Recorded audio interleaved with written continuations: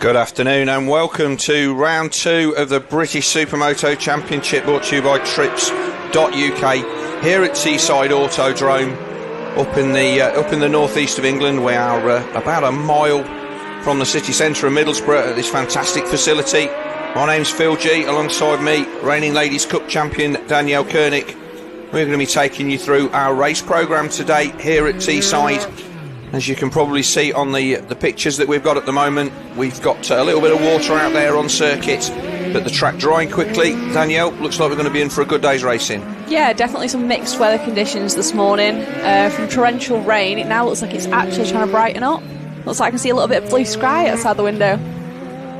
So our pit lane then currently full of our academy riders, and they will be out on track as our first on-track action today. We'll have a bit of a recap of what we saw this morning already in qualification.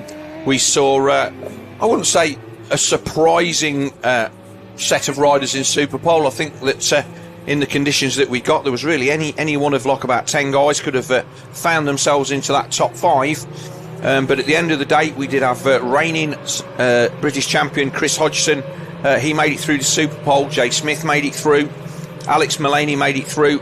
British Superbike rider Storm Stacey made it through, and Ollie Pope made it through to Superpole. And I think the track conditions then, obviously, back then, probably 35-40 minutes ago, a lot different to what they are now, but it was a decent session and certainly not what we expected to see. No, I think Ollie's done really, really well to take pole for this first race. The track conditions are definitely tricky, very technical. I think there's a lack of grip with all the dirt that's being dragged around, but it does look like the circuit is drying, so it'll be interesting to see if anyone sort of changes their tyre choices. Yeah, it's very much going to be a bit of a tyre lottery, certainly in the first race that we've got coming up for our A Group riders, our British Championship riders later on this afternoon, but currently then our academy guys then waiting to go onto grid. But as you said, Danielle, Ollie Pope was the surprise pole setter. We saw Alex Mullaney top the timesheets for the first few runs. He was faster than both Jay Smith and Chris Hodgson, and then we saw Pope come out onto the circuit fourth, put in a really decent lap, and go to the top of the timesheets. And I think that we were both surprised that, bearing in mind what we'd seen in free practice and qualifying earlier this morning, that Stacey didn't manage to pick that time, but he didn't, so he ended up second.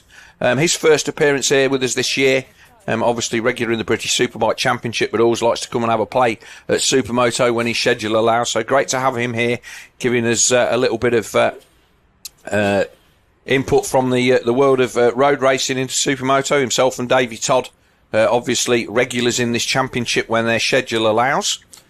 So we'll look forward to that race a little bit later on, but we'll move on now to our academy guys and girls. This is our first race action of the day, and you can see them all there in the pit box waiting to be let out onto circuit. So fastest qualifier then, the number 40 of Archie Ormrod. Second place, number 8, Blake Wilson. Third place, number 117, Reese Lennox. And fourth, Tom Nutter. The Supermoto Academy then brought to you by FF Solutions Design and Build. That's the company that is run by Jay Smith and his dad Andy down there in the south of England. They're a design and build company. I think they mainly do commercial properties and stuff. So one of the many sponsors that have stepped up to allow this free-to-air live stream to take place here at Teesside this weekend, and also for the rest of the season. So we're lucky that we're going to have plenty more of these to go at, Danielle. Yeah, I think it's great for the whole sport in general, but it's great for the people that aren't able to make it this weekend to be able to watch from home. So it'll be good for especially these young riders to get a bit of extra coverage.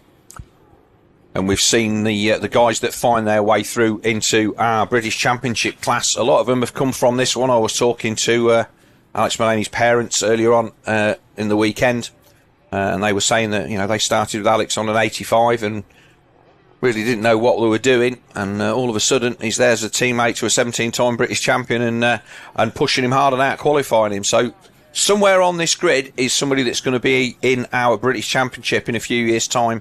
But it is the number 48 then of Archie Ormrod on pole. Second then the number 8 of Blake Wilson.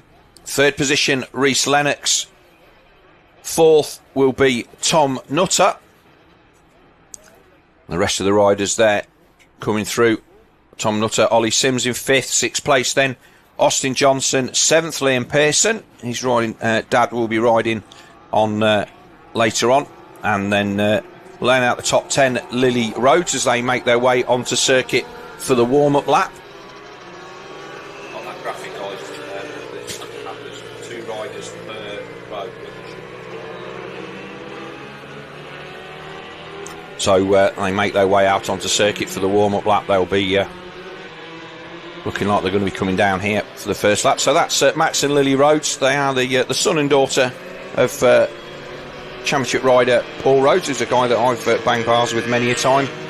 And both of those riders, all part of the RWJ team, which is Paul Rhodes and Dean Wingate, who we'll also see riding. His daughter is also out in this one, Isabel. She qualified 15th. So you can see the track conditions then, some standing water on the exit of what I think is probably about turn 8, but I guess we'll catch up with that through the day. But these everybody in this one will almost be guaranteed to be on the full wet tyres. These bikes not powerful enough to give wet tyres too much of a beast in these conditions. And this off-road then very, very tricky, quite grassy. We ran it the opposite way round yesterday in the dry and it worked pretty well. Oh, we've got somebody gone down there already. But obviously they're going to get to see this is actually going to be considerably better than it was when they went out in practice this morning, because there's now ruts for them to follow. So this is going to be the worst part of the circuit for these small wheel bikes as they find their way back to the start. You can see just how slippy it is there coming off that dirt section. So like I say, this academy class then, youngest riders, I think they're about 9 or 10 years old. Yeah, I think the age limit for academy is 14. Cool. So again, it'll be some of these will be up onto 250s and 450s in the not too distant future. The number 73 there of Ollie Sims, he's there on the head of row 2. He had a good day yesterday, and like I say, we had a good day of on-track action here at Teesside Autodrome, running in the opposite direction. Again, the weather, we put a massive amount of work into a brand new off-road section that was done courtesy of Mulaney's, I think Mulaney's Skips, and obviously Bathmate, who are one of our title sponsors for the championship, who are helping to fund this live feed. Andy Mitchell and a load of guys from the Bathmate team came down in the week running up to this event and put a lot of time into making us what was a really, really killer off-road section. But heavy rain overnight on Friday, and it was biblical by all accounts, as scuppered our ability to use that yesterday and also today by the looks of it. So we're going to be running like an abridged off-road, but it will still make the racing interesting, and it will be interesting to see how these youngsters manage to find their way through it. Yeah, it's a shame that we aren't able to use the full off-road, but I think it was the right decision to make, to sort of cut the track a bit, make sure it's safe for all the riders. At least we've still got some off-road, which is great. Yeah, the tarmac layout, I mean, this Teesside track, there's lots and lots of different layouts that we can run, and obviously just having a little bit of off-road in it just makes it a little bit more interesting, gives the guys who have got a bit of off-road prowess the chance to show their thing. So Andy points to the lights, green flag at the front, away they go. Somebody then got left on the start line, the middle of the front row, and they find their way down into the south turn for the first time. I'm glad to see they're doing that off the start, because I was falling into that left, right, left in the hairpin on the first lap was going to be a little bit of maybe a little bit too tight for comfort. So then it looks like that might be Lennox that's out there at the front at the minute on the 117 Yamaha. Reece Lennox then. He makes his way through that left, right, left in the centre. Of course, that's actually, although that's 4 corners, then that is almost a straight line down into that thing. Massive curbs, which we're actually running the wrong way over. We saw there, I think that was Max Rhodes getting a bit of a wobble on. But it is the 117 then of Reece Lennox that leads the first lap through the corkscrew. He's riding with a road race helmet on, so no tear-offs for him. Try and see who that is there in second place. And that looks like that is the 40 of Archie Ormrod. The Kawasaki of Sims has made it up to third as they make their way into the off-road for the first time. Looks like we might have Liam Pearson there as well. He's there coming to the dirt. Oh, 2 riders down there. I think that's Liam just getting by nice and smoothly. Them little wheels sitting in them ruts. You can see them paddling through, sort of. Looks like we've got a few stuck there on that corner at the top of the hill. It is going to get better as the racing goes on. It was very, very wet yesterday. The 308 there of Cody Miskelly, he was way back on the grid, so he's come through quite well. But our race leader then, across the line for the first time, is the 117 of Rhys Lennox. And be interesting to see. So the track then, as it starts to dry, the grip levels will kind of improve and then go away as it gets dusty. But it does look like it's now pretty much dry down that end of the circuit, Danielle. I can see that obviously there's no standing water, and we can see where the damp areas are. So the bits that we're seeing at the moment where it looks dry, it is dry, and it's all dry around here. And then obviously this is the wet section of track. Ormrod then still there in second.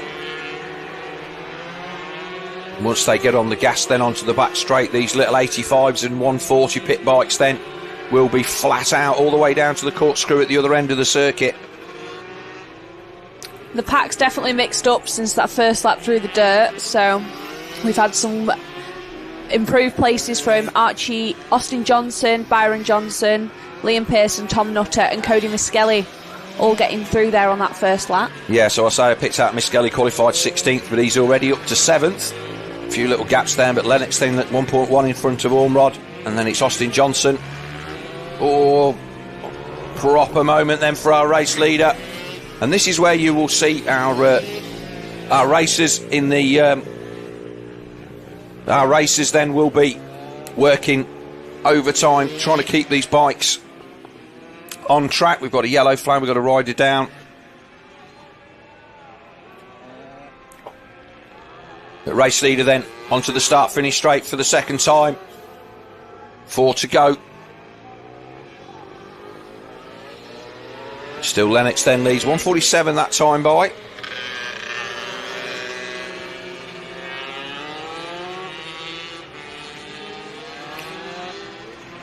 Lead gone out to over 2 seconds then, so Ormrod then not able to close down at all on that lap.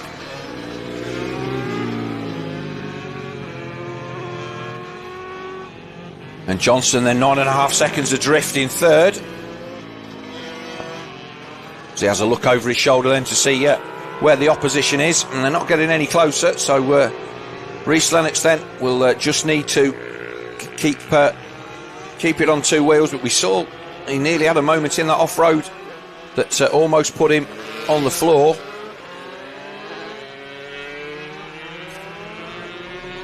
That looked like Byron Johnson and Tom Nutter very close there when they were going through that chicane section before the long straight.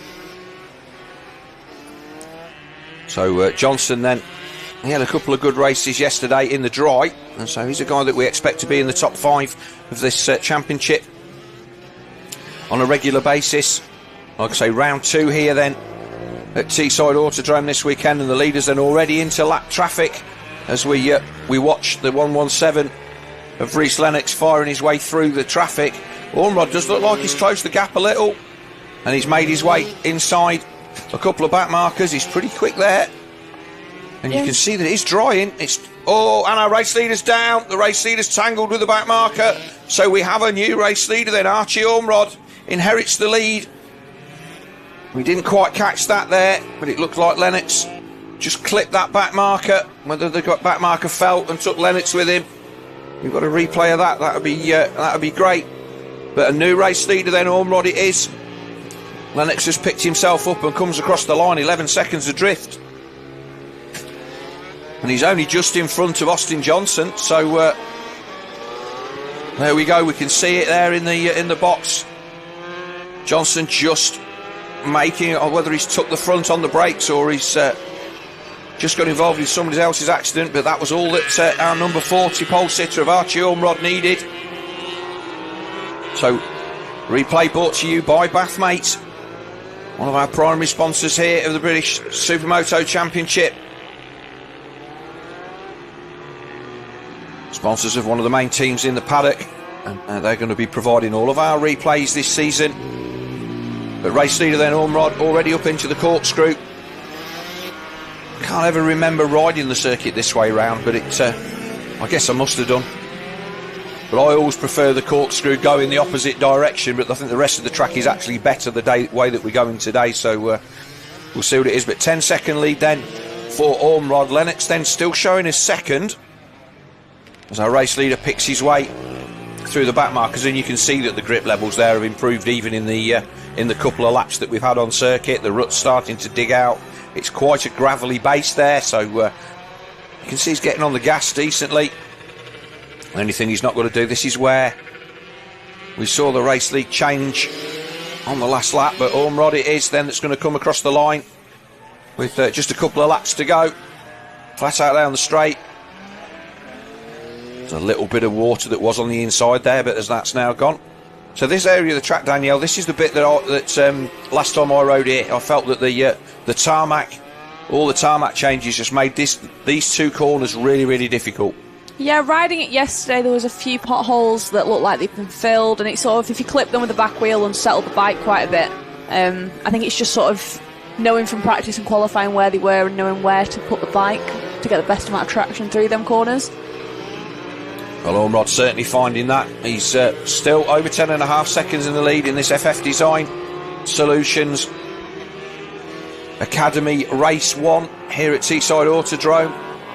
It looks like that might be the only wet section on the track now, just before that long straight. I can't see any more standing water that's being dragged onto the racing line. There's going to be a lot of guys in the paddock in the classes that are due on track who are going to be talking to these kids and asking them what it's like, because no matter what the level of the riders, they'll know whether they're on the right tyres or not. And we can see, I think this off-road section for these small wheel bikes, they definitely need to be on the wet tyres. But if you can get the bike hooked up and in a groove and just follow that rut nicely, it will guide you through the off-road section, and you will have a massive advantage on the tarmac where it started to dry. But Ormrod then just upshifts a little bit between corners. He's getting on the gas quite, not hard there, but he's certainly not too afraid to get on the throttle. He's going to come round and get the last flag this time, Danielle, still showing 10.5 seconds then. His advantage over now Byron Johnson. So Johnson has moved up to second. Lennox has dropped back to third.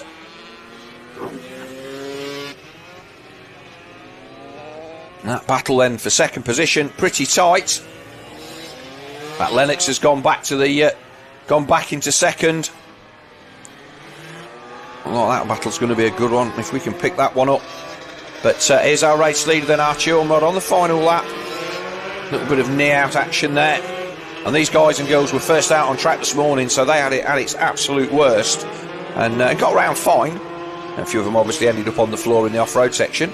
But they've adapted well, and the lap times then coming down quite considerably. We can see there that even that the standing water on the inside of the circuit is starting to recede into the grass. But Ormrod then 7 seconds clear across the line from Lennox last time, from Byron Johnson on the number 37. Austin Johnson, number 27, in fourth. Well, that was the 125 there of Isabel Wingate. Just going a lap down at the end. But say for our youngest academy riders, these conditions then more than treacherous. Just getting round is definitely an achievement. But the track then starting to ride in nicely. I think we're going to see a couple of alternative lines in this section, an inside and an outside. We kind of saw that a little bit yesterday as well. And a couple of passes made. You were actually particularly good in this bit. You were dropping down, probably pulling a couple of bike lengths on people coming out to drop down the hill to go out of sight. You definitely got that corner wide up well. So our race leader then comes across the line for the final time, takes victory then in our FF Solution Limited Design and Build Academy Class Race 1. Lennox then, he comes across the line second. Byron Johnson in third. Got the gap down to 4.5 seconds at the end, but fair to say that I think that Ormrod knew that he'd got that one won and was just trying not to throw it at the scenery. So he'll take a well-deserved victory in race 1 as the rest of the riders come through. We're waiting then for 5th place, which should be the 19 of Tom Nutter. He's there in a battle with the number 8 of Blake Wilson. In fact, Wilson then nicking that one on the line. This looks like the battle between the second generation riders. So that looks like Lily Rhodes, Max Rhodes, and the number 5, who is Archie Reynolds, who's the son of the Automotive Solutions team owner Paul Reynolds. He's going to make a move around the outside. Now, this is what we're saying, there's the possibility to make passes. Ollie Sims comes across the line in 7th, so he was one of the riders that I think went down early on in that off-road section, and so he's come back to 7th place.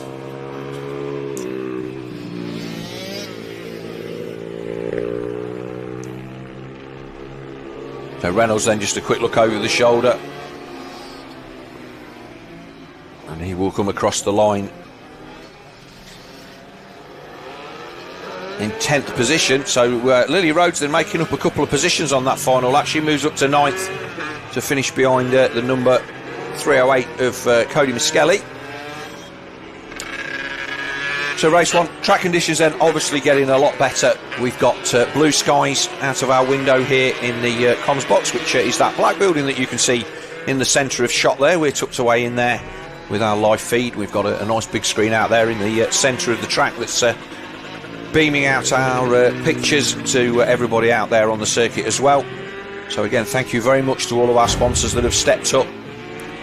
British Supermoto Championship brought to you by Technative. They're our broadcast partners for this one, and all of the people that have stepped up to help sponsor this. Tripz.uk, they're a motorhome hire company based up here in the north of England. That's owned by our British Championship runner Chris Walker, who we'll see out on circuit later on. He stepped up to do that. We've got Richard Sharp Projects, who are a company that are going to sponsor one of our classes. They're a window and fire door and bespoke carpentry specialist. Richard then will be out on track in the next race, which will be coming to you very shortly. They are indeed onto the grid for our first C Group race of the day. So on pole then, we should have the 17th of Gareth Baxter, and there he is. 98 of Jamie Wrigglesworth there. He had a good run yesterday until he put it on the floor in the final one. So he's there on to row 2. The 101 of Neil Meelan. He had a race win yesterday as well. So these guys then, this is our kind of our novice and novice class for the day. And these are the guys that went out, and they qualified from about 35th, I think, backwards. About 65 riders here for these 3 classes this on this championship today. So then pole position is Gareth Baxter, 2nd place Neil Meelan, 3rd Chris Hayes, and 4th Brett Haley. And the 2nd row will be the 98 Bathmate Husqvarna of Jamie Wrigglesworth, the 77 of Michael Whittam, the 151 of Rick Owen, and the 111 of Duncan Wright, who was the rider that you had a good battle with yesterday. Yeah, really good battle with Duncan Wright. He did pit me on that last lap. I was quite disappointed with myself. Pushing it right up the inside, going into that quite fast chicane. But it was some really good racing yesterday. I think the morning conditions are quite similar to today, with it being a bit tricky. I think most of the riders now will still be on full wets, especially in this C group, but I reckon all those B riders will be sat watching to see what the conditions are like for their race, if they need to make a quick change. So I would expect that the first changes that we'll see will be in our first A group race, where somebody will risk a rear slick. But certainly all of these guys and girls in our first C group race then will be on full wets, without a doubt, because it's in this condition you do what everybody else is going to do, take no risk. And as it turns out now, the track is drying out really, really well. See these guys just picking their way through the murk. Jamie going quite wide there around the dirt. Well, like I say, I'm thinking there is a wide line there to be had, and it's whether anybody actually gets out there and starts using it. We'll let it do somebody taking a bit of a flyer and not running up the off-road on the warm-up lap and keeping their tyres clean. Now that will, whether that's within the spirit of the whole of the occasion, I don't know, but that will keep their tyres clean for their launch off the start line. So here they come then onto the start for race 1 of our C group Brought to you by Technative. See a few riders in the background there trying to scrub their tyres off. To try and get the best jump they can off this start. You can see that just a few damp patches there on the far side. Just a little bit of water. We've got a puddle off on the right hand side of the circuit there that is not going to be a problem, as May Chalice then comes and takes up her position on row 5. And we'll wait for Andy, our starter, to get onto the start, give him the point across to the lights, make sure that everybody's ready. There he goes. So race 1 then of our adult C group, away they go. It's a good launch from 4th position off the grid, but it's going to be our pole sitter then, Baxter, that leads into turn 1 on lap 1. Looks like Duncan Wright there trying to go around the outside there. And the Scotsman Duncan Wright on the I say it's the ex-Michael Craig KTM. I'm not sure whether Michael actually still owns that bike or not, but it's an ex-Trevor Pope KTM, and he watched our first live feed. Baxter then followed by Chris Hayes and Brett Haley, it looks, down that long straight. It looks like it is Haley there in first. Dan Spencer there in about 6th or 7th as they make their way down the fast back straight now into the corkscrew for the first time. Baxter then just has a quick look over his shoulder. The fact that we haven't seen anybody land on the floor yet round here says that the grip levels are considerably better than they were in practice. The rest of the field streaming through. Selby Trotter there, number 252.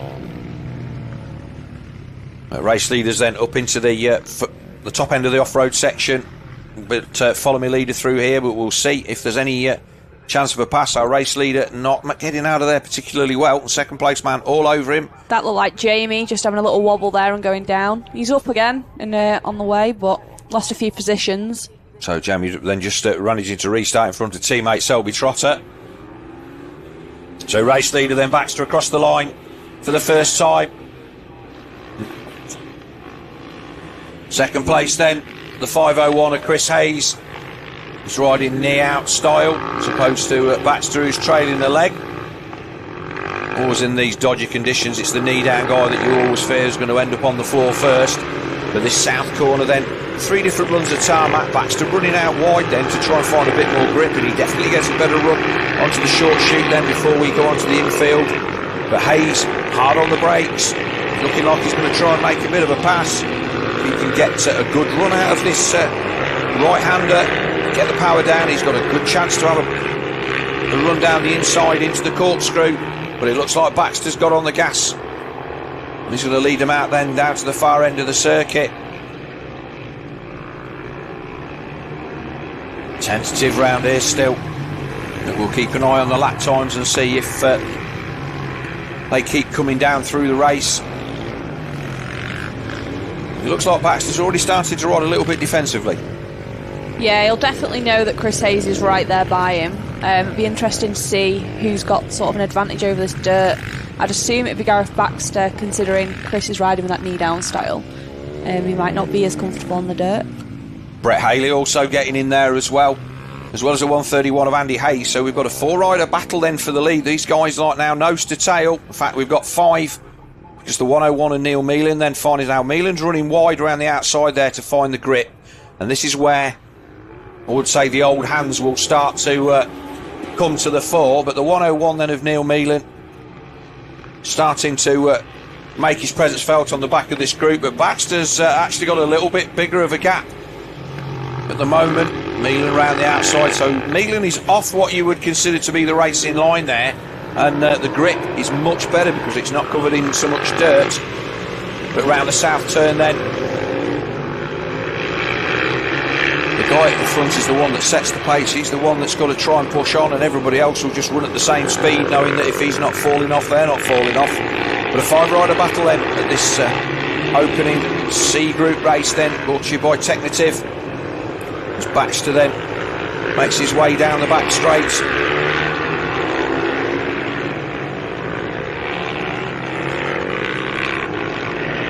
Really fast down that part of the circuit, top gear on a 450, and it looks like Haley was going to try to make a pass around the outside. Indeed he does. See if he can make it stick going into the dirt. I think both him and Andy Hayes have quite a bit of off-road experience. Andy looked like he had a little bit of a moment there. So a great pass then from Brett Haley on the 154. He moves up to second. You can see that he's not afraid to stand up in the off-road. And Baxter then going to be getting a lot of pressure. Haley then takes a wider line. Baxter stalled, so he drops to fifth. Just trying to pull a high gear through the dirt. So Baxter then drops from the race lead. And our new race leader then from third across the line last time to lead is the 154 of Brett Haley. So Haley from Hayes.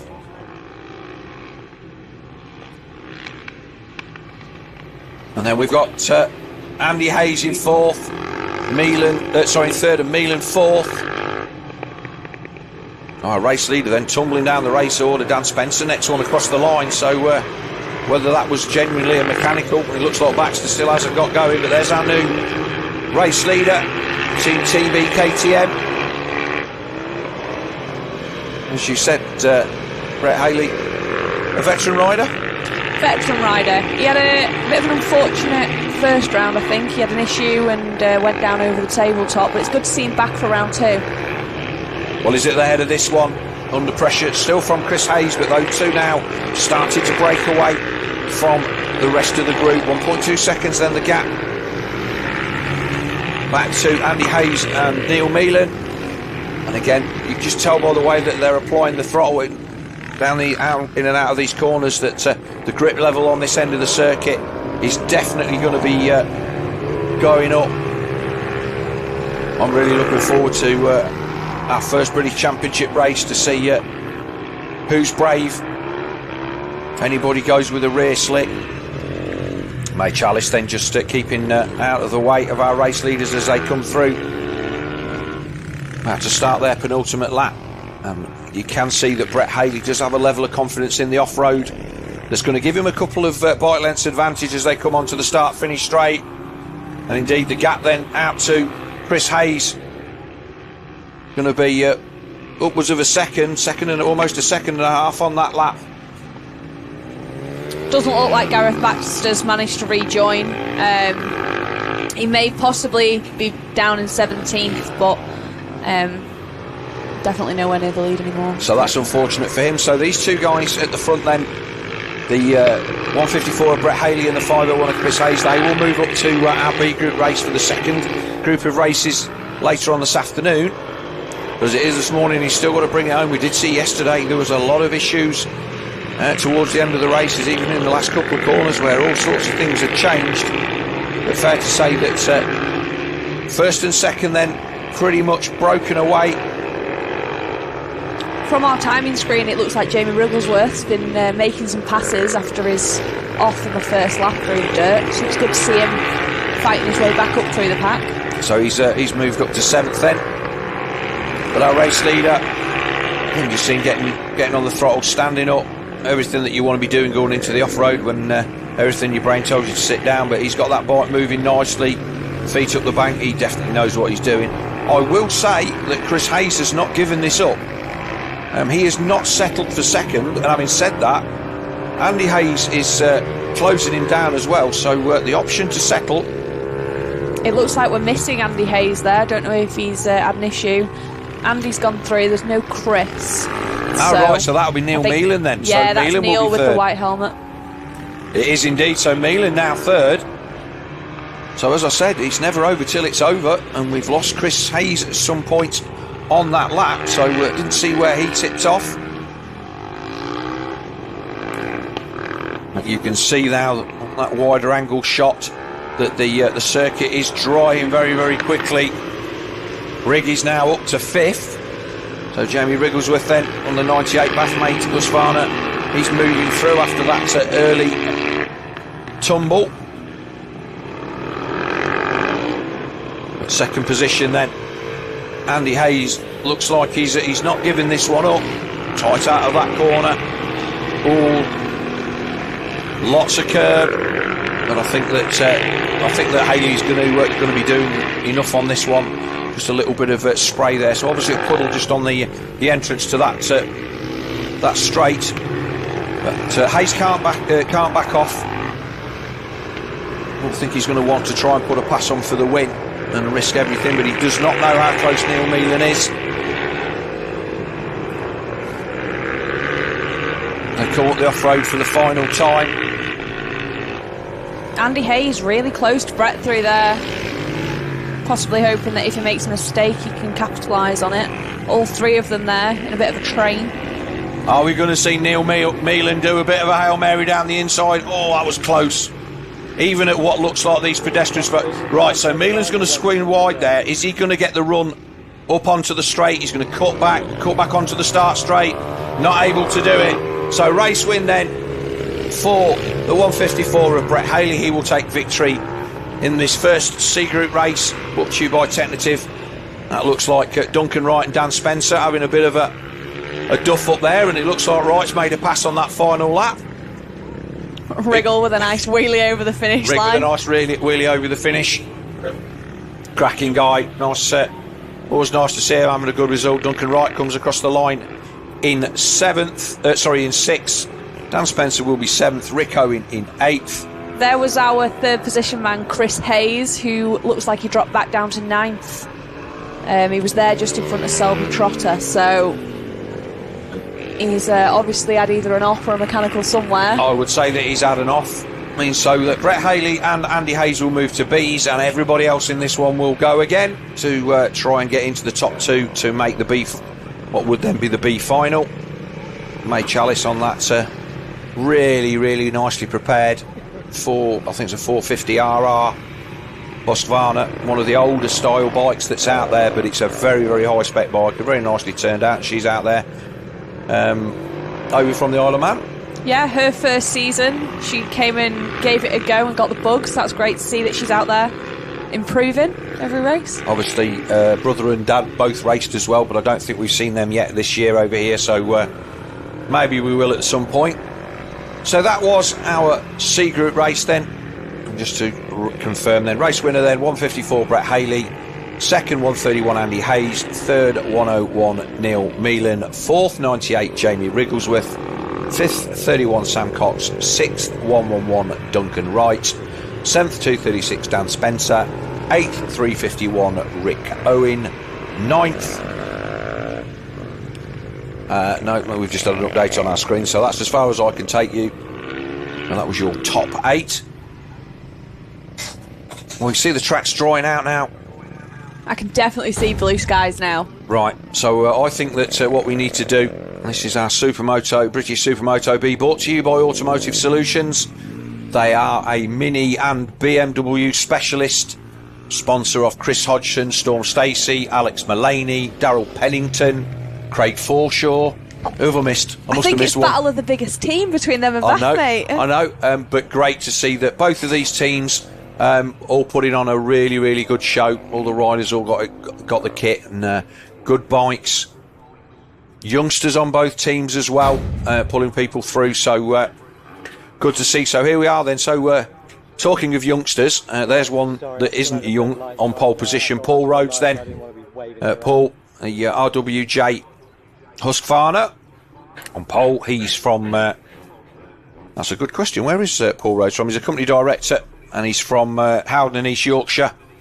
He's been racing a long time. He's one of the guys that I race with, so he's on pole. 2nd position then Josh Jasper, 3rd is the Bathmate Husqvarna of Carl Eccleston, 4th James Sherwood, 5th Dean Wingate.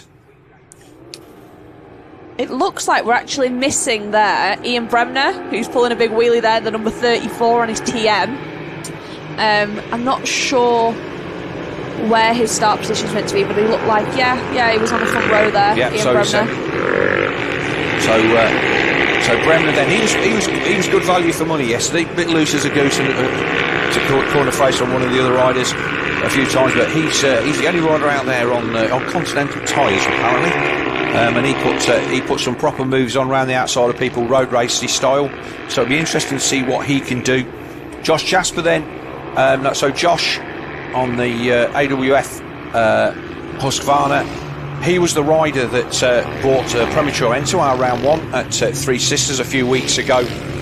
He was unceremoniously plonked on the floor just as we were getting into the third lap there, and we ran out of time. Unfortunately, the Easter Sunday curfew caught up with us, but miraculously he was, I won't say he was unhurt, because I think he was black and blue all over, but no broken bones or anything, just bruising and stuff like that. So good to see him back out there. He's qualified third. The triple six of Darrell Pennington there in fourth. Looks like Seth Gibson pulling off, possibly with a bike issue. Didn't make it into the dirt there. Maybe a few guys just cleaning tyres off. So a little bit of gamesmanship there. Maybe that we'll see what happens. Yep, there's a few others doing the same thing, just trying to get the tyres done. So we're going to have 20 riders on the grid for this one. There is the 34 coming to the grid on that TM. Him and Rose just having a bit of conversation. The 255 of Kyle Eccleston there on the front of row 2 on the Bathmate Husqvarna. James Wood then, he's also there in the middle of the grid. Craig Forshaw, number 58. The rest of the riders then take their place then in this first Automotive Solutions B Group race of the weekend. 138 Paul Groom then on the Tripz.uk KTM. He's in there I think he's there in front of row 4. So Andy, our starter, it was nice to see him stood there on the front of the grid with you on the front of the grid. Yes, that was a nice moment. So wait for the lights to change then. Away we go. Bit of a spin up. Jasper got the drop. Looks like Josh Jasper might take the whole shot. It is the 44 of Josh Jasper then. He leads into turn 1. Looked like Darrell Pennington trying to make a move around the outside there. So Rhodes in second. I think that's Eccleston forced his way up to third. Somebody having a poke down the inside. All that's getting really tight. That looked like Sherwood trying to get up the inside there. James Sherwood, one of those guys who's been a bit off my radar, not somebody I'm familiar with, but he's definitely a quality performer, and some decent lap times and positions from him yesterday. So don't be surprised to see him at the front, but they make their way down the back straight for the first time. First lap then into the corkscrew. Here's the 44, Josh Jasper, our under 21 rider, from our over 40 rider, Paul Rhodes. So 20 years between those two guys, but Paul Rhodes a quality performer. Third place it looks like it is Eccleston, and the rest of the riders then starting to stream through. Be interesting to see what these guys make of the off-road section. Obviously, as our races progress, the standards of and experience of the rider improves. We expect to see not only less people falling off, but the condition of the track improving as well, as Eccleston goes right down the inside of Paul Rhodes. But it is going to be Josh Jasper that leads across the line at the end of lap 1. Yeah, good to see it look like everyone got through there unscathed. Everyone's up and on their way. Josh there through this broken tarmac section, around with that very classic Supermoto style leg off. Both him and Rhodes doing that. It looks like he's pulling a bit of a gap now on Rhodes. This corner here, one of those corners, no matter how fast you go around it, you could have gone around it quicker. But Jasper then sliding the rear end into that tight left-hander at the end of the chute at the back straight. Eccleston all over the back of Rhodes. Looks like we've got a pass then for fourth. That looks like the 125 of Dean Wingate just putting a move on. Was that Sherwood? Or was that, you think it was a move on Sherwood? Or it might even have been Darrell. That was Darrell. It looked like Dean there had a big moment. Just coming out of that one wet corner we've got on the track. Rear end sliding a bit there. So our timing showing then Jasper from Rhodes from Eccleston, then with a 1.4 second gap back to the 666 of Darrell Pennington on the Automotive Solutions Husky. But Jasper is starting just to gap out a little bit at the front. And Wingate looks like he's moved up a position in front of Sherwood. And there's Pennington. So he's dropped a couple of positions. Luca Jennings in there as well on the 475. Luca having a really good day yesterday as well. Definitely improving, not just on the tarmac, but I think his dirt's improving. Coming from a bit more of a tarmac background. And of course you only get experience in these conditions, in racing in these conditions, because very, very often there's no way to practice these. You only have to turn up at the races and see what's going on. Nobody in the right mind would want to go out and ride in the weather that we've seen, certainly what we saw early this morning. Josh Jasper just doing a fastest lap there with a 1:33.7 So now with a 1.3 second gap all over Paul Rhodes. So to put that into perspective, our fastest lap time then in qualifying from Oliver Pope was a 1:36. So these guys are 3 seconds a lap faster when we saw them 5 seconds a lap slower on qualifying. But Jasper then leads through the corkscrew. He's starting to just gap out at the front then. He'll be desperate to get up there into that A group for race 2. Rhodes still there in second, Eccleston in third. Kyle's been he's been bridesmaid lots of times, but he seemed to he had the same kind of thing happening at Three Sisters, where he got himself a qualifying position to move up, and then got caught up in somebody else's accident, and then went down on his own in the next one, and put himself behind the 8 ball a little bit. But he had a good day yesterday. Rhodes fast through that off-road section. He's closed that gap down massively. So Jasper then, as I'll say he's fell asleep at the wheel a little bit there, but when you're leading these races out, it's difficult to know how fast to go. And obviously Jasper will be, well, I don't need to throw it up the track, I'm at the front. But Paul Rhodes then closed that gap down. So they've put 2.5 seconds into Eccleston. Both these riders will be wanting to move up to that A group for the next race as well. That's what they'll be aiming for, knowing that finishing in the top 2 will move them up to the A's. I feel if Rose was going to make a move on Josh, he'd be hard pressed to try and do anything too risky back, not wanting to lose that second position. Doesn't look like, and this is the thing, you can see that the track is drying through there now, but you can't get on the gas hard enough to have a run down into the corkscrew. And so Jasper then, but this is where we saw Rhodes close the gap. It's a lot tighter through there.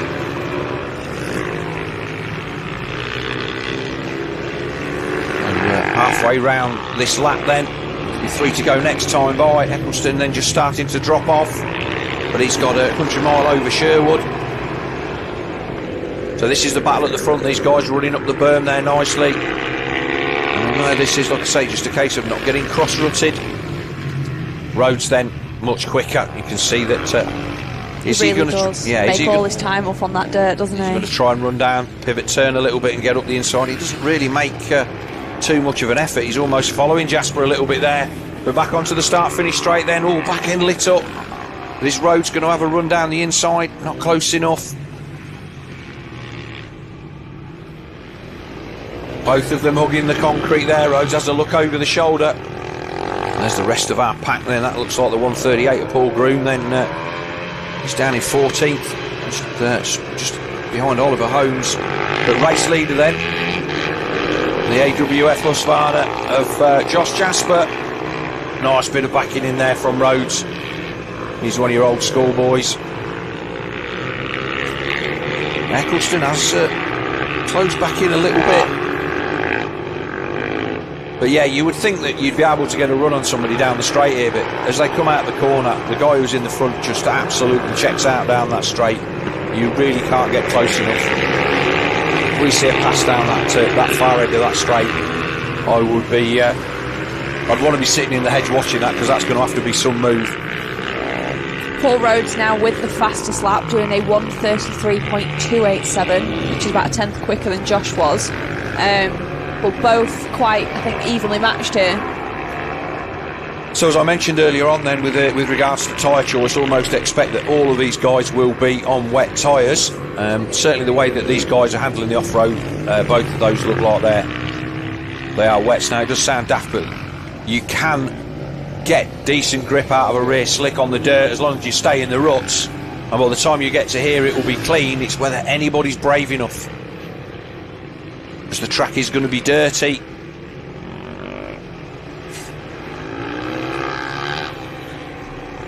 So with 2 laps to go then in this Automotive Solutions B Group race, Rhodes just has another look. He's got about 3 seconds back to Kyle Eccleston on the 2:55 Bathmate Husqvarna. Jasper's made a much better fist of that. Nice bit again, backing in by Paul Rhodes. Not always the fastest way to do it, not many people doing it these days. Most people tend to keep the wheels in line, but in these challenging conditions, having the rear wheel sliding outwards just keeps the front a little bit more under control. Richard Sharp, who we'll see in the next race. One of the masters of sliding the back end round. They'll be getting the last lap flag next time by. You can see a bit of shadow there from the husky of Josh Jasper. So sun is out. We've got a bit of blue sky looking out of our comms box window. Looked like they just went past the back marker of Seth Gibson there, so he's not had a great race. So no, Gibson, a rider that I would expect to be up there challenging, but he's not been able to get himself to the sharp end. But Jasper then just got to keep his powder dry for one more lap. Rhodes just not getting that turn done. I feel that if he ran it wide and squared it off a little bit, he might even have half a chance of running down on the line to the line. But last lap flag is out then, as is the sun. I didn't break my shorts this morning, there was too much rain, but I'm in a t-shirt. That's my thing today. You can clearly see them wet weather tyres there on the front of Josh Jasper's bike. Now there will be some A group guys who will be watching this with bated breath and seeing if they can steal a march. The golden rule is go with what everybody else goes with, but if you get it wrong, it doesn't matter. But will there be somebody brave enough to fire a set of slicks into their bike for our next race, which will be the first Tripz UK British Championship A main? A lot yesterday, myself included, ran front wet rear slick, especially as the track was drying, and then only went to full slicks for that final race. So it might be interesting to see if anyone does that today. It might be worth going and having a quick look and holding area between races and seeing who's doing what, do you think? That'll certainly give us a bit of insight anyway. So our race leaders are halfway around this final lap. It is going to be Josh Jasper from Paul Rhodes. Paul Rhodes just having a bit of a wobble there, and Jasper having as big a lead as he's had for the last 3 or 4 laps, but he's not going to come under any pressure on this final circuit. So it is going to be a victory then for Josh Jasper. Second place Paul Rhodes. They will advance to the A's. Kyle Eccleston will come across the line in a clear third, and then the battle then for 4th and 5th should be between James Sherwood and Dean Wingate. And that goes the way of Sherwood. Wingate comes across the line. That looks like Lucas there on the back wheel across the line. So he comes across the line. Luca Jennings in 7th then. He just comes across the line just beyond this 666 of Darrell Pennington. Kyle Bennett then, number 22, is 8th. Blaine Pearson, number 151, he's there in 9th. And 10th place is the Automotive Solutions Husqvarna of Paul Reynolds. So he's the sponsor. Oh, a seat going missing there from the... looks like whether that was from the TM. That looks like a KTM seat to me. So Woody missing that. That's been recovered, so I wonder if that is... yeah, I think that might have been... was that Ian Bremner there throwing the seat off? It looks like a KTM seat, but I'm not going to say... I don't want to put a bet on that. No. My long-term seat observation exam isn't till the middle of next week, so... Well, just having a look out of the window at the holding area, I can see Ollie Pope on full wets, but what looks like possibly Jack Nation on full slicks. So, that tells you everything you need to know. Somebody's got that wrong. And what we're going to find out in the next 15 minutes or so is which one of those it is. But yeah, we'll just watch. We can actually look out the window and watch these guys and girls ride to the line. So Ollie Pope then, he's our pole sitter. He has to go safe. Now, if he's got anything about him, and he most certainly has, because even though I still consider him a kid, he's probably the wrong side of 30 now. Grew up with him and his sister Rosie in the paddock with the same age as my kids. Ollie knows his way around the track. He will probably have, if he's got one in his collection, a fairly worn wet in the rear. If he has, if not. So Blakeman, then that looks like a slick in the back of the Fast 54. It looks like Jay's got a rear slick front wet. So our British Supermoto A then brought to you by Sheen's.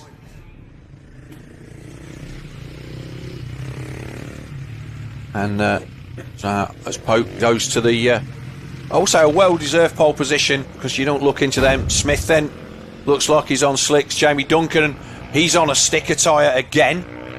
unless Rab's just put some duct tape on it to make me think. Blakeman's on slicks, it looks like.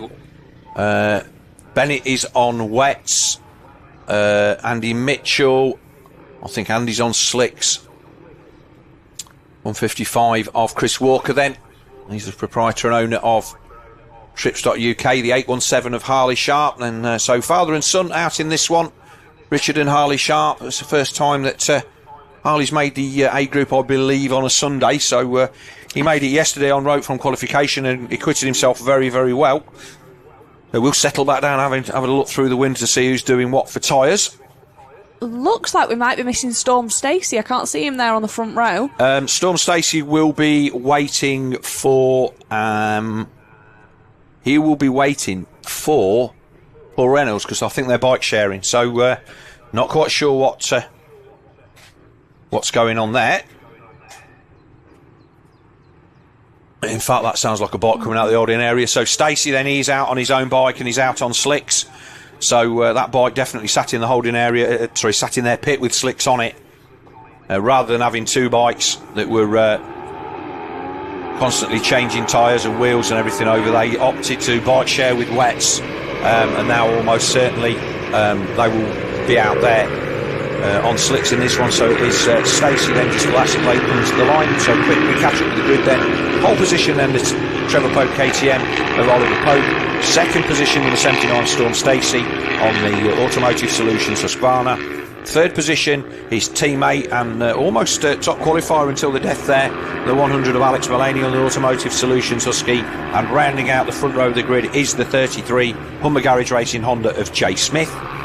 Second row then will be our 17-time British champion then Chris Hodgson, been a long while since he started on row 2.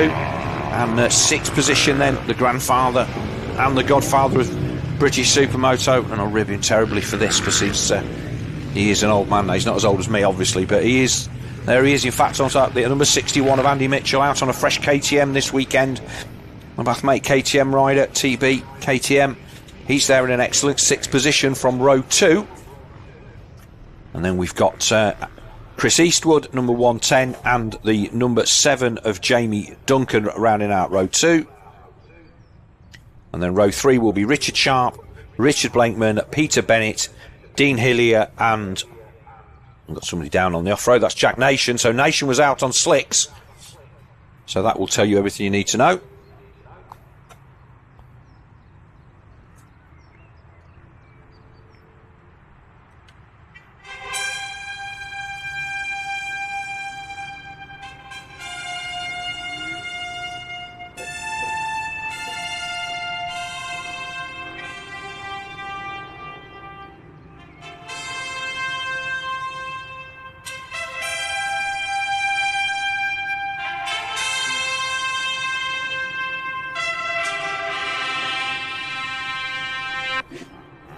So here we go then.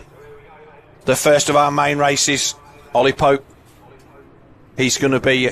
Well, he's going to know that nobody can go harder than him in the off-road and nobody can push any harder than him on the tarmac. Certainly through the damp bit. But the rest of these riders then all going to be second-guessing who's doing what. Storm Stacey then comes back to the line. Interesting to see that Stacey's using roll-offs. We normally see him wearing a road race helmet, Danielle. So Stacey more than well aware that he needs clear vision. Yeah, Storm's been doing a little bit of enduro as well, so I don't think he's shy of the dirt anymore. No, so here we go then. Andy points at the lights. Away they go. Oh, spinning up there from Ollie Pope. I don't think he cuts across the track there deliberately, but he lit the rear end of that up. But it is Jay Smith that's going to take the whole shot. In fact, he's moved out to second. Stacey comes up the inside. Ollie made a really good recovery there. Chris Hodgson made a great start from row 2. Oh, and Hodgson's down. Hodgson's looks like he lost the rear end of the Husky. It's all action. Hodgson tried to push his way up the inside of Ollie Pope. I would guess that Hodgie's on slicks. And there he goes through. Back a shot. So Hodgson already on the floor. And it is Storm Stacey, number 79, on the Automotive Solutions Husqvarna that leads. Smith second, Mullaney then up to third, and he looks like Duncan, Blakeman, Richard Sharp, Andy Mitchell. Duncan looks like he's made a good recovery from his poor qualifying. After qualifying 7th, now up to 4th. So Stacey then out at the front. Smith second. Hodges, he's had a mare. Is he going to? He's already onto the back of the pack, but he's going to have to get his elbows out then to find his way past these few guys. But Stacey then across the line at the end of lap 1. The knee-out style of the British Superbike start. He had a fantastic opening round of the championship at Alton Park last week, and he is the leader then of our opening race. You can see he's running nice and wide there, keeping himself off the dirt. As the rest of them stream through, so it was Smith from Mulaney from Duncan. There is the number 7 Contract Solutions KTM with Jamie Duncan. You tell me Danielle had some problems getting that bike to run properly this morning, but it looks like they may well have got that sorted. Yeah, a bit of a frantic bike swap over this morning between practice and, well, after qualifying in this first race. Didn't feel the bike was running right, so they've made a lot of changes. So Stacey then through the corkscrew for the second time. Now Smith will know that in the big scheme of things, Storm Stacey can run and hide at the front. He's battling Chris Hodgson for this championship, and he will have seen Hodgson go down, I would have thought.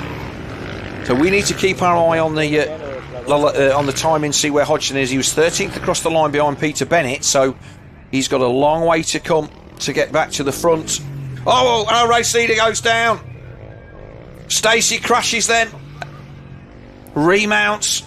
Took the front in that tight hairpin. Shake their head as he goes across the line. Very quick recovery to drop it from the lead and regain the lead. Not even losing a position there from Storm. But this is where his style riding knee out. He got no way of catching that. Although to be fair, the way that took the front there, it doesn't matter what he would have done. He would have been struggling.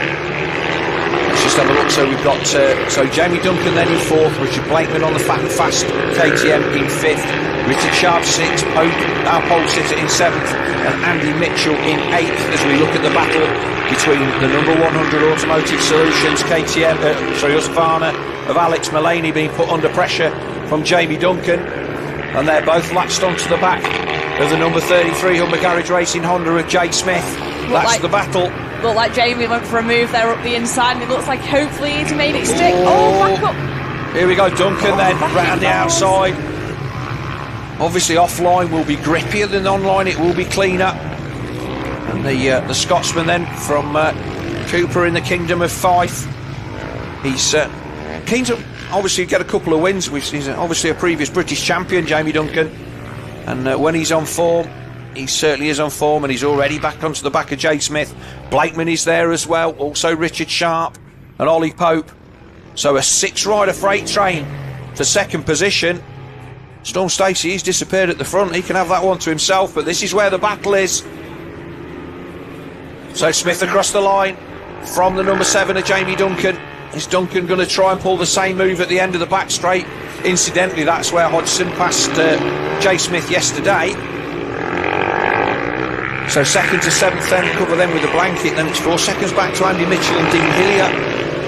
But this is where the action is. And Duncan then on that KTM chasing down the number 33 Honda of Jay Smith, the electrician from London. It looks like he's eyeing up that move that he just put on Mulaney there. Probably going to try and get him down this back straight. He's definitely nice and close, so we'll see that. So there we go, Duncan down the inside. I said nobody was going to put any passes on down there, and Duncan's just proving it absolutely wrong. Does he run wide? No, he doesn't.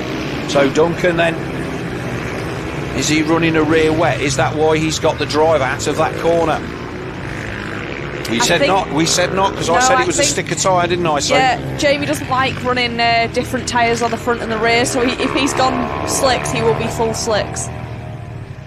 So for those of you who aren't familiar with motocross, so you imagine that you're just riding through this with absolutely no tread on your tyres. This is what these guys are doing. And Jamie Duncan then 6 seconds adrift of our race leader. Back wheel locked up there, gets it stopped, turns it tight. This is what we saw earlier on from Jay Smith, getting onto the clean part of the track. Race leader then Storm Stacey. He's pulled an 8.2 second lead now over Jamie Duncan in second. So Stacey then on the Automotive Solutions Husqvarna, spoiling it for everyone. But good to see him come. It gives this, it gives you the idea of this, of the level of this series. Oh, lovely bit of backing in there from Stacey. This is the kind of thing that he does practicing. Duncan then pulled a second out on Jay Smith as we look for the battle. So Smith then, Mulaney's made a mistake, and then Blakeman's managed to move through to fourth. Richard Sharp there in fifth, and Ollie Pope in sixth. So a fantastic mid-pack battle. Blakeman always good value for money when it comes to sticking passes in. Certainly late in the race, but here is our race leader, the number 79 of Storm Stacey, into the off-road. We've already seen him put it on the floor once, but you can see that it's, I wouldn't say that it's almost dry, because quite clearly there's lots and lots of puddles there, but from how it was this morning, it's as dry as it's going to get, the rest of them coming through. Jamie definitely looks like he makes some time up through there on Jay. Nice bit of a gap as they're coming out of the dirt. Hodgson then up to 10th, but he's 4 seconds adrift of the battle between Andy Mitchell and Dean Hillier, and with 4 laps to go, which will soon be 3, as Pope tries to poke down the inside of the 217 Bathmate Husqvarna of Richard Sharp. Fair to say that 10th place for Chris Hodgson is not what he was wanting in this first of our races this weekend. So all of a sudden, the fat and fast KTM of Richard Blakeman is all over Jay Smith, and he will not need a second invitation to dive up the inside. Been around a long time, Richard Blakeman. Him and Chris Hodgson came through the KTM Junior Cup back in the day. Always been good value for money. Blakeman won one of the most exciting British Championships at Rockingham a few years ago. Went down to literally the last straight, and he was lucky to win that one, but he did what he's good at doing, and he does it there again, fires himself up the inside of Jay Smith. So Blakeman up to third, Smith back to fourth. Richard Sharp all over the back of Alex Mulaney there as well, so, and we know how quick Sharp can be over the dirt. So Smith then looking like he's just not feeling comfortable. Obviously they're going a bit backwards and forwards between their ex-Mark Reiner Schmidt bike and their 2023 450 Honda, trying to get those bikes set up. But Smith will just be conscious of the fact that he doesn't want to be throwing it at the floor. No disrespect to Richard Blakeman, but I wouldn't think that Jay would be looking at him as a championship threat at this time of the year, as Blakeman pulls the tear off with 2 to go. So 6 seconds the lead for Storm Stacey. Blakeman then lap times, is he faster? He's about 0.2 faster than the number 7 of Jamie Duncan on the Contract Solutions KTM. His business here up there in Scotland, doing lots and lots of fancy engineering. Got his own brand of mountain bike, an e-mountain bike kit pinned. As we see a pass there, Sharpie manages to make his way through up the inside of Alex Mulaney. So will Sharpie ride around the outside of Jay Smith? I think that Smith is just really struggling to get out of that turn, and here goes Richard Sharp down the inside. Sitting duck. Look like Chris there going through that chicane. He's managed to wake his way up to 8th now. He's took 4 seconds out of Andy Mitchell and Dean Hillier in 2 laps, so Chris Hodgson on an absolute mission. He's not going to catch these guys, but he's already, say, took 4 seconds out of Andy Mitchell and Dean Hillier in just a couple of laps. So Sharp then moves in front of Jay Smith. Is Alex Mulaney going to try and do the same? London not looking like he's riding with... Oh, Ollie Pope manages to try and push his way down. Oh, that was... Oh, Mulaney gives him some back. Come on, Alex, cut back up the inside. Oh, this is proper bar-to-bar stuff. But last lap then for Storm Stacey. He's away at the front. But it's the battle between Mulaney and Pope that we're wanting to see. Those guys going elbow to elbow. But Stacey then gooning it into the corner for one of our photographers there, Peter Barlow. But 7.7 seconds the advantage at the front. Duncan then wheeling it down the back straight. Wheeling it down the back straight. I was just looking there, I could see Oliver Pope and a wave from Storm there. So, final lap then, Storm Stacey.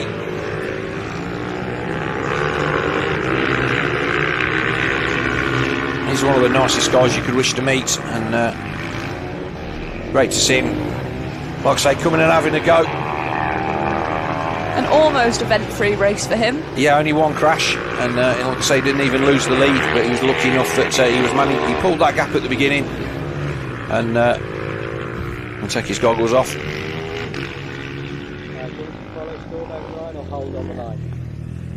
But he is an absolute showman, got a really, really good, he's thrown his goggles on the floor, got a real good following on Instagram, and we thank him for giving us a good plug for this. People are going to see this kind of stuff, so he wins from Duncan, from Blakeman, from Sharp, Jay Smith. Then it's going to be Ollie Pope. Mulaney then. He doesn't look happy, and Chris Hodgson comes through on the back of him, Andy Mitchell, and looks like he's got the better of Dean Hillier on that final circuit.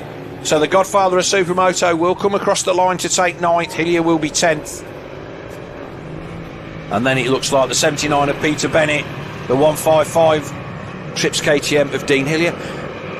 Chris Eastwood, a long way back, 13th. He will obviously have a bit of a moment there at some point. That's the 817 of Harley Sharp coming through. Impressive ride for him, both Harley and Richard in the same race, so I'm sure Kelly's having kittens. Yes, it's good to see that we've got a father and son out there. Obviously, you also got Kyle Bennett, who's actually in the B Group race today, racing as well as his dad Peter, and this one is Jack Nation. So we saw that Jack had gone out on slicks. Jack, obviously, son of former Factory Norton rider Trevor Nation, and I'm sure that Trevor will have had a hand in the tyre choice there. And I think it's fair to say that we'll have to have a look at the lap times. But Nation tipped off on the warm-up lap, and that will have properly stunted his confidence. But a fantastic opening race then, Danielle. If they're as good as that, then I'll be well happy.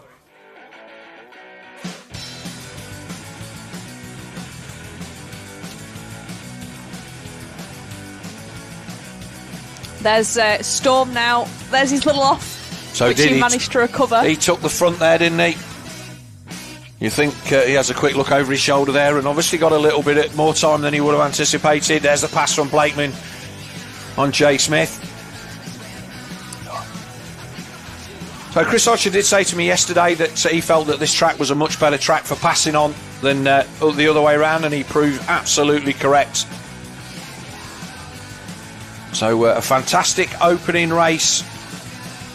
Say the crash then from Hodgson with Ollie Pope, and I think that's fair to say that Chris will maybe just have lost the rear then as he got on the gas. I don't think it was as a result of anything that Ollie Pope did, but we'll endeavour to find that out in our lunch break. The opening race win then for the number 79 of Storm Stacey, and like I say, ever the showman, a nicer guy you could not wish to meet. We just hope that Chris Hodgson can. Obviously, Chris is going to have to start from... he started from row 2 in the first one, and he was almost up there already off the start before he went down. Andy Mitchell and Dean Hillier then on that final circuit.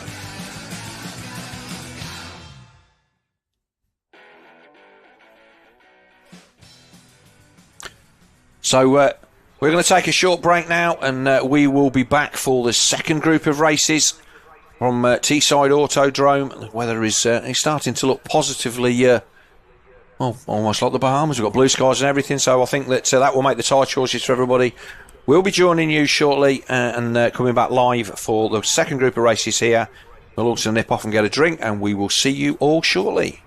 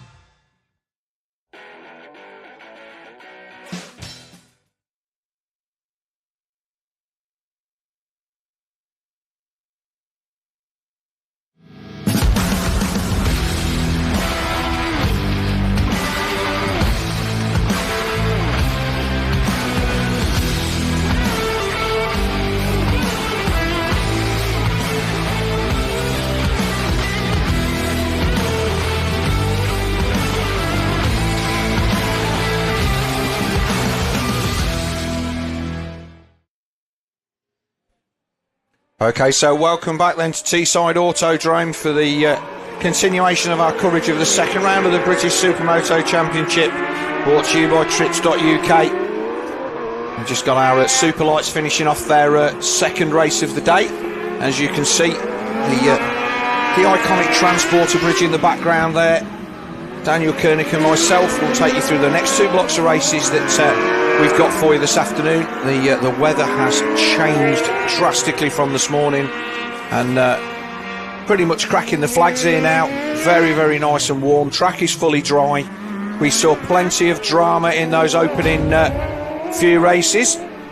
Supermoto Academy will be our first one, which is brought to you by FF Solutions Design and Build. That's the building company run and owned by our championship runner Jay Smith, who's the Yumba Garage Racing Honda rider.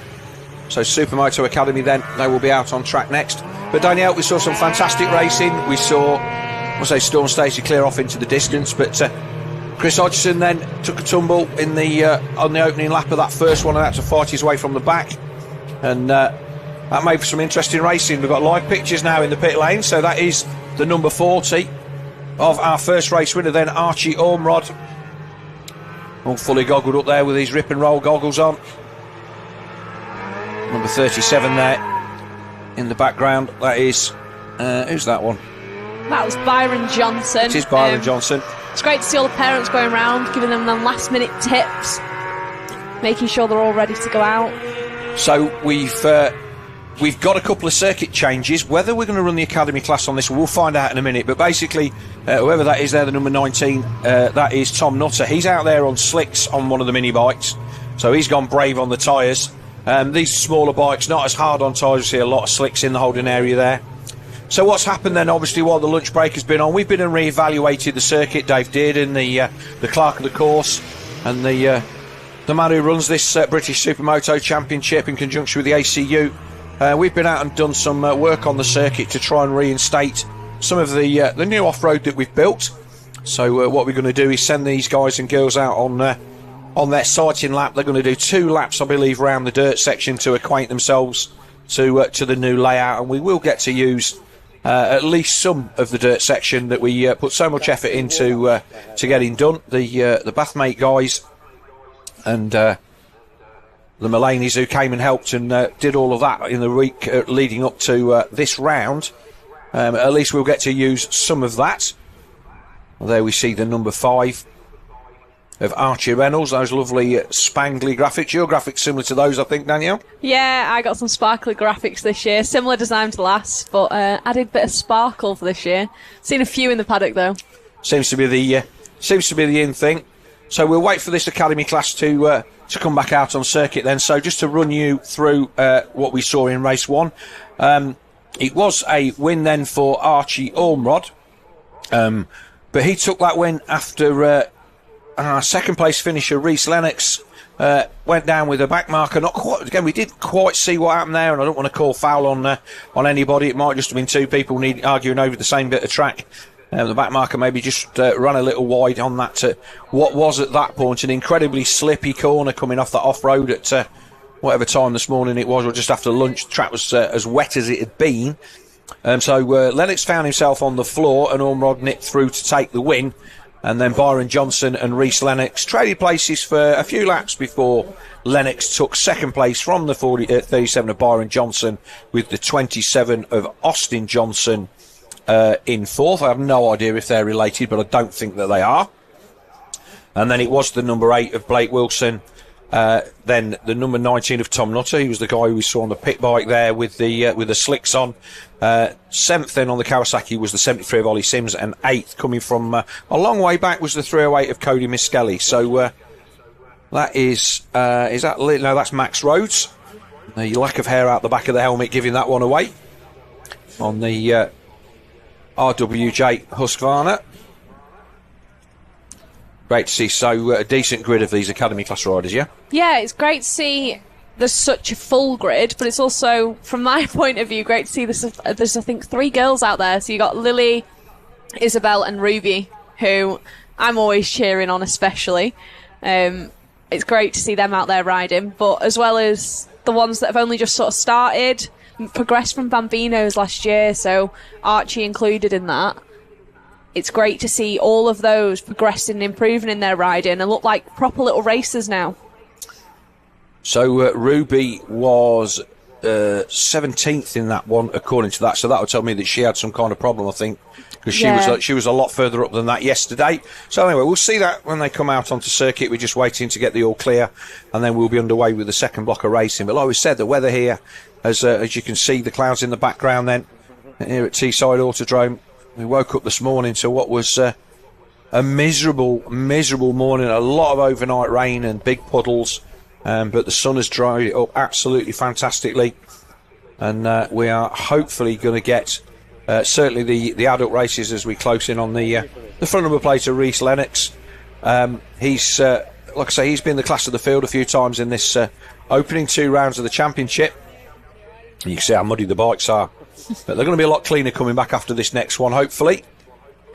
Yeah, I haven't actually seen what the rest of the dirt section looks like. Seeing as we didn't ride it yesterday, and after the rain this morning, we didn't think we'd get on it today. I haven't been over to have a look myself, so I'm not sure if maybe the top layer's a bit slick, or we'll have to find out. I think some people have been over and had a good clean I know up that they've been over there. We've got some, I won't say heavy machinery, we've got some moderately light machinery over there, which we've run round and skimmed the top off, and obviously our race director, Dave Dearden. We've got a couple of guys. I know that Dean Wingate is one of the people that is often called on to go and have a look at things and kind of give the yay or nay from a rider's point of view.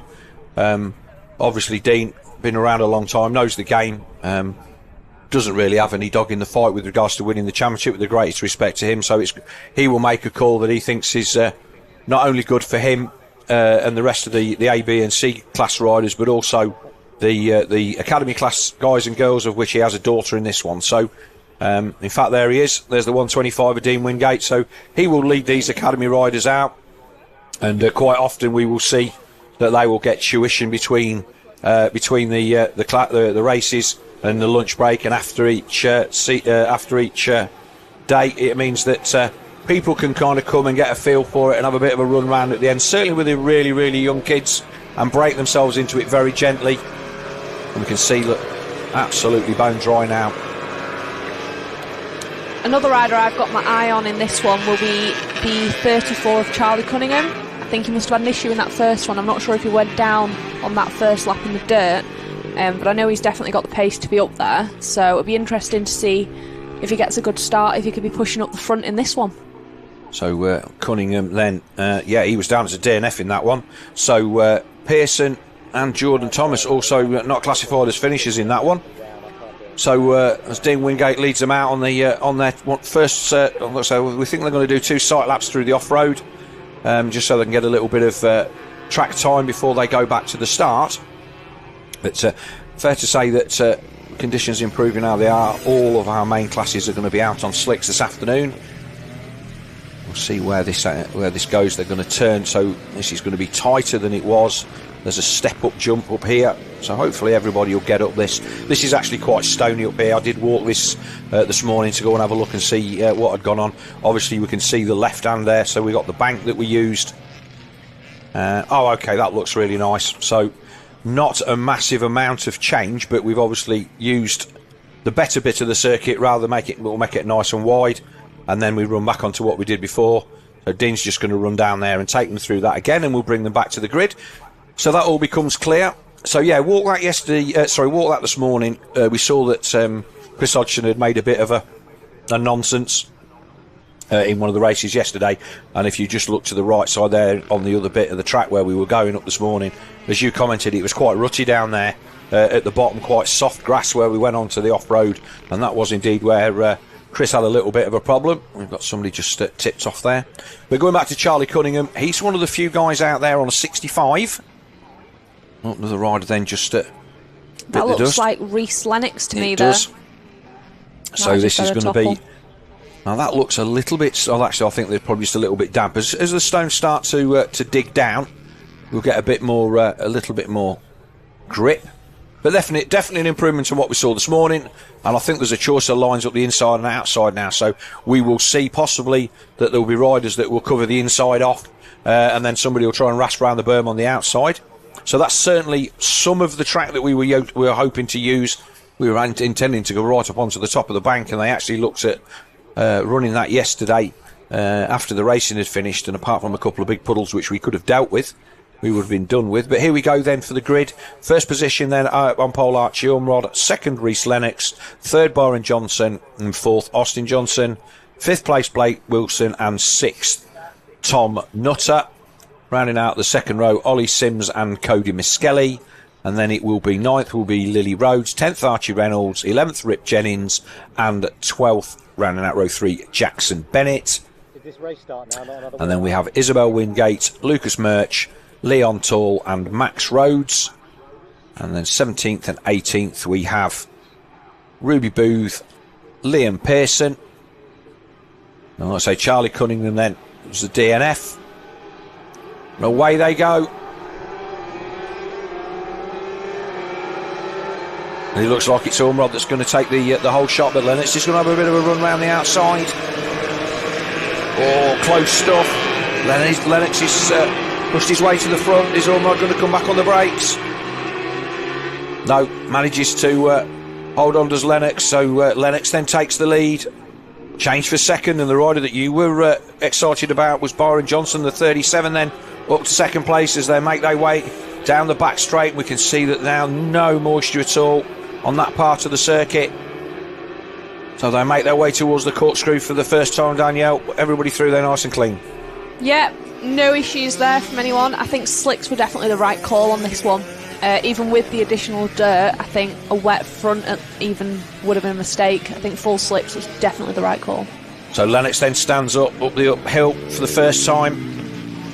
We'll see if anybody gets caught out. There's a little bit of a step-up jump there, so I think that what we'll see is the bigger classes. So you can see some of the guys going to the outside, squaring it off, keeping the bike upright, and other guys and girls coming to the inside. So there's definitely going to be a chance to see some passes up there. So that was a good call. Race direction then making a good decision there to open that bit of the circuit up. Well, it looked like we just missed someone out of shot there going down. I'm not sure who that was. I think that might have been Cody Miskelly. He was the guy behind the number 7 of Ollie Sims, and I think he may well have took the front. But battle at the front then, still the 117 of Rhys Lennox then on the Yamaha.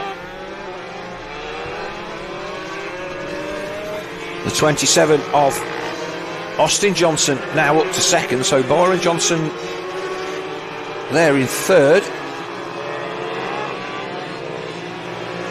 And then it is the number 8 of Blake Wilson. It's the 08 of Wilson, so he's riding. He's the guy that's riding knee down. He's changing gear from the hit there on that 85 KTM, but they make their way down the back straight for the second time. Looked like he was trying to go for a move around the outside there, but with that chicane it was quite tricky. You don't want to be sort of on the curbs, unsettling the bike going into that straight. So the 08 then of Blake Wilson, you can see that he's just riding a little bit wide there, and he leaves a massive hole up the inside for Byron Johnson to fire through. And whilst he's getting offline there, there's actually going to be a little bit more grip because the track is cleaner. He left it. Oh, the 37. Oh, he saved it. He saved that, Johnson. That came right round. Pretty sure that he's out there on wet weather tyres. If he'd have been on slicks, that would have been a complete pirouette, and he would have been sampling the dirt. Does look like it's a wet on the rear of that. So 27 Johnson then chasing Lennox back onto the start straight. So that's your top 4. We focus back on the 08 of Wilson because he's looking very racy around the outside in these tighter corners. So before just drifting offline to where the cleaner tarmac is. So Wilson, fastest lap of the race so far, 1:36. So that's where he's come from. Also come from nowhere, but he wasn't in shot at the beginning of that previous lap, and he's now all over the back of the battle for second and third. Lennox is starting just to eke away, just over a second at the front. So we watch the battle then between the two Johnsons, Austin and Byron. And then Wilson trying to get a run down the inside as they make their way behind the trees. That does feel like the longest straight in the world when you're riding down it, and then all of a sudden you get to the end and it doesn't feel very long at all. And it looks like Wilson rode around the outside there, Danielle. It does. I think he's made the move stick. We'll see. Oh, he's back up the inside there. Took a fair bit of curve there, did the 37, but that's all legitimate as they make their way up the step up. We'll see if the 37 goes for the inside. Oh, he's going to try and make a pass. Is he going to cut back to the inside? Be a brave man if he does that. Have we still got the fourth place rider? Did he go down? I think Wilson dropped it because he's not in shot there. So look over the shoulder from the number 37 of Byron Johnson, and I think we did lose the number 8. Big gap behind him, so the number 8 has gone down. 2 seconds the advantage then for Reese Lennox at the front.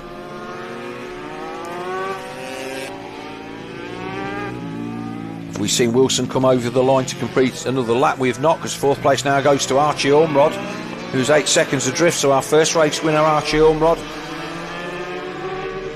And around the outside, knee down pass then from Wilson. From Byron Johnson. Oh, this is good stuff. Oh, we got chopped there. So Austin Johnson holding off his namesake, Byron. So with the Transporter Bridge in the background, one of the most iconic pieces of architecture in the UK. I can tell you far more about that bridge than is healthy for any man of my age.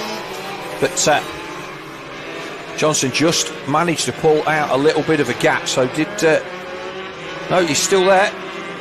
And this is where the 37 is fast. If Austin Johnson goes wide, Byron Johnson is going to fire it up the inside. And here we go. Oh, he's done it. What a pass.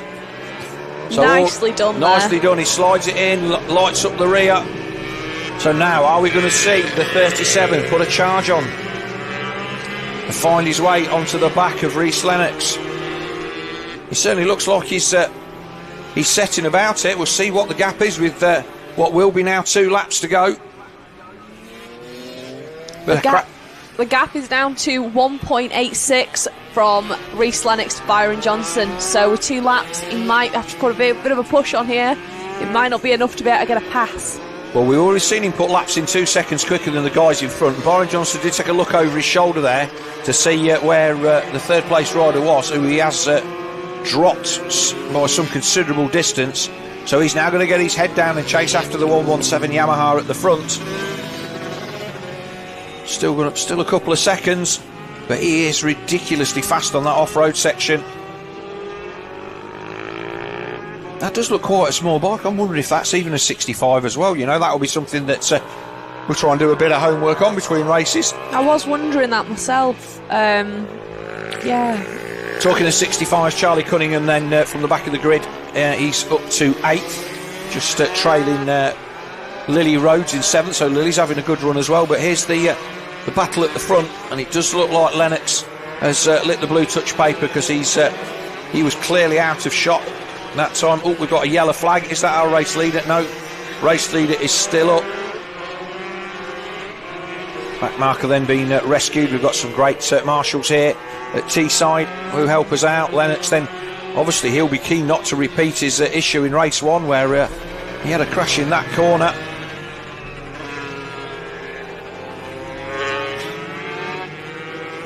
So last lap flag then, just in the corner of shot from Kirk, our starter.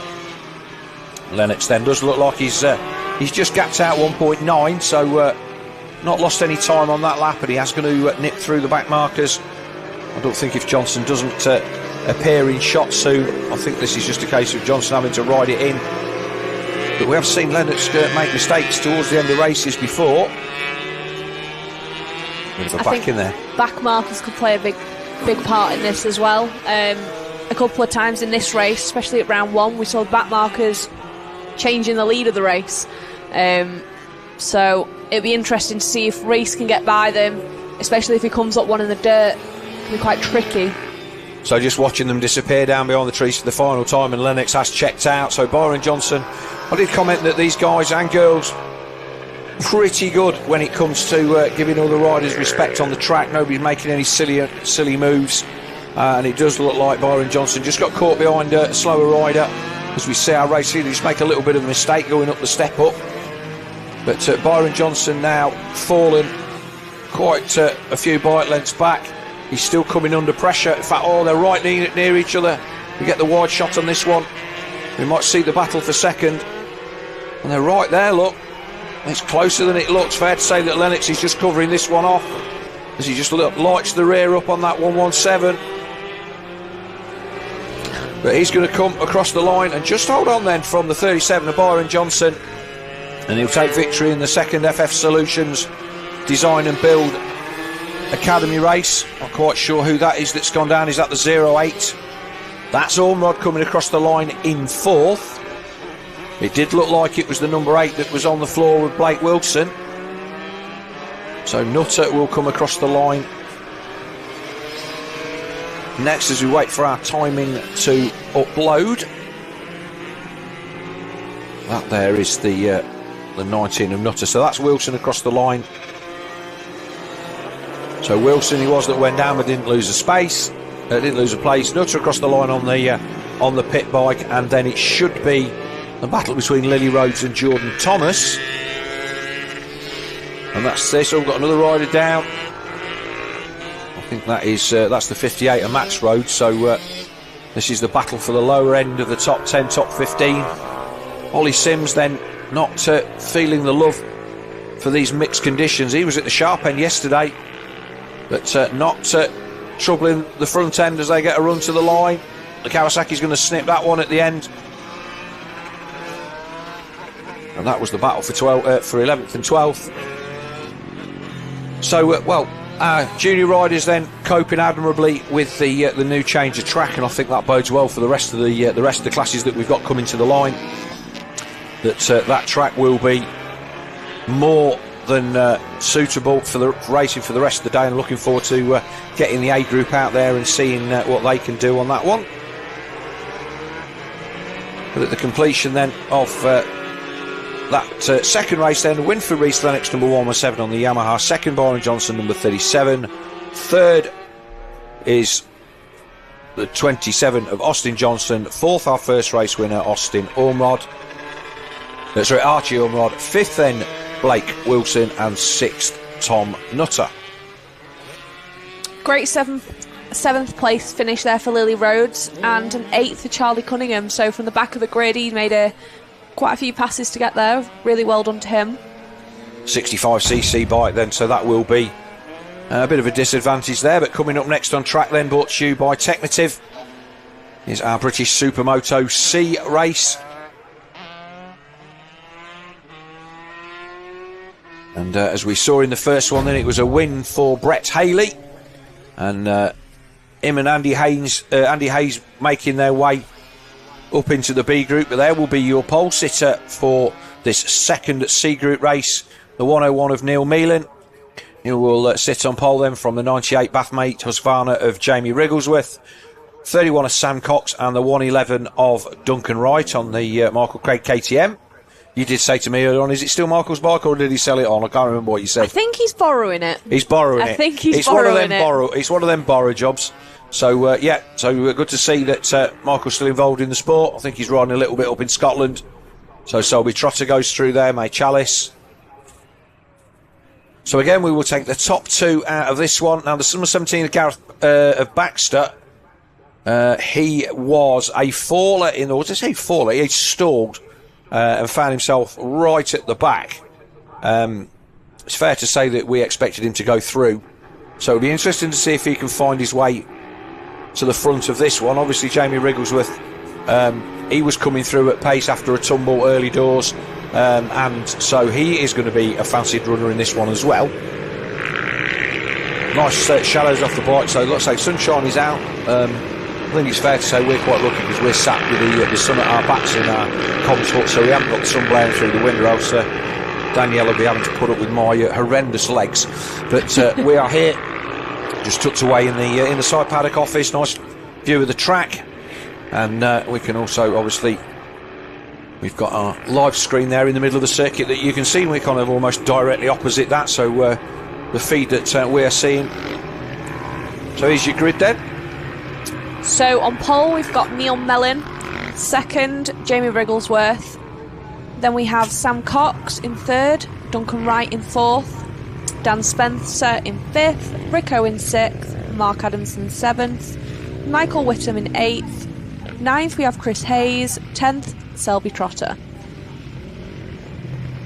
So I'll be doing their 2-lap run through the off-road section as we wait for them to come. And like I say, that's been definitely been worth doing. One of the things, some of the races that I've done in the past elsewhere, where the rain is absolutely belted down overnight and they've literally spent 2 hours draining it all, and they give you a couple of warm-up laps and you go out and race a track that you've never seen. But it's much better to use it, especially with how much work was put into making it right. And obviously we are back here later on in the year, so we will learn any mistakes that have been made. But I had a good look round it yesterday, and it certainly looked like it had been very well put together. It's certainly suitable for Supermoto. Not a lot of like Nadgery corners, that it was quite open and flowing. It's very, very easy to build an off-road section, but one that's suitable for off-road riding with slick tyres on. You don't want to be having changes of direction at speed and stuff like that. You really want it to be a lot of proper corners and straights and other proper corners. Michael Whittam looked like he got a little bit sideways there, so that corner might be a bit damp. We did see a few of the Academy riders go down there, so wondering if that's just a place that's just that little bit slippier than anywhere else. So Richard Sheen then, he's again, Sheen Solutions, one of our sponsors for this series, helping bringing you this free live stream here today from Teesside Autodrome. We're out again in a couple of weekends' time. I think it's 27th and 28th of May is the next round of the championship, and we will be live on the Sunday from Rowra in Cumbria. Again, another great track. Enjoyed riding around there many times myself. So it is the 101 of Neil Meelan on pole. We'll wait for your dad Andy to point at the lights, and then we will be underway. He's got a t-shirt on, it must be warm.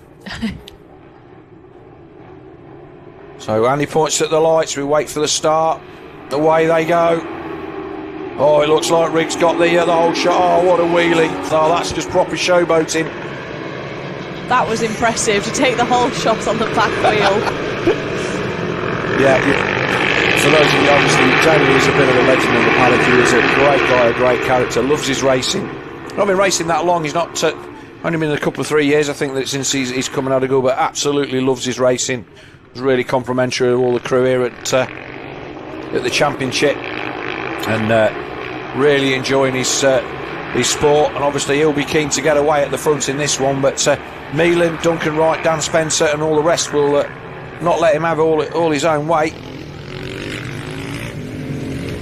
He'll be trying to check out at the front of this one with a whole shot. Try not to make the same mistake he did in the last one by stopping in the dirt. I think he went down, didn't he? I think he did. He went down on lap one, just took the front. So we'll see. I think it was Meelan there that still held second, but all changed there. So the 101 again. Oh, who was that gone down in the background? That somebody just got a little bit giddy and had the rear end come round on him. I think that might have been Mark Adamson, but we'll wait and see. But race leader then back with us. It is the 101 then, a Meelan that leads from Wrigglesworth. Then it looks like it's the 111 to Duncan Wright. Spencer up to fourth. So Spencer won. I think he won the second one of the B Group races yesterday. And you had a bit of a battle with him. So Spencer will be looking to get on the back of these front three and make it an 8-wheeler. But it is the 101 of Meelan that currently leads into the down the chute and into the left-hand hairpin at the end there. All of this track now absolutely bone dry. There was standing water on the inside here that was inches deep. There is still a little bit of it, but nobody's going to get into that. All the curbs and everything are dry. So Wrigglesworth then winding up that 450. And we go down the back straight. Is he going to try and throw it up the inside at the far end? Not close enough. That corner kind of sneaks up on you a little bit at the end of the straight. Meelan was really quick through the off-road because he mugged the number 98 Bathmate Husqvarna Wrigglesworth good and proper in this off-road section, and he's properly sending it up that step. You can't actually see how far that is, but it looks to me like if you commit to the step up, you're not making the inside line. So when our faster classes are out, we will probably see that there's not many people managing to make that turn to the inside. But Milan then just inching away at the front, and Duncan Wright then getting onto the back of the 98 of Jamie Wrigglesworth as they come across the line for the second time. This section here where Neil Meelan comes through very fast, you're coming out of that very slippy corner off the dirt, which is flat out there through the checkered flag, but again quite a lot of broken tarmac, so can unsettle the bike. You've seen a few accidents there the other way around, not so many this way. A lot of pressure being put on by Jamie Wrigglesworth now by Duncan Wright. I feel like he makes his time up a little bit more on the dirt over Wrigglesworth. Just noticing the background as well, sixth position now is the 17 Gareth Baxter, who Baxter was the early race leader in this first one of these C Group races, brought to you by Technative. He had a problem and stalled in the off-road and went right the way to the back, but he's now up to 6, 1.2 off the battle between Chris Hayes and Dan Spencer. I expect him to leapfrog those two guys and be part of this battle at the front. But Wrigglesworth then still good value for money. Is he going to send it up the step up? He looks like he did. Is he going to try and cut to the inside? No. We've got Duncan Wright then makes the pass. So Wright goes up the second but runs wide. He got proper grip there. I think he took himself by surprise. But all of a sudden Duncan Wright on the 111 is right on the back of Neil Meelan. So we've got a change for second. They come across the line with what will be 3 laps to go. The drying track then giving some great racing. Duncan Wright's going to he'll have this if he's not close. If he hasn't passed him before the end of this lap, he will dive up the inside going into that corner. Meelan is leaving an absolute barn door of room. Duncan Wright now with the fastest lap, doing a 1:29.6 compared to Neil Meelan, who's done a 1:31, so about 2 seconds quicker on that last lap. So Baxter's still in 6th, and looks like he's not actually making that much of an impression. There's Spencer in 4th. He's broken away from the 501 of Chris Hayes. So race leader then, Meelan from Duncan Wright, from Jamie Wrigglesworth down the back straight. He's looking a bit racing, like he's going to try and make a run down the outside, but that's I don't think he's going to do that. But we'll see where the number 111 of Duncan Wright's got his speed, and he certainly looks fast through here. Is he going to make a poke down the inside into the off-road? The tendency then is, mistake then from the race leader. So the tendency then is to get all of your turning done on the tarmac, so you're not going onto the off-road with any kind of lean angle. And here we go, change for the lead. Oh, lovely bit of back brake work there. Runs it into the bank on the outside. He even gets a little bit of air. So we went from not being able to stand up on this circuit. I'm going to say that that's a slick on the back of that 111. Yeah. So he got enough grip there to get the front wheel off the ground, on dirt, on slicks, after what we've seen this morning. So Duncan Wright didn't have to wait until this corner to put the pass on Neil Meelan. He's already done it, and in fact we see Rig then throws it up the inside of the 101. So Wrigglesworth then, he's fancying a bit of this. They make a pass on May Chalice, so Rig up to second. Meelan will feel that he's let this one get away from him a little bit, but he got mugged off there by Duncan Wright with what was, I wouldn't say that's the pass of the day, but it's certainly one of the best ones we've seen on camera, and he committed to that. And like I say, it'll be interesting to see. Obviously all the rest of the paddock can see what we're seeing here, so the A Group lads will be watching this with a little bit of forethought for their races coming up later on.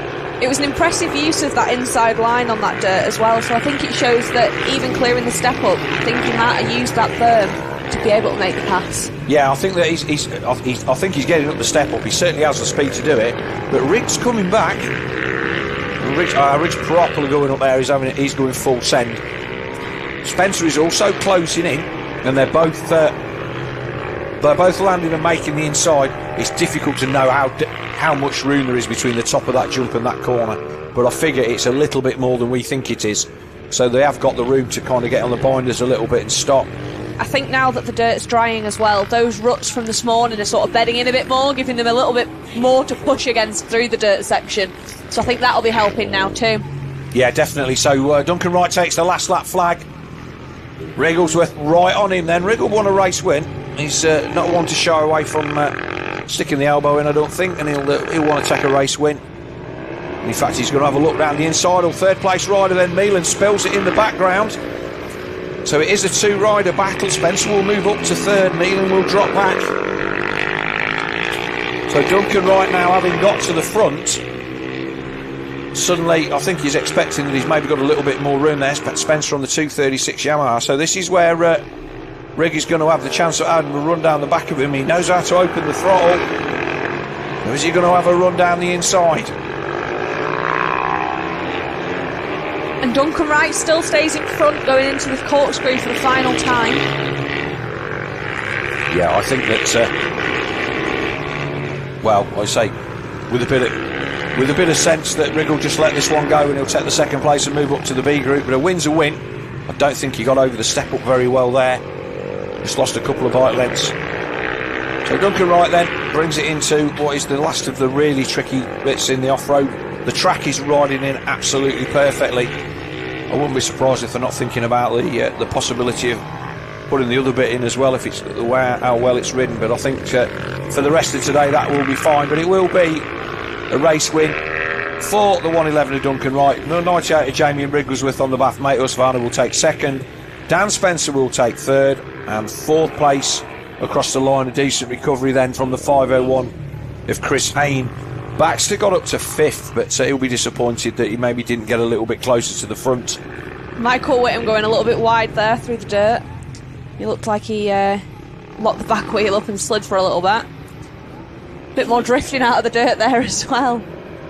So conditions improving all the while. Meelan comes across the line and he will be seventh. So like Baxter in this one, he's going to be out of position really on the grid. 52 then Richard Sheen. And the TM, Sheen Solutions, like I say, his company, one of the companies that have stepped up to provide the budget for us to bring you this this live stream this weekend and throughout the rest of the season. Sheen's business then, a bespoke fire door company. There's some really big installations, and he is your man to talk to for all sorts of bespoke doors and fire doors for your home or business. So that was our Technative then C Group Race 2. The top two will move to the B Group, so we won't be seeing Duncan Wright and Jamie Wrigglesworth in the C Group race next time round. They will move up onto the back of the B final.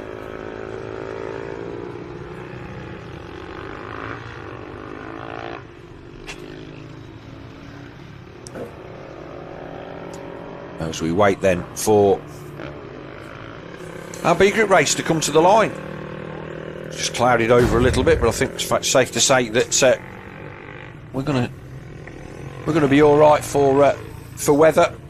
So we saw then a win for the number 44 of Josh Jasper on the AMF Husqvarna in the first one. Second place was number 8 Paul Rhodes on the RWJ Husky. But there we're focusing on the 138 Tripz.UK KTM of Paul Groom. 82 of James Wood going to the line as well. Little wave there from Ian Bremner. Little way from Ian Bremner. So Bremner out there on these, the only rider out there using those Continental tyres.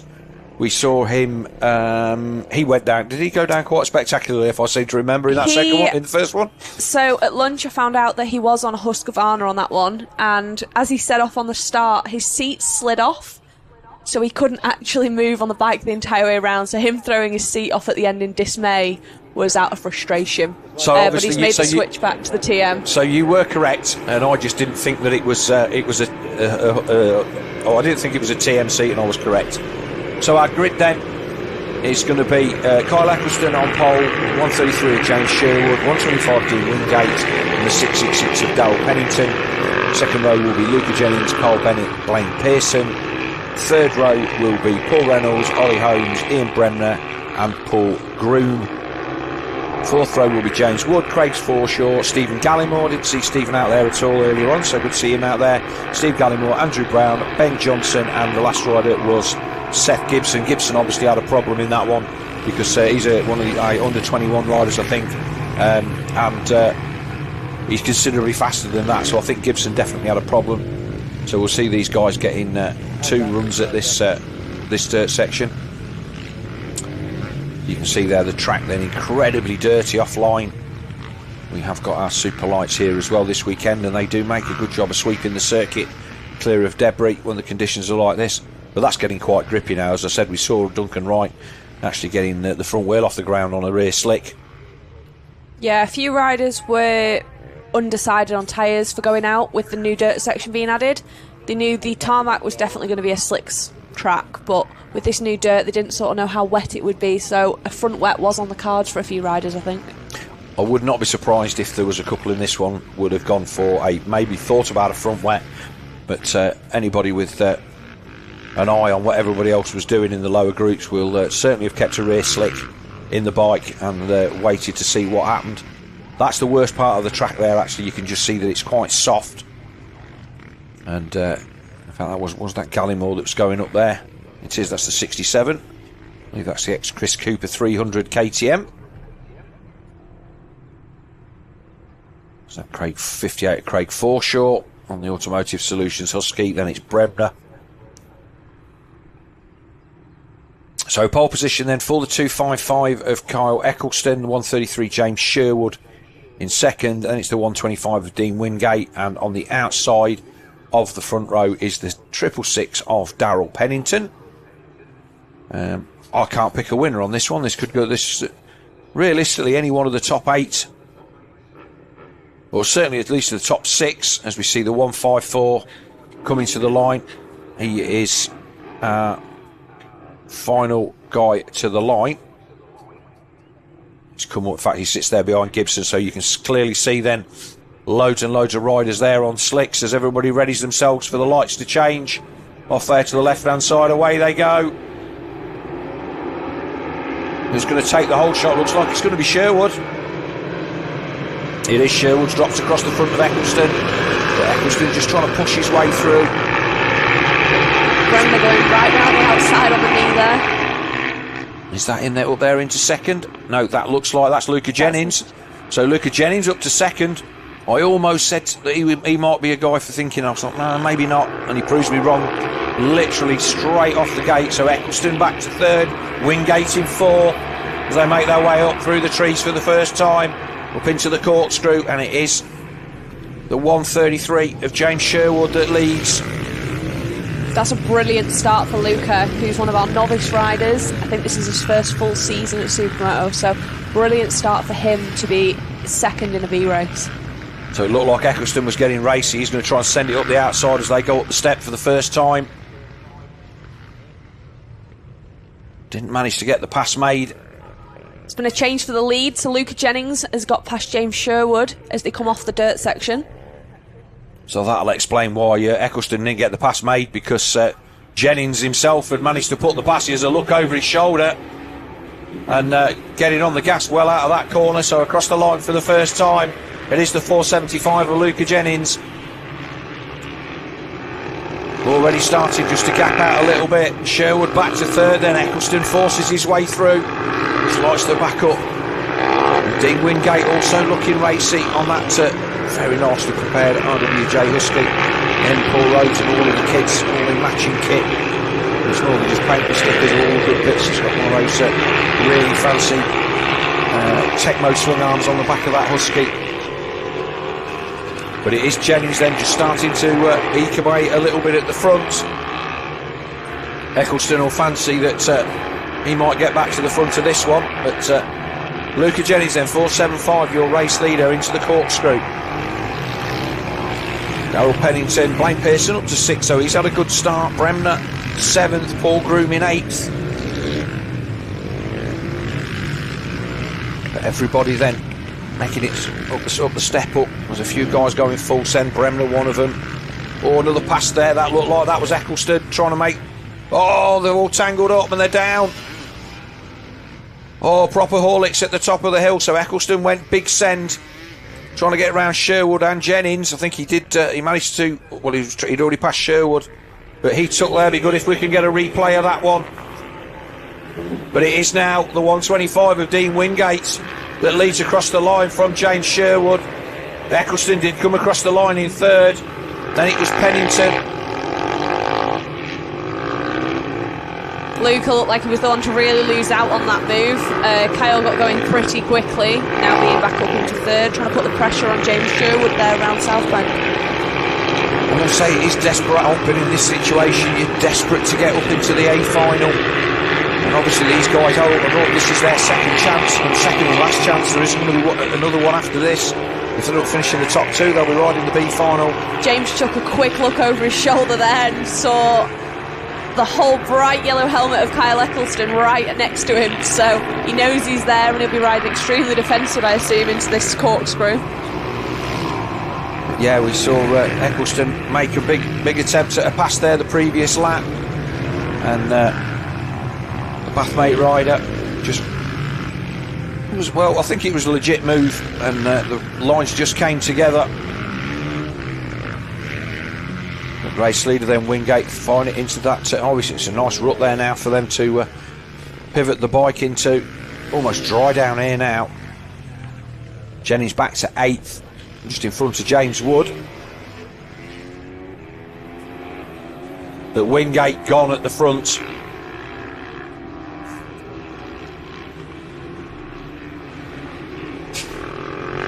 Kyle looking for the inside there, manages to squeeze through after it looked like James ran a bit wide there.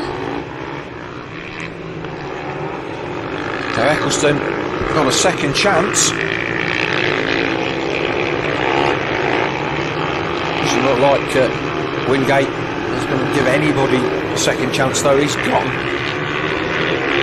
So Eccleston then under the pressure from Sherwood. Pennington closing in a little bit as well, and there's a 151. Blaine Pearson just in the background, but I think that he's just a little bit too far off.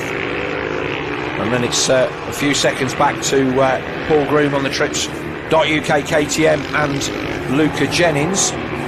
Groom's teammate Jason Slater took a tumble this morning in free practice, and he's not out there this afternoon, so we wish him a speedy recovery. I think he's got a bit of a tweaked shoulder. He went down just on the exit of the dirt section. Front wheel in the air from Kyle there going around the berm. It looks like a good recovery ride now from Luca, who seems to be making a few passes. He's got back by Kyle Bennett, so he'll be looking to get past Paul Groom for that 6th place position. Well, the best that Jennings can hope for out of this weekend now is a win in the last one, because he's not going to get to the front of this. So Eccleston then will make it hopefully through to the A Group final if he stays in second position.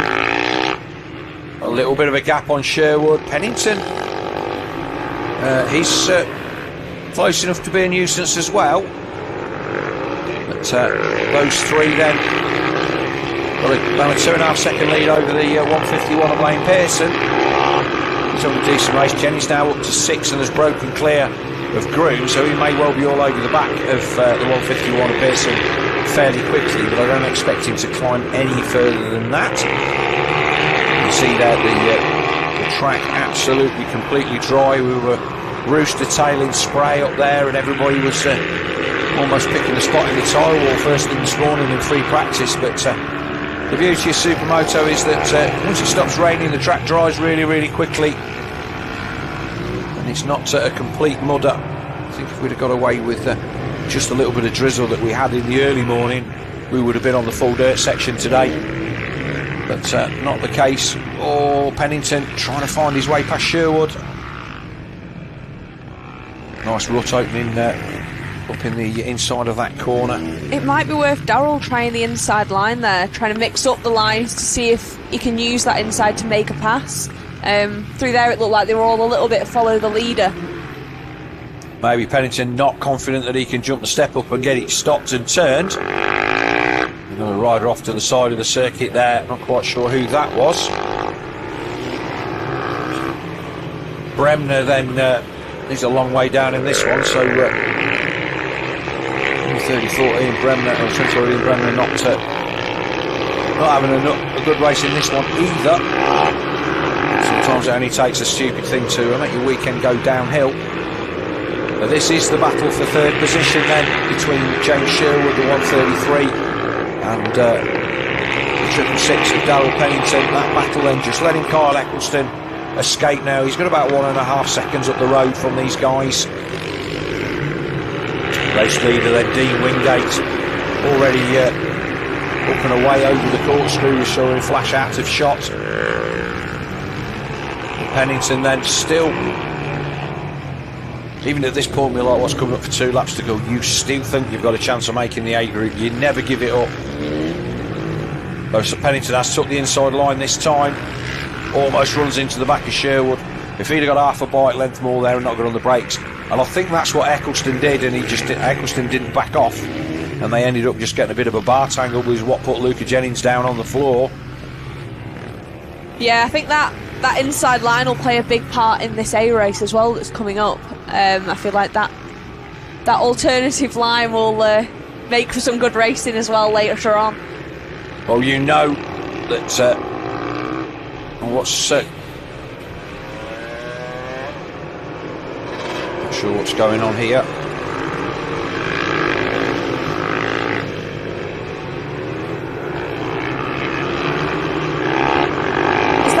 Wingate having a problem? Well, that's what I thought. That was my initial thing. Looks like everybody slowed up.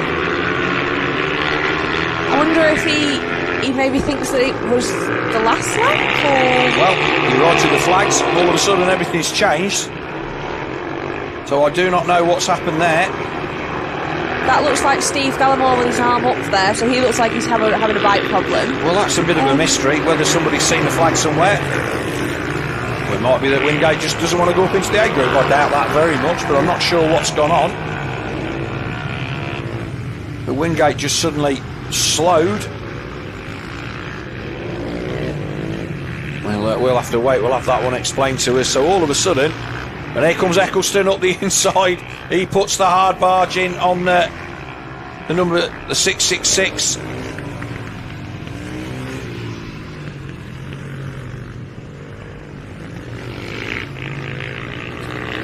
Well, I've no idea what went on. So there is the last lap flag. So we suddenly thought that everybody had checked up because the race had finished, and we're looking at our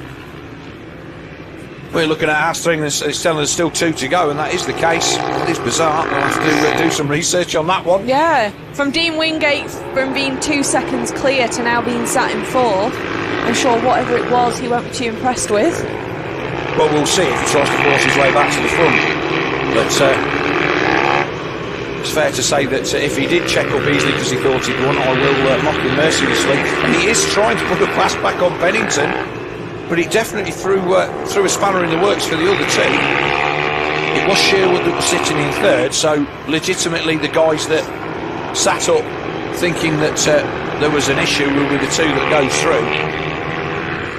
But I think everybody will be looking at each other and wondering what went on. But this is the last lap. So will Eccleston try and put the shoulder in? I think that it's fair to say that with everything that went on, that pass on there, that's a pass for the lead. Eccleston makes the tabletop, makes the step up, and passes Sherwood.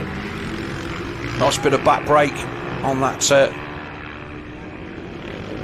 pathmate Husqvarna. But yeah, that was just bizarre. I've seen lots of things even this weekend that I've been like, what's going on there?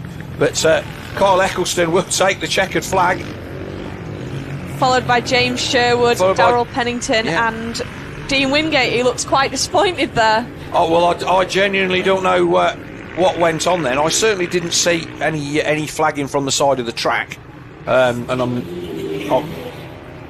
not saying that obviously I don't trust our captions all the time, because I certainly do, and they've been spot on all weekend.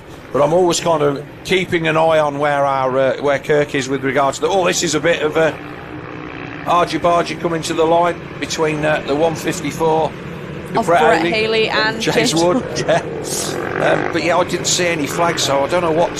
We'll have to try and get a word with Dean Wingate and find out what went on there. But anyway, Kyle Eccleston will take the win.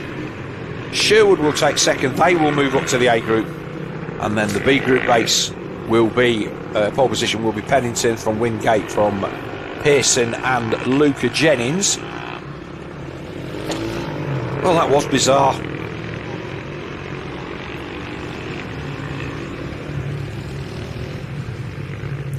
So we think Dean Wingate mistook a yellow flag for the last lap flag, which is why he eased up and did a wheelie over the line. Right, so there was. I did mention that there was a rider off in that corner there. Just there's a bike off to the right-hand side.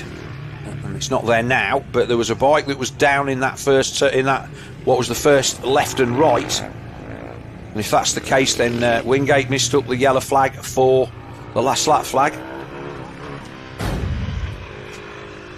So British Supermoto A brought to you by Sheen's projects, as I said. Richard Sheen out in that C Group race. His company makes fire doors and all sorts of stuff. And there is the 33 of Jay Smith, the Humber Garage Racing Honda. He was out on a wet front in that first race and just had nothing on the brakes at the end of the straight. He was literally a sitting duck. It was great. It was great until it wasn't. We had some great slow-mo of Richard Blakeman making a move on Jay Smith up the inside at that corkscrew at the end of the straight. So he made the most of it going on the full slicks. Fair to say, everybody on the full slicks. We did see at the a smattering of different tyres on the grid. The man on pole for that last race, Oliver Pope, had a bit of a mare on the start, spinning up on that rear wet. Been shocking seeing him sliding all over. Yeah, he did well to save that, to be fair. So here's our grid then. So pole position will be first race winner, number 79, Storm Stacey from Jamie Duncan. Then it's going to be Richard Blakeman and Richard Sharp. Row 2 will be the number 33 of Jay Smith and Oliver Pope, Alex Mullaney and Chris Hodgson. Row 3 then, 9th Andy Mitchell, 10th Dean Hillier, 11th Peter Bennett and 12th Chris Walker as they set off on their warm-up lap. Final rows of the grid will be Chris Eastwood, Harley Sharp, Jack Nation and Josh Jasper. And on the back row, all on his lonesome will be Paul Rhodes. So Rhodes and Jasper, the guys that came up from the B group.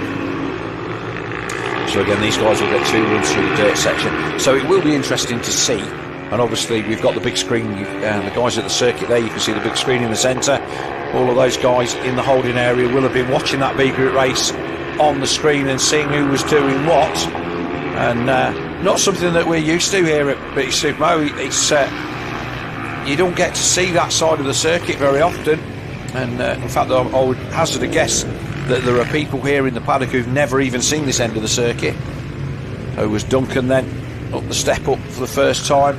It is looking like it's getting quite soft and choppy up there, but everybody managing to make it up over the top quite easily. Richard Sharp then on the 217. That's Ollie Pope just having a quick look back. I think they know they're going to get a second run through. So looks like Alex Mullaney may have stalled there just on that slippy bit. I think he hesitated with Ollie slowing down there. Yeah, so we did see a little bit of shenanigans with Ollie and Alex Mullaney in that one, but I did have a chat with Alex and he said no, it's all cool, not really an issue. It was obviously Ollie put in a bit of a hard pass at the top of the coming on the out of the dirt section, and then Mullaney paid back the favour in the next corner. But just one of those things. I think that hard racing, and I think it was one of them situations that if Ollie had tried to get out of it at the point when he made the contact, he may have ended up going across the back of Mullaney and ended up dragging both of them down. But split second decision. You can't suddenly leap out of it once you've committed, and it was what it was. Mullaney did the right thing, came back down and paid it back into this corner. But it was Pope that went on to finish in 6th after sitting on pole. Well, like I say, he had that moment off the front row of the grid where he properly got himself sideways. Everybody just trying to get their tyres nice and clean. And as much as this seems like it's a bit of a faff and you want to tell people to get on with it from a safety point of view, absolutely what we need to be doing.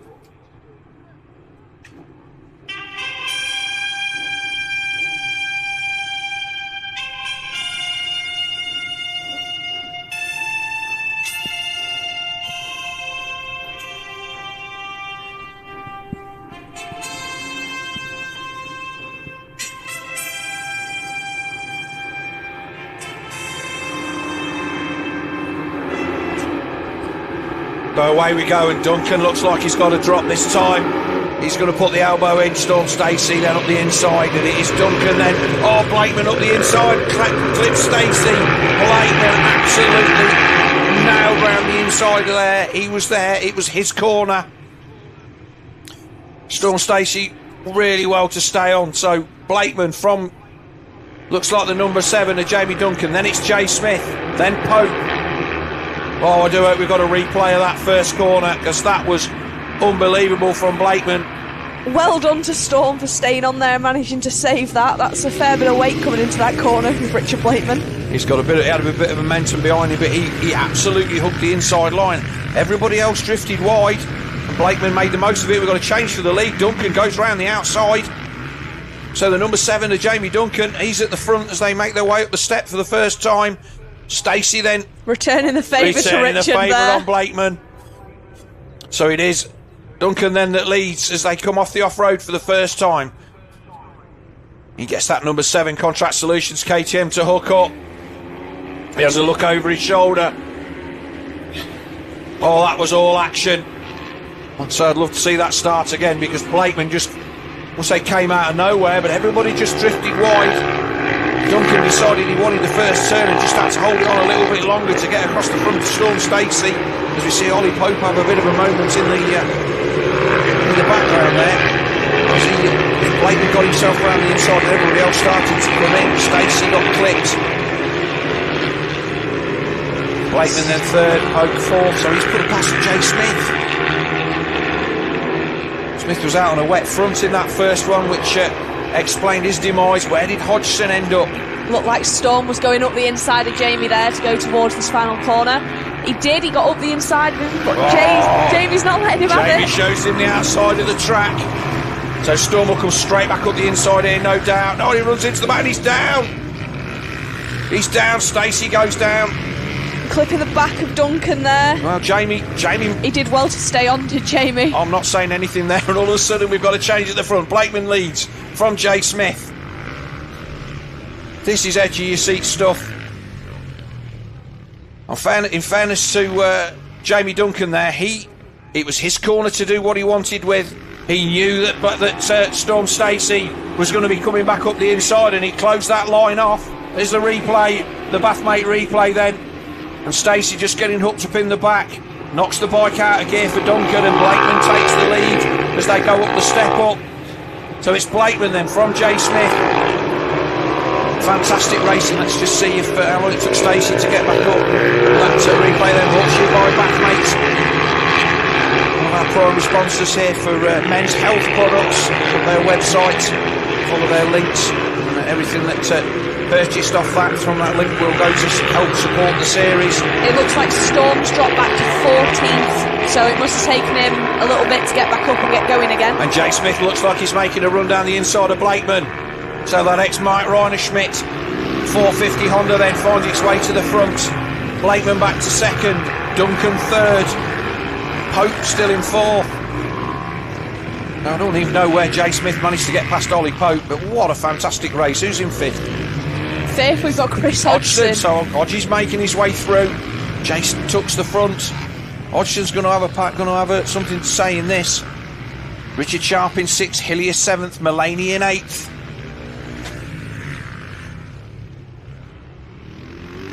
So the Humber Garage Honda then across the line, pulls the tear off. Those three are broken away at the front. 1:22, we were doing 38, 16 seconds a lap faster on a track that is actually a little bit longer maybe. Obviously I haven't got the Najri bit on the top of the off-road, but it just goes to show you the speed. Storm's made his way back up to 9th position from 14th in one lap. He's so about 10 seconds adrift though, so but he loves coming with his bits of camera with him in the interval. And he absolutely loves coming and racing with these guys. Utmost respect for all of them. And that's Richard Sharp in 4th. We lost somebody out of that lead battle. Looks like Chris Hodgson's dropped down to 7th. We lost Ollie Pope. So Pope is the one that's gone missing. I thought that I saw Richard Sharp in the background. ahead of the, there he is, look, that's Sharp. So the gap then between Jay Smith, Richard Blakeman, you see on screen, 0.6 of a second. Oh, this is cracking racing, makes our job so much easier.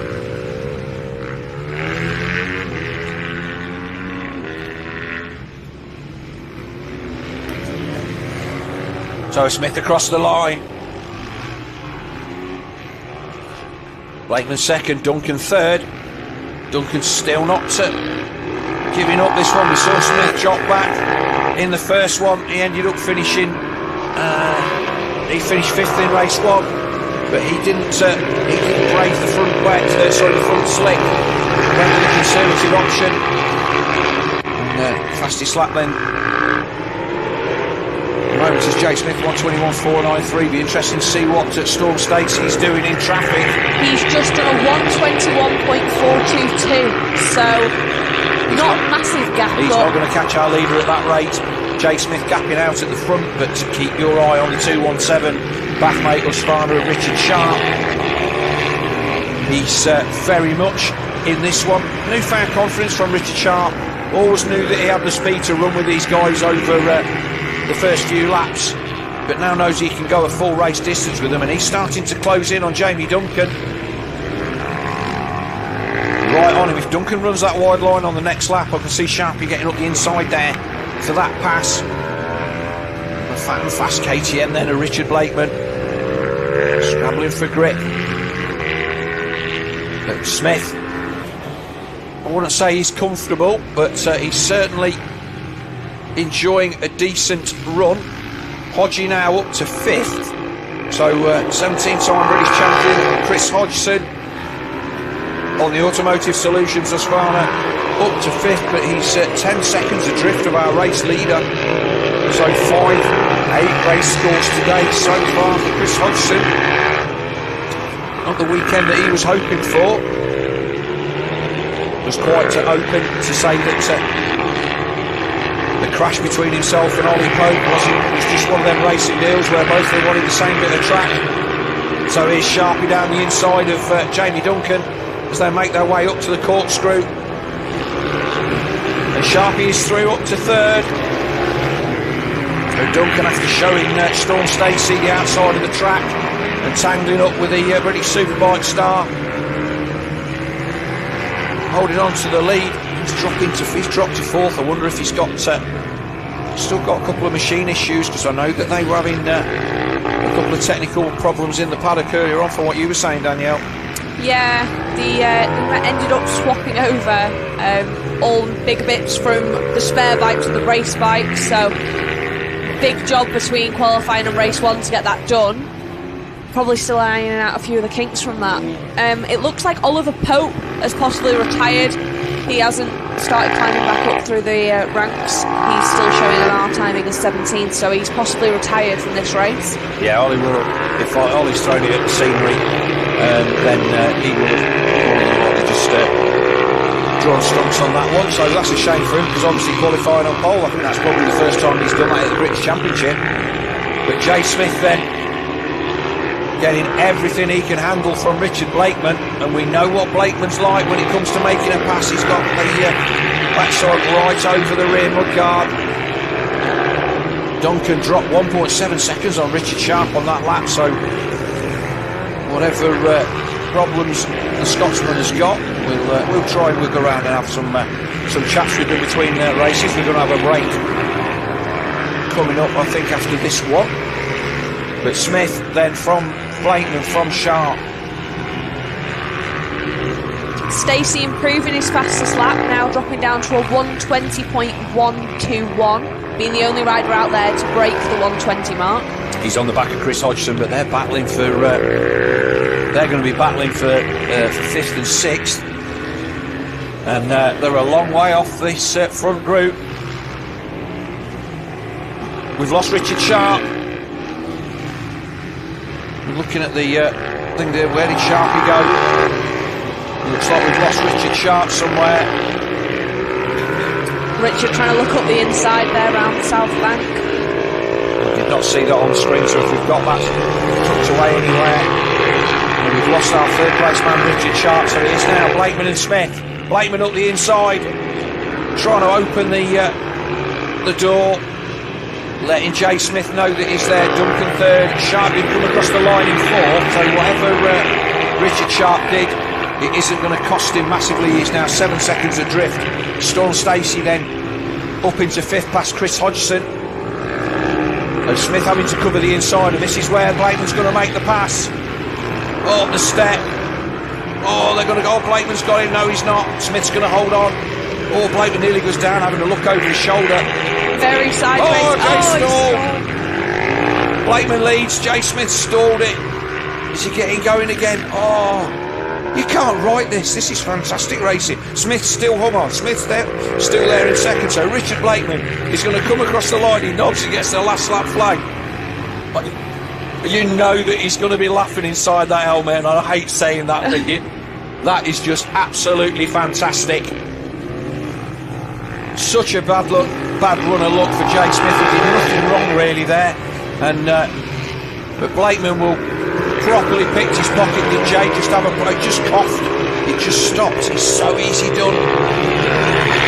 The Buffmate replay then showing the moment that Jay Smith relinquished the lead. He's still there in second, but that'll be valuable points. Blakeman finished third in the first one, so a 1-3. Duncan is there in third. Stacey in the back of Hodgson. He was right on the back of Richard Sharp as well. Hodgie 10 seconds adrift, so Chris Hodgson definitely got issues. Great recovery ride from Storm though, to bring it from almost dead last back up to fifth, so he should be happy with that. Blakeman overshoots the outright, so that I didn't notice that the first time. There is definitely a proper decent burn there. It isn't clear on the until I just saw Blakeman ride over it. I just thought that was a flat inside line. But Blakeman then, that is a fantastic result then for the number 54 Fast KTM. He was nodding, he's going to be well happy with that. Saw his mum in the paddock earlier on. Christine Smith will hold on for second. Stacey got up to third. So what happened there? We've lost Richard Sharp on the final lap somewhere. So whether Stacey put a pass in out of sight, so everything changes. So it's Blakeman from Smith, from Storm Stacey, from Jamie Duncan, from Hodgson, from Sharp. What a race. Andy Mitchell comes across the line. He'll take 10th. Jack Nation just having a bit of a last minute battle then with Peter Bennett. Well, that's British Supermoto at its finest. The Tripz.uk British Supermoto champion dealing some fantastic racing. There's Ollie Pope, so Ollie did get going again. Harley Sharp comes across the line. Paul Rhodes bested the 44 of Josh Jasper, and here comes Ollie Pope. So he's not had the best of days. 155 Chris Walker, the proprietary of our Tripz.uk sponsor, his company then, a hire of motorhomes and campers up here in the north of England. So visit their website to see their prices and availability. They've got some lovely units available. Josh Jasper's roll-off seems to have failed there as it trails along behind him. He may have made the rookie error of looking behind him going down the straights. If the wind gets underneath them, that's it, they are gone. But that was fantastic. That was a brilliant end to what is the second block of racing. He says as he leaves through his timetable to find out if that is exactly what is happening. And yes, indeed it is. So that was epic Supermoto racing at its best. A surprise all the way to the end. Yeah, you couldn't have called that. Absolutely nothing there was predictable. From the start to Richard driving up the inside, you couldn't have called any of that. That was just insane. And that is why we love the sport Supermoto. And so a fantastic end to race 2. We will be back shortly after a bit of a break with race 3, I believe. We'll just confirm that. Are we going off air? So yes, so we will be taking a short break, which will probably be about 25 minutes. We will go to, I'll say our test card, but we will go to a little bit of a break. We're going to have a catch up around the paddock and with the major players in that one and find out what went on. and have a bit of refreshment, and we will be back with the final group of races in round 2 of this Tripz British Supermoto Championship here from Teesside Autodrome, and we will look forward to seeing you in about 25-30 minutes.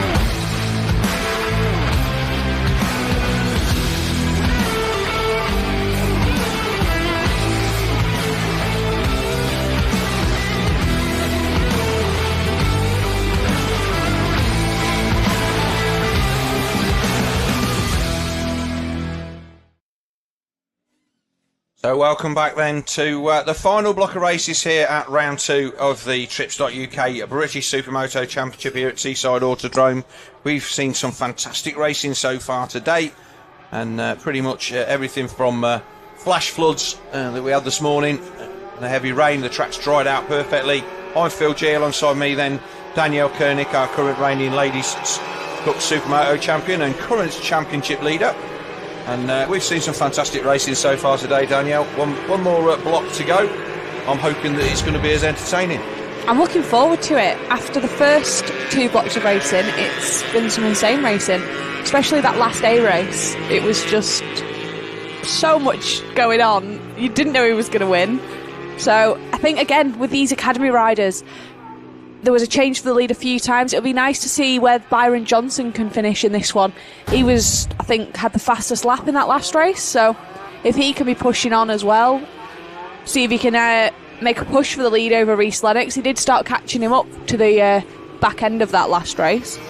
So just a quick catch up then for those of you, that number 37 there, that's actually a 65, so had a bit of a wander around the paddock. So Byron Johnson then, that's the 65 that he's out there on.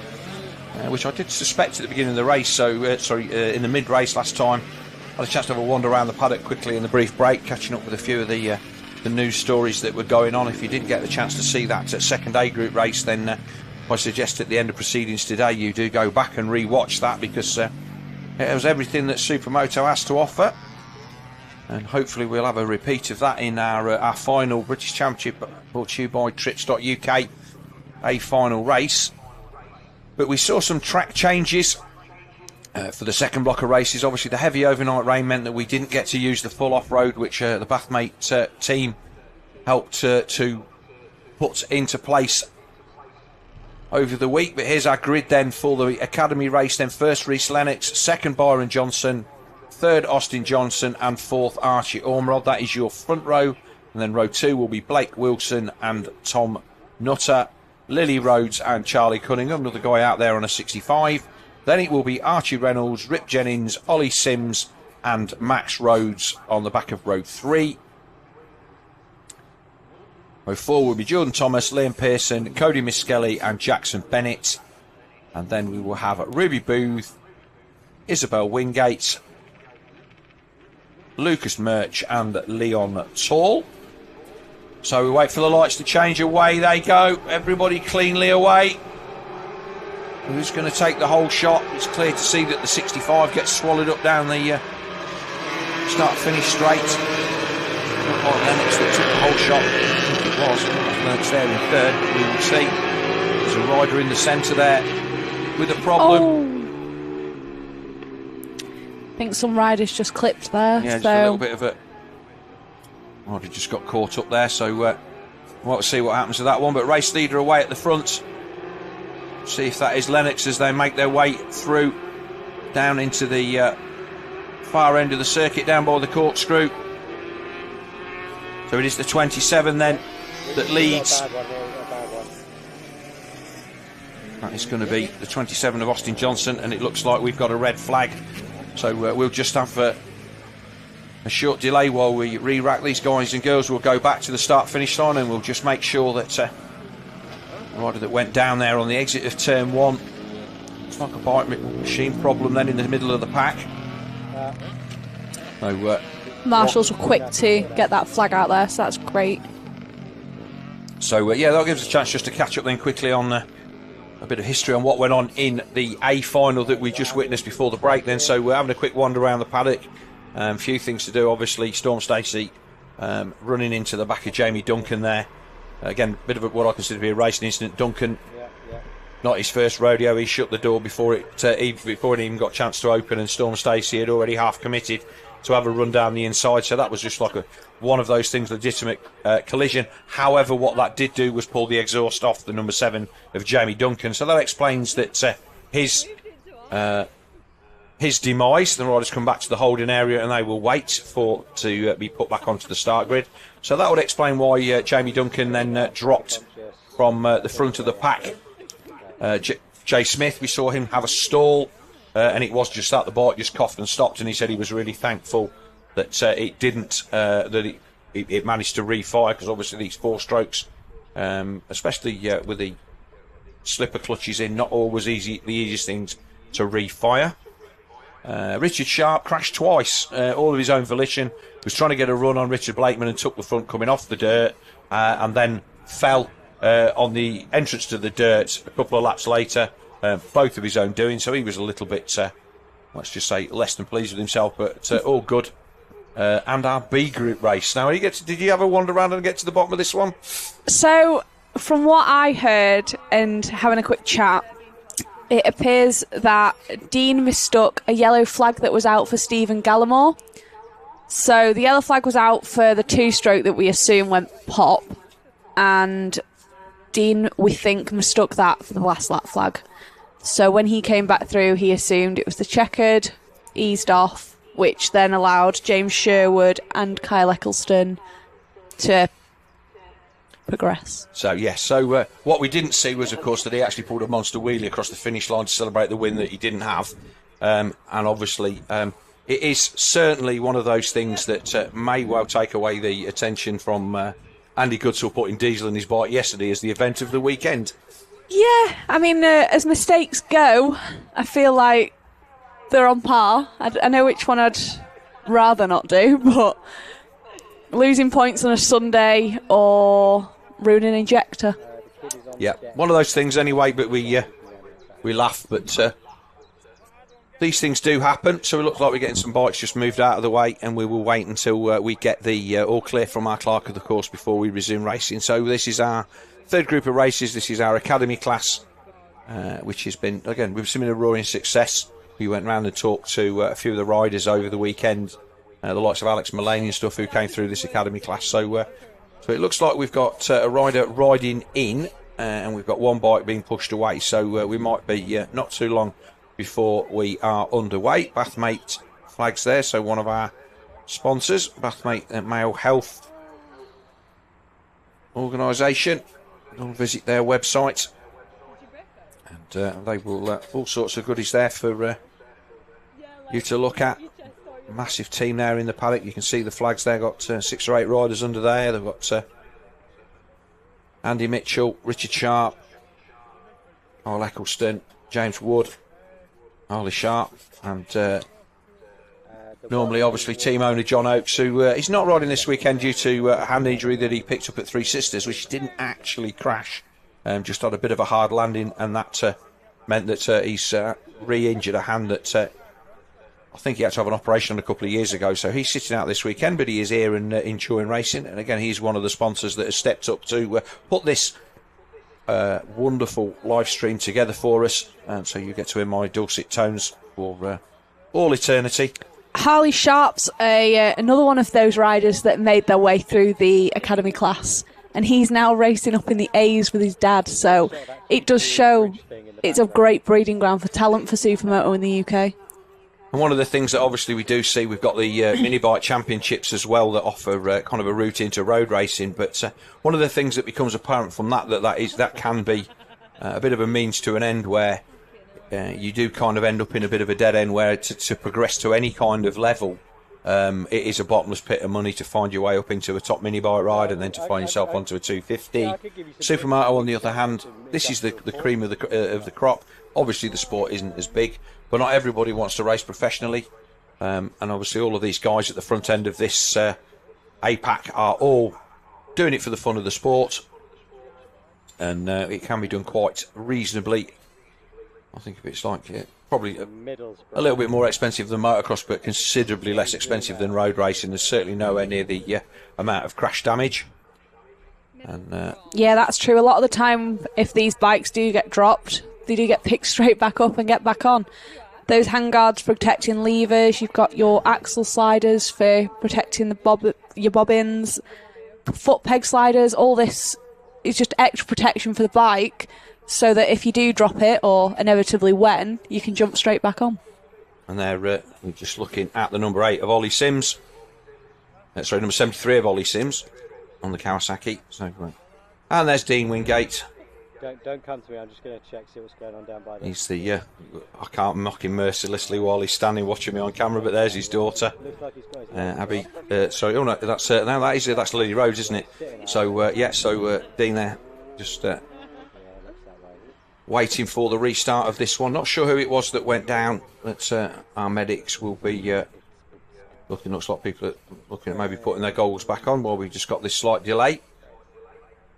So we said the next round of the championship then will be taking place up in Rowra, which is Darkest Cumbria. That's not it's not your neck of the woods, but it kind of is. You're from Morecambe, so would you consider that your local race, or would that be Three Sisters? Three Sisters, we'd say, is our local, because it does take us a bit longer to get to Rowra, but being all the way around. Looks like he's But yeah, been there quite a few times.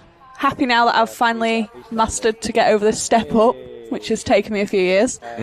But yeah, it's a very different track to Teesside. You've got no actual off-road, you've got a tarmac off-road section. So I feel like for these guys, I think it'll be really good on them small wheels, because there shouldn't be much of an advantage with dirt, and it's also very technical. So I think it'll be great racing for the academy class there at Rowra. Was one of my favourite tracks. My claim to fame at Rowra was I was the first person to clear the step up from the inside when it was stones. And I will say that it was probably the scariest moment of my life, but everybody was queuing to ride around the outside line there and to get up that tabletop and all step up onto that table. And we'd gone out in the lunch break and packed down all the stones to give us a chance of getting a bit of a leap up there. And I think I made about 15 passes up there over the weekend until obviously everybody else cottoned onto it, and then it was just back to normal. But fantastic track, very, very grippy after it had been resurfaced, and looking forward to going back up there in a couple of weeks' time. Renowned for being very, very slippy in the wet. It depends where you ride, there's grip where you find it. But when I know that they did resurface it, it's probably been 10 years. It's been 10 years since I rode there, most certainly. And the original track surface was redone, and it was very, very grippy compared to what it used to be in the early days. We used to do some track days up there back in the day, in the fledgling of days of the Supermoto series. And also we used to come to Teesside. Teesside's been in the calendar for a long time. We've had numerous different iterations of dirt sections, and we've been putting them back in the track in different configurations. We are still waiting then for. Well, it looks like we've got a clear track over there. I can't see that the medics are still on circuit, but not hearing any chatter on the radio. So I think it's just a case of getting everything back into position, and we will get underway again shortly.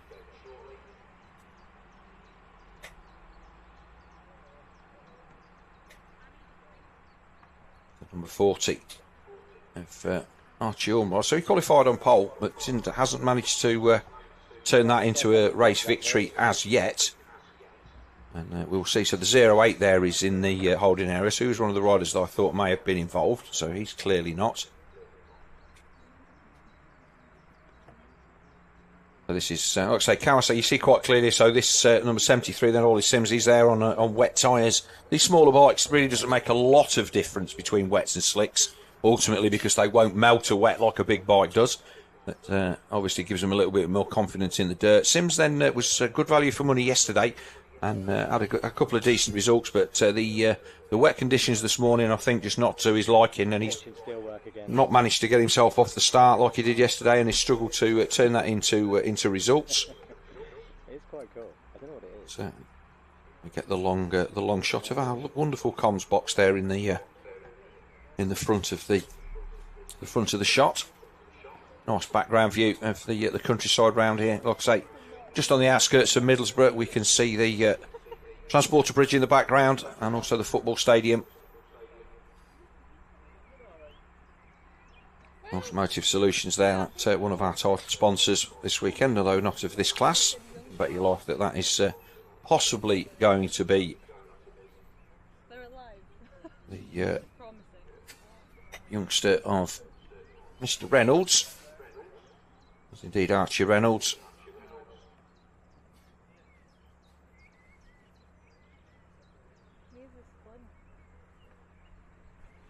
Sheen in the background again, another one of our sponsors. So thanks very much. It's been a lot of work to get this up and running. It's been very, I'll say lastminute.com, but only a few days before, a week before the first round of the championship, where we've got the ability to put this live stream in place, and that was only a few weeks ago, and now here we are. We've got the funding in place to carry on for the rest of the season with a long-term deal in place. Hopefully it will raise the profile of Supermoto here in the UK. It's fair to say that a lot of our lads then not not getting out into Europe as much as they used to these days. Travelling not as easy as it used to be, but when they do, we get out to Mete in October. All of our front guys then able to run the pace. We've seen top 5 finishes at Mete, which is really the World Cup of Supermoto. Obviously, we have the Supermoto World Championship, which will run as part of the Mete weekend this year. But all seeing out the top finishers, guys getting regularly in the top 10 with the best riders in Europe, which is effectively the world. It sounds like they're being told to get their bikes warmed up, so it looks like we'll be doing a full restart for these academy riders as the ambulances get themselves back in position. So our medics then, and all of our marshals, all these people that work behind the scenes tirelessly for us to come and have a bit of fun riding around in circles at the weekend. And looks like we are pretty much ready to go.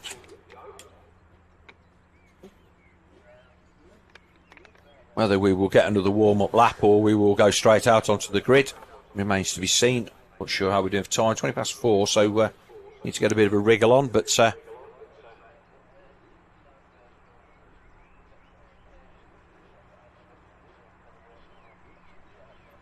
although actually looking at the timetable, we are a little bit ahead of time.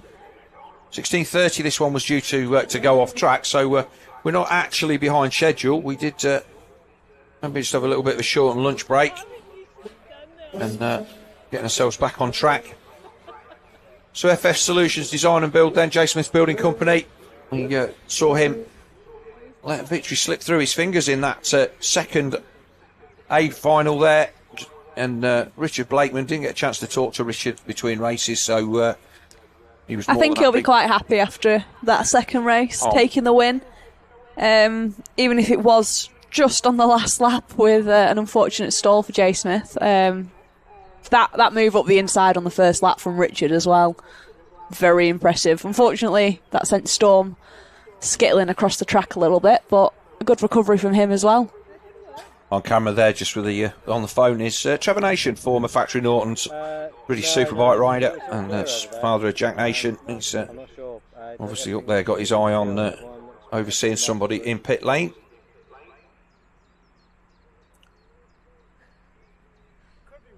Now it looks like it might have been the 58 bike that's been brought back to the pits. I think we're just waiting for getting the nod from our race officials that we're good to go.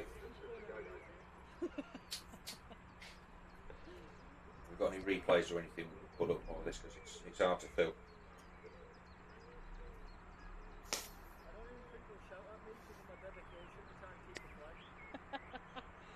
It's not your fault, it's snapped, I don't think.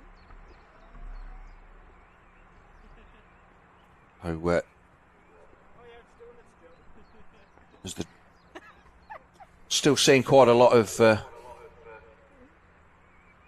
drying out of the track. It's virtually perfect now. You can see these guys all a little bit covered in muck from this morning. But I think if we'd have had these weather conditions a little bit earlier, we could have worked in that full dirt section. That would have been absolutely fantastic to bring that in. We would have used the massive uphill. I saw the riders out there yesterday running that uphill, splashing through the puddle at the bottom, and eventually that would have kind of disappeared. We would have drained that, I think, if they were going to use the track, but not possible to put that in. I was looking forward to running the new off-road after seeing the photos early last week that were posted. It looked really good to be able to ride. Fortunately, weather sort of beating us a little bit on that.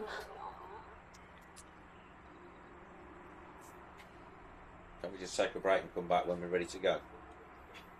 We can see Peter Bennett there with his youngest son in the back of the pit box.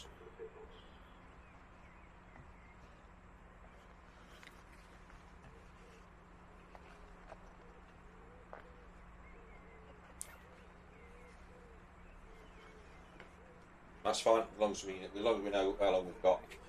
So just getting word then that the rider is up and walking, and they're just waiting for the medics to get themselves back into position. So that's good to hear. So only going to have another couple of minutes, and then we should be back up and running. But yeah, that second A final. I'll say I've seen some good Supermoto races in my time and commentated on quite a few, but that was definitely one of the most unpredictable that I've seen in recent times. and obviously it makes it very interesting going into the final race of the day to see who is going to take that, because obviously Chris Hodgson, who is fair to say by his own standards, he's not having the best of days today. He's going to be starting from the front row if they run the reverse grid, which I believe they are. Also, Storm Stacey. So all the guys that were at the front there, Richard Blakeman taking the win, he's going to be starting from row 2, along with Jay Smith. I reckon we could have had a full race of just clips of moments from that race, Definitely. showing how much drama went on. Yeah, definitely a great race, but it looks like we're starting to get some action in the holding area. So the 150 there of young Pearson. Nice reflective visor. Amazing that some of these guys, well, some of them, obviously, there's a few of them like prefer to ride with the goggles and the peak. I've always preferred to ride with goggles and peak for Supermoto road race only. It just feels wrong to me. But obviously at Cadwell Park, where the speeds are much, much higher than we see at these smaller kart circuits, then it's absolutely the way to go. Although obviously not having the ability to use tear-offs or roll-offs when the track is dirty. So Rick Jennings there, that's Blaine Pearson. Again, look, see a lot of fathers and sons and daughters in this pit box. 308 there, that was Cody Miskelly. So he had a really good race in the first one, came from way back on the grid in what was probably the worst track conditions that we've seen so far today. But then ended up dropping back to 15th in race 2. So whether he had an issue or just generally wasn't feeling the love, or maybe he's just a wet weather specialist, which obviously we do see a fair few of them, but we didn't see that much carnage in that one at all. Not many people going down, so it was a legitimate decent finish. No. Yeah, I think there was a little incident at the start of the race where a few got sort of caught together going up the start of the dirt on that first left-hander. But fair play to all of these, getting round, putting in some really good lap times. That they're not letting the dirt put them off at all. Some of these have come from a tarmac predominant background with other series and racing, so I think to see them all having a go at the dirt, if it's not what their forte is, I think it's really good, and it'll help them come on as riders.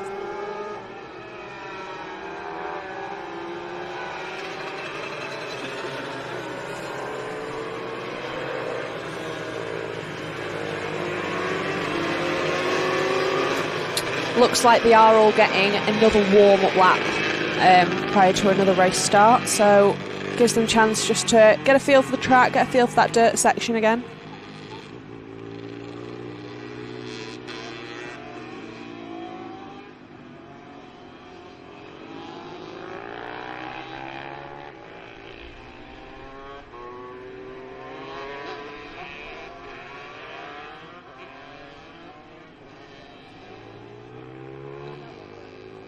All right, so they're just doing a short warm-up lap then, just to get a little bit of temperature in the tyres. They're not going to gain anything by riding back around the dirt section again, so they come back to the line then for the second time of asking. And we'll try and see. Looks like it may have been Byron Johnson that was the rider that is missing. So that's bad luck for the number 37. I was chatting with him and his dad between races, and they are indeed on a 65cc Kawasaki, and it was a 2012, so what kind of problem befell them, but away they go, and it looks like it is going to be the 27 of Austin Johnson that leads into turn 1. The second time of asking for our final Academy Cup race of the day, Reece. Then it's the 117 Yamaha in second. Is that Cunningham then just finding his way up to third on the 65cc KTM? It is indeed. So I think that is Cunningham in third. You're shaking your head. Oh, you may well be right. You may well be right. Well, I guess we'll see when they come across the line. In fact, that could be the number 8 of Blake Wilson, but we'll see. So our race leader then already into the corkscrew and out of the other side. So it is still the 27 of Austin Johnson. And it is the 08. You are quite correct. So the 08 then of Blake Wilson. I will sit corrected. A few riders then paddling through, so obviously those ruts then you can't see how deep they've got, but obviously our A group racers will have dug that out good and proper if that's soft. But we can see virtually bone dry down here, still very, very dusty and easy to crash. But race leader then, the 27 of Austin Johnson, comes across the line for the first time, and we're going to have a change for second. The 08 then, just not quite got the speed, and again, is that a 65 all around the outside of Lennox? High, wide and handsome, knee down. Is Lennox going to show him the outside of the track? Oh, chops across the front. The 117 to Reece Lennox then, and the 08. Lennox then taking the wider line round the south bend. But the number 8 of Blake Wilson, he's had a decent run. He finished, I think he fell off in the other one where he was quite close to the front and was actually challenging for the lead, so he's certainly not riding out of his skin compared to what we've seen earlier on, but he's definitely challenging very much for the lead. You can clearly see that he's not got the straight line speed, so that is almost certainly a 65, but he's carrying so much speed on the slower parts of the track. And the 117 of Reece Lennox moving on to the back of Austin Johnson. You can see the 65 then right on the back of them. This guy's not able to make it up that step up on these smaller bikes. Yeah, I can't believe that I didn't see that was a proper berm until Blakeman went over the top of it. Oh, challenge there. So Lennox then not having the confidence through the dirt, and that is letting Austin Johnson run and hide at the front. He's took at least 2 seconds out of them just in that dirt section. But it's fair to say that if Lennox don't get the pass done before they get to that bit of the circuit, he's not getting close enough round the rest of it. Johnson Wilson not as close this time and goes for the different line round the outside.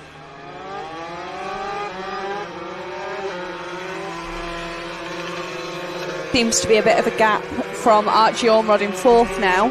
They've pulled away that top 3. Ormrod then, he was our pole sitter this morning in the what were very, very challenging conditions. And he's dropped off the back of these guys by about 3.6 seconds, but still a decent day at the office.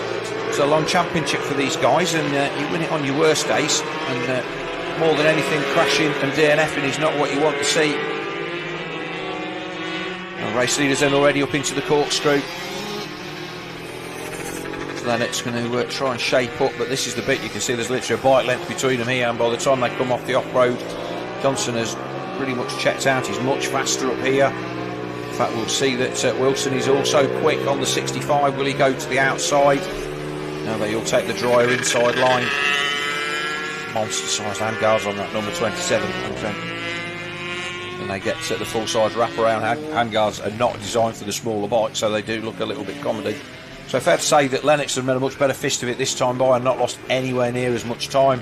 It was 2 seconds across the line last time, and you can see that it's considerably less than that now. Reece, I think, will be trying to put the move on around this tarmac section. He seems quite strong through here.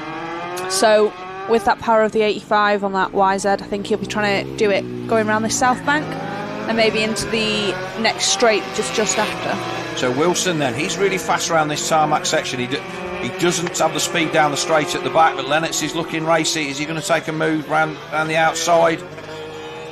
And this is where racecraft comes up to it. It's all right chucking it up the inside, but the guy's got to know you're coming. And this is where Wilson's pretty much able to pick where he wants to go on the track.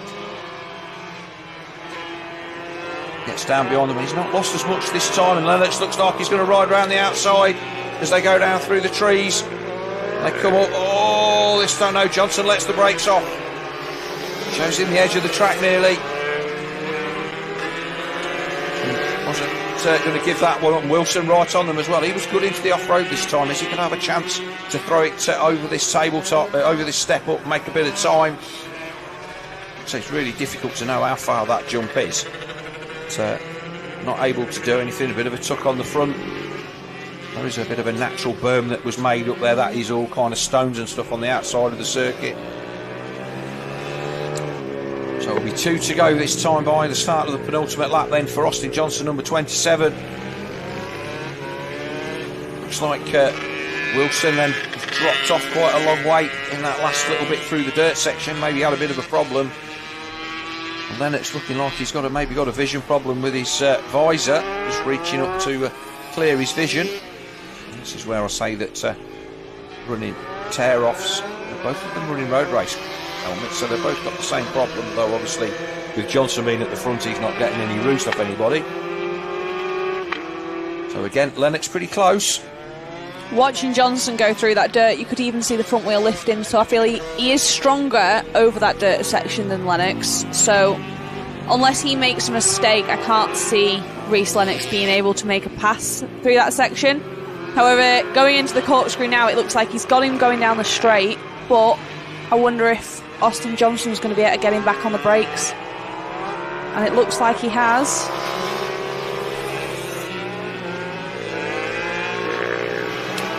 Blake Wilson dropping off slightly there as well. He's still there, just maybe a bike length or two further back now, but catches that up through the dirt. So it's quite a bit of a yo-yo through here. It's not over, is it? I mean, there's still 3 of them with a chance of winning this one. I get the feeling that Austin Johnson is doing his best just to not lose at the moment. He's not pushing too hard into the corners. He knows that if he's on the racing line, then Lennox is going to have to go the long way round. We do have a little bit of traffic ahead of us, and we've already seen Lennox spoon a race win away this morning. Or early on this afternoon rather, in race 1, where he tangled with the back marker, and that win went to Archie Ormrod. I did say that Ormrod had won the race because he won the first one, didn't he? So here we go then, last lap flag is out, this is the last lap. I think it'll be a desperate dive from Reece Lennox to try and get round them here. 0-8 still wants a piece of this, doesn't he? Blake Wilson.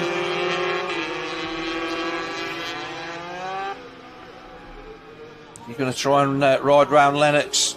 Looks like we've got somebody else, another lapper that's going to come in. They're probably going to catch them on the run down to the corkscrew. It is all to play for on this final circuit then. Johnson leads from Lennox, with Wilson absolutely wringing the neck of that 65 in third. And here they come, round the outside. Again, not forcing the issue, and I think Johnson's done enough now. Although back marker's doing exactly what is expected of him, which is nothing out of the ordinary. Ride your line,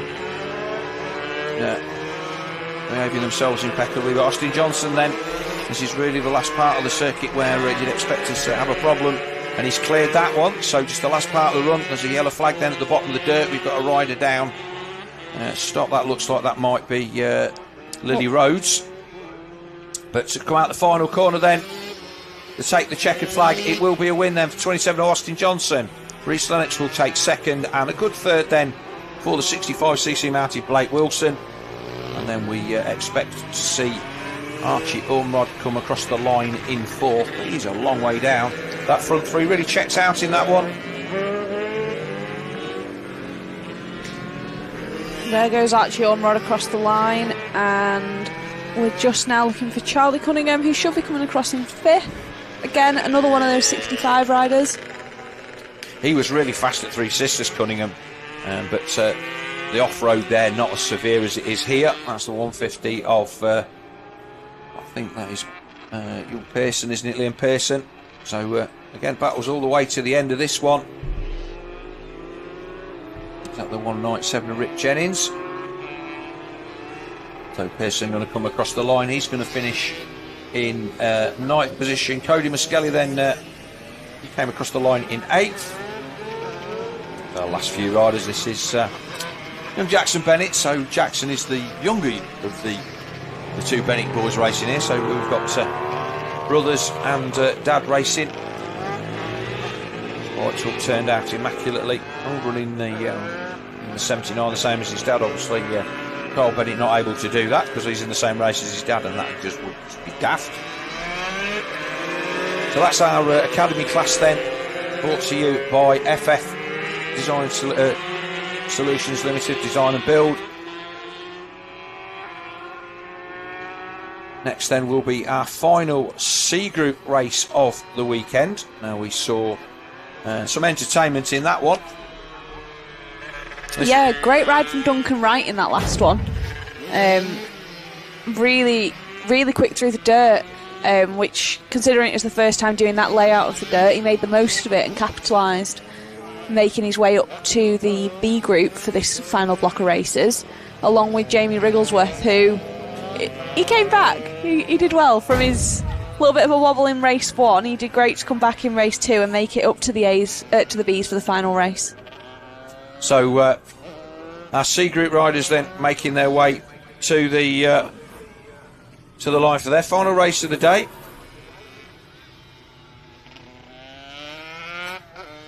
And on pole it will be, I'm going to call him the veteran, Dan Spencer.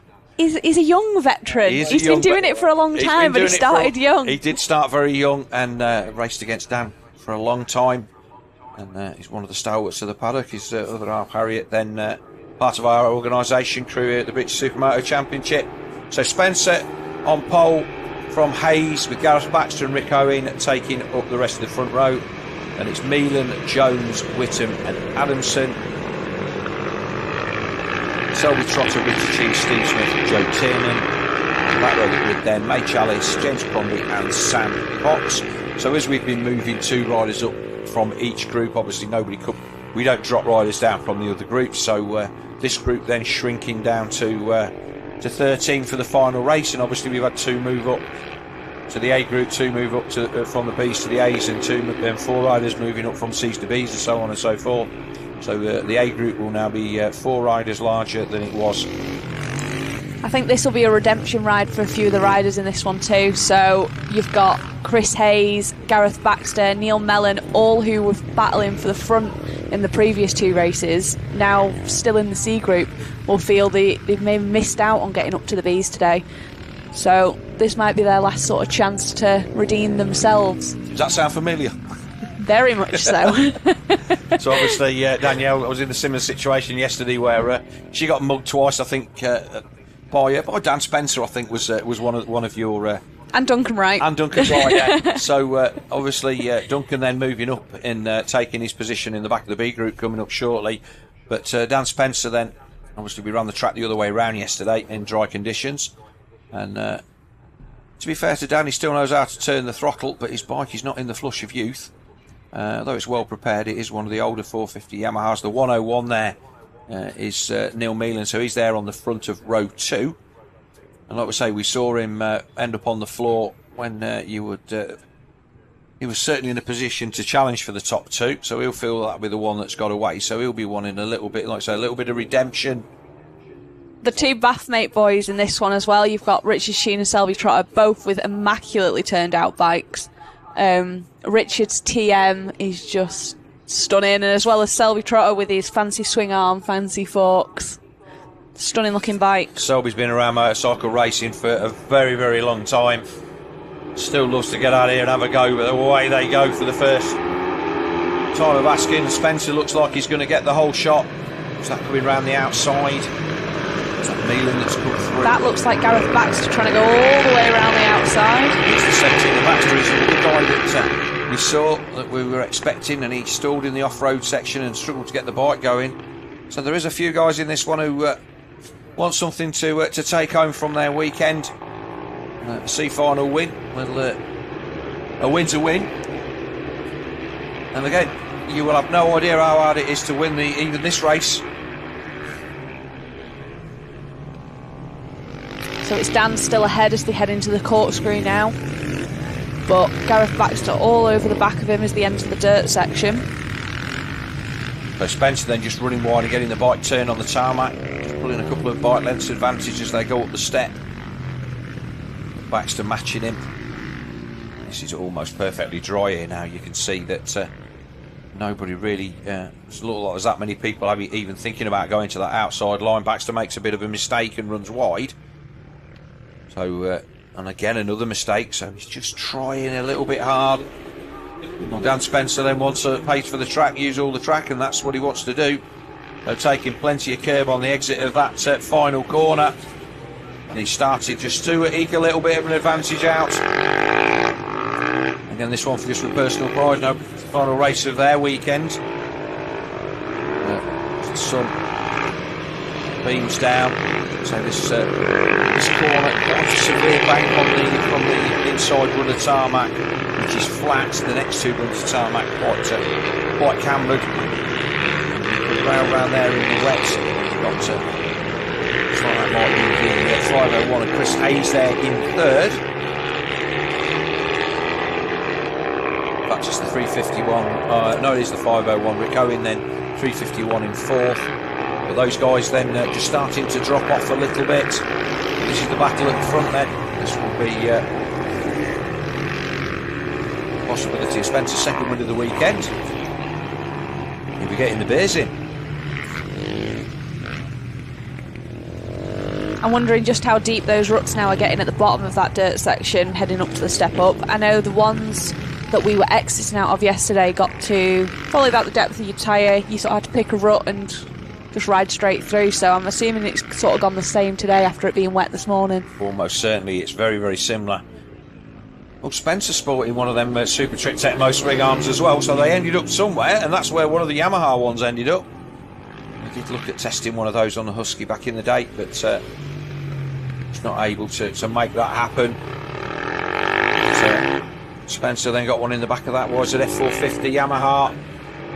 Baxter not really got any answer. He has just come up as fastest lap of the race then, Gareth Baxter, but he already tried to ride around the outside of Spencer once there and not managed to pull it off. Spencer did have a quick look over his shoulder but went the wrong way.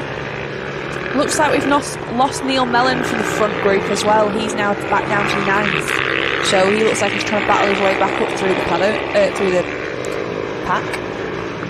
Yeah, so that's pretty much put the end on his day as Baxter looks down the inside of Spencer. Or did he get there? Have they gone? Yes, he has. Baxter managed to get up the inside. So that 450 of Baxter's a considerably better piece of equipment than the one that Spencer is riding. And that's no disrespect to Dan, but I think there must be 5 or 6 years or maybe even more difference in the age of those bikes. So new race leader then, Gareth Baxter, number 17. I say we saw him stall while well placed in the first one of these this morning in the off-road, and missed out on his chance to progress to the B group. Baxter looks like he's pulling a bit of a gap now on Dan Spencer there, doing the fastest lap with a 1:29.4.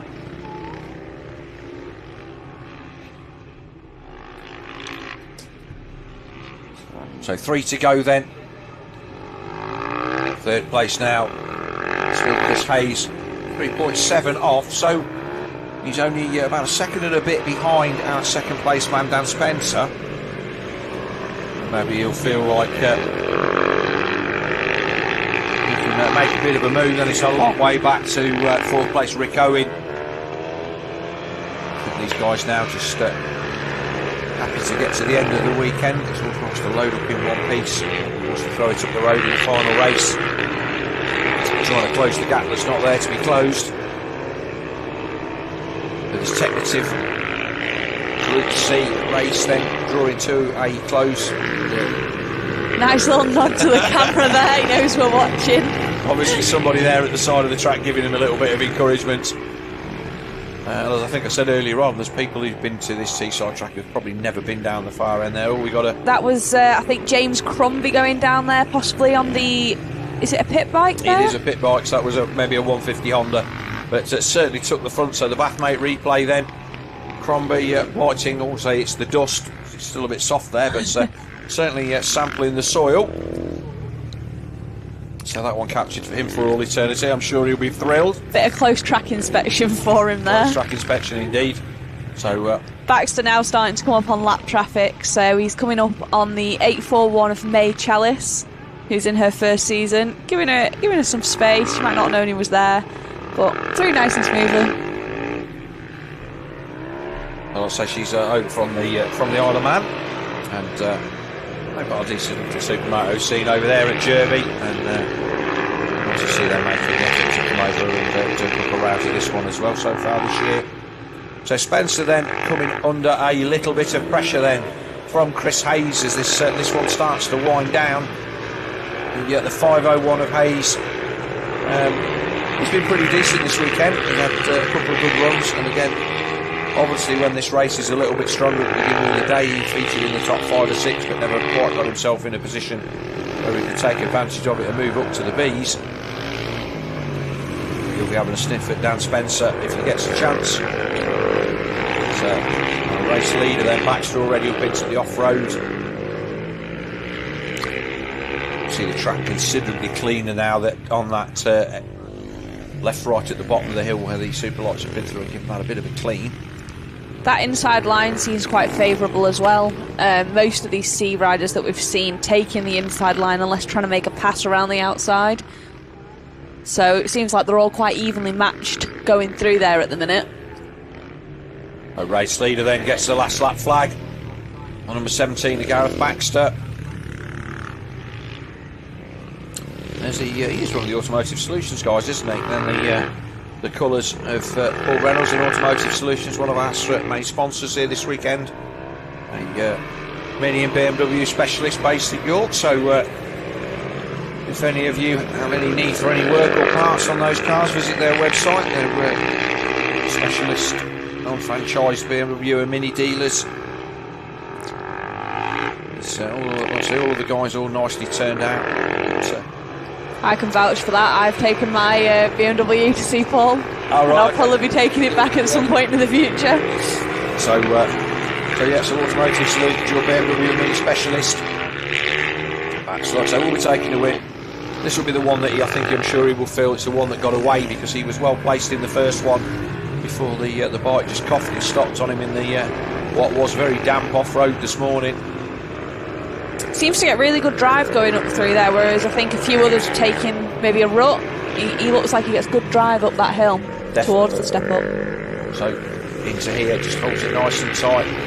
You can see how the condition of the track, they're almost, of course they've thrown grease to tyres, but you can see that the dirt is now lifting up on the tyres, and it's almost pretty much bone dry. It does look like he might still be running a wet though. I thought I saw a tread on that. Quite possible.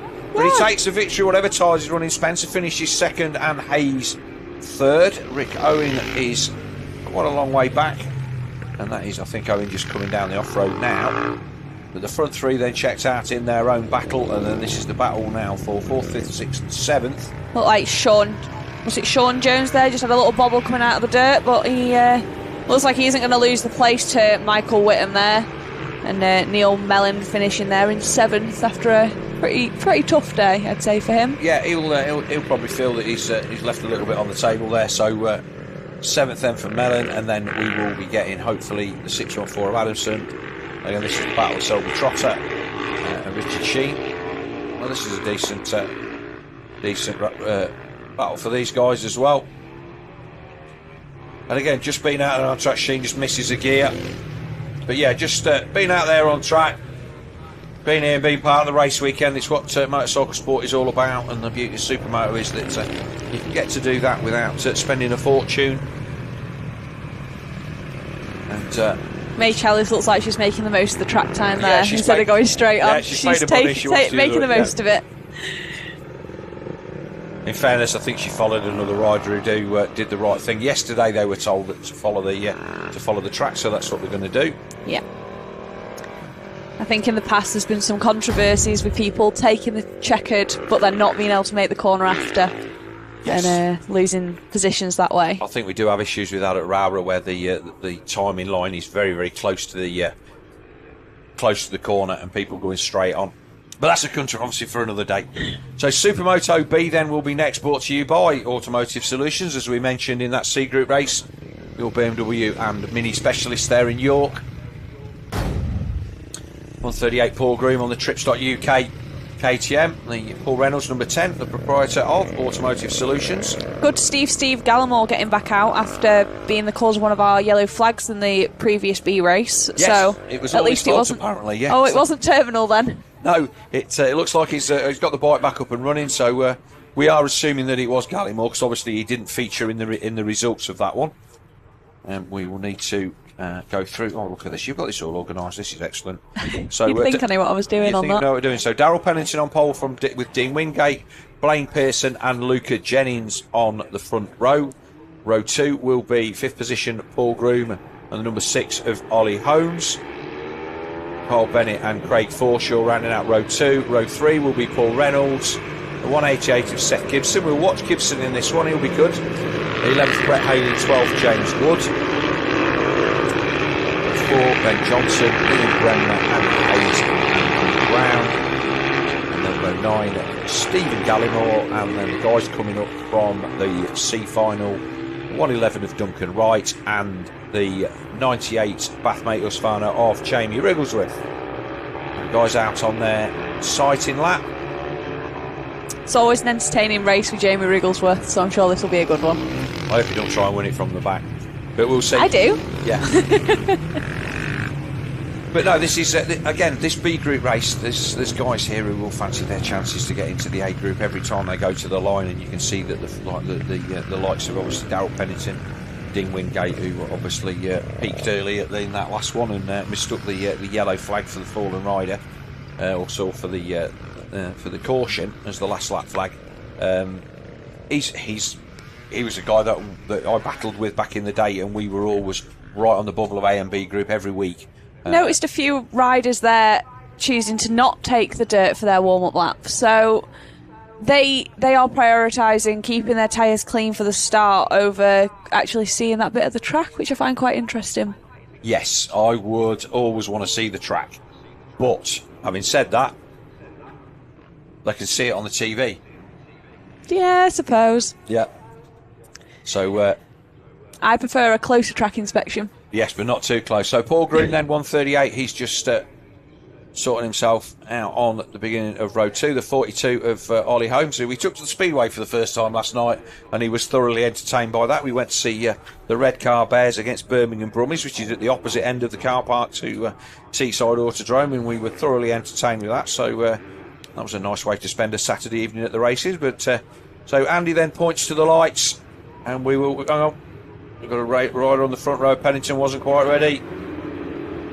Managed to get that bike going, so away they go. He's going to take the whole shot. Looks like it is going to be. Massive wheelie from Luca there on the start as well.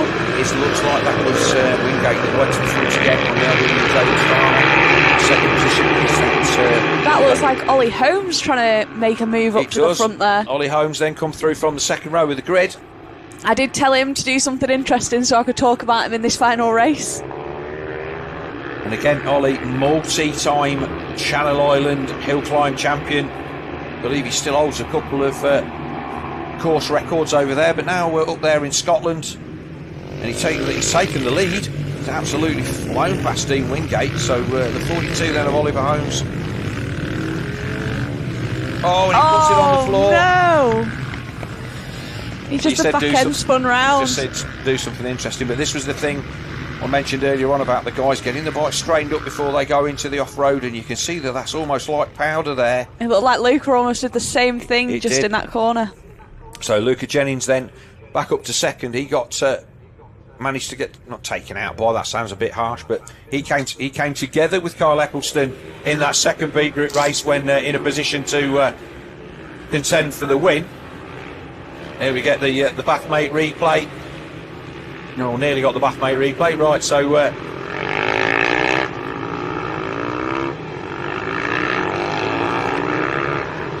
is indeed the 125 then of Wingate that leads. Again, look at all these Techno swing outs. Just said, all these guys at the front have got these Techno swing outs. But so he leads second place then down the quick on the shoulders with Luca Jennings. Third place is Daryl Pennington on the Automotive Solutions KTM and Husqvarna. Then it's the 138 of Groom. And then Craig Forshaw. Ian Brennan's had a bit of a run up to sixth. Looking at our timing screen, it looks like Oliver Holmes dropped down to sixth from leading that first lap. So he's got a lot of work to do if he wants to be fighting for a podium on this one. He only went back to sixth after that tip off. That was he got himself back up and running. We got a change. Was that a change for the lead, or was that just no, that was Pennington trying to find his way round Luca Jennings? Wingate has started just to put a bit of a gap in at the front. Which is what we saw him do in race 2. Oh, nearly a moment there for Jennings. Just almost took the front. Big wheelie then from the 475 of Jennings. Like I say, he's one of our under 21 riders, so can only be so experienced at that age. Well, even if he's come off a mini bike, he could have had like 3 or 4 years, but obviously sitting quite a long way back on that seat. Yeah, I'm not sure how much experience Luca has. I know he rode on the road back home. I think he's good friends with Ben Bayfield, so one of our riders from down in Kent. But race experience, I don't think he has much. Okay, so down in Kent, if he's riding straight at all, it might have been on a mini bike at Lid if you got a chance. But he's certainly got the speed, Luca Jennings, and I think he's been a candidate for Rider of the Day a couple of times. Certainly down to his results against experience. But Wingate then 2.5 in the lead now, and this is the battle for second that we're looking at, which at the moment is going the way of Luca Jennings. We'll see if looks like Darrell's. Yeah, Ollie Holmes is actually down in. I think your timing has actually frozen, and that's why you've got him down as being 6. Because looking like on the screen timing, Ollie is down in 12th. Seth Gibson then 11th. I expected a little bit more out of Gibson, but maybe just not able to find it. Is difficult. I think it's harder to pass now the track has dried out than it was this morning. Yeah, Darrell's made that pass on Luca through the dirt there. It looks like he was a little bit slower on the lead up to that step up, so Darrell making the most of his off-road experience there to get by. Teach me to look away at the timing screen. So Pennington makes a really good pass, moves up to second place. I'd be interested to see then if he's got anything for 125 of Dean Wingate, who was checked out to the tune of about 3 seconds. A little bit further down in the pack, it looked like Ian Bremner and Kyle Bennett were very close to each other going across the line there. Bremner's motored through from quite a long way down and up to 4th position. Be interested to know whether it's out on his TM or the KTM that decided to shed its seat. They are held on by one pathetic little 6mm bolt, so it does happen. But Pennington then looks like he's getting a little bit racy. I would say that just by my spidey sense of how it looks, I think he's got a little bit closer to Dean Wingate on that lap. We've still got about 3 to go, I believe, maybe 4, so it'll be interesting to see. He's certainly checked out from Luca Jennings. Interesting to see if he's got anything. Yeah, he's getting closer. Oh, I think we might have a race stop. Okay. No, Pennington then. Ambulance. So I think that we will find that will be that could possibly be a result. We'll just have to wait and see. So another race stoppage, which is a bit unfortunate. We've been pretty good. I think we had one yesterday, which didn't take too long to get sorted out. So not quite sure what's happened, what's gone on there. So red flag then at the onto the start-finish straight. We'll wait to get some update from our race officials and let you know what's going to happen, whether this one will restart or whether it will be declared a result. And they've been pointed back to the holding area. I'm not sure whether it was going to be a 6 or an 8 lap of this one, but this may well. I would expect that this time of day we will. I think we will call that one a result, but that is not down to me. That is down to our race officials, and no doubt they want to wait and see how long it takes to deal with the incident before we make a full call on that one. If we can get a quick restart, we may rerun a few laps, but I say that based on where we are in the timings of things today, that one as the final B race of the afternoon may well be called. Well, my timing screen's showing 5 laps to go and 3 completed by our leader. So, but we did also have a timing freeze on there. I thought we'd done more laps than that, but not our call. We'll wait and see what we get told by our race controllers. Whether we get riders back into the holding area or not. And so I didn't see what went on. It wasn't Ollie Holmes because he's there, so we'll just wait and see. 38 of Paul Groom was showing a lap down, so we're not seeing him there. So maybe he was the rider that's gone down.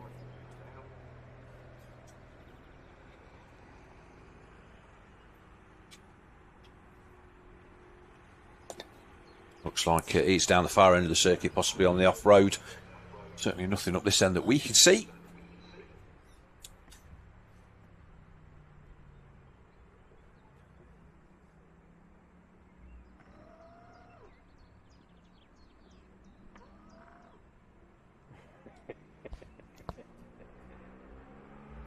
I know all these riders will now be sat baking in them helmets as well. That's always my thought when we have a race stoppage part way through. Yeah, it is. I'll say clear blue skies now, so it is actually quite warm outside, and we'll wait to see what is going to go on.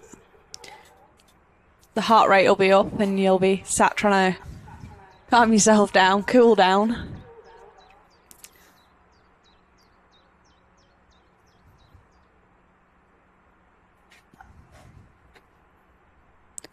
Well, if somebody's gone down there, that's going to take quite a long while to mop up. So.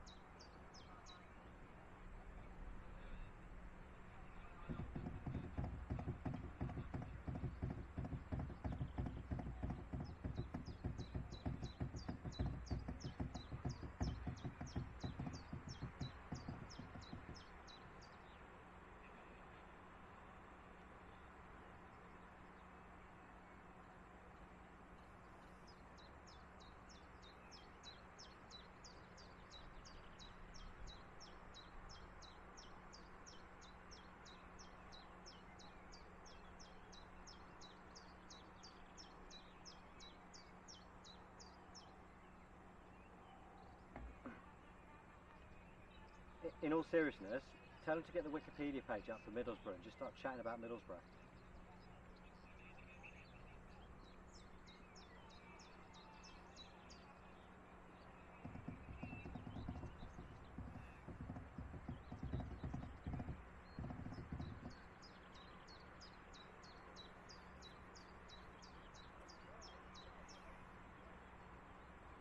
Am I muted or am I open? I can't...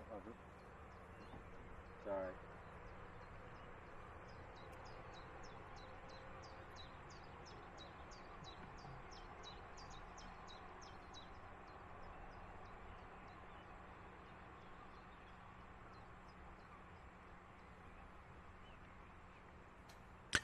Oh, the fact that James Wood there checking his fuel tells me that there's a possibility that we're going to look for a restart in this one at some point. Checked his fuel, one of the Bathmate crew, so I think they're going to put back into the holding area, and we will just have a little bit of a delay until it looks like we are going to go again.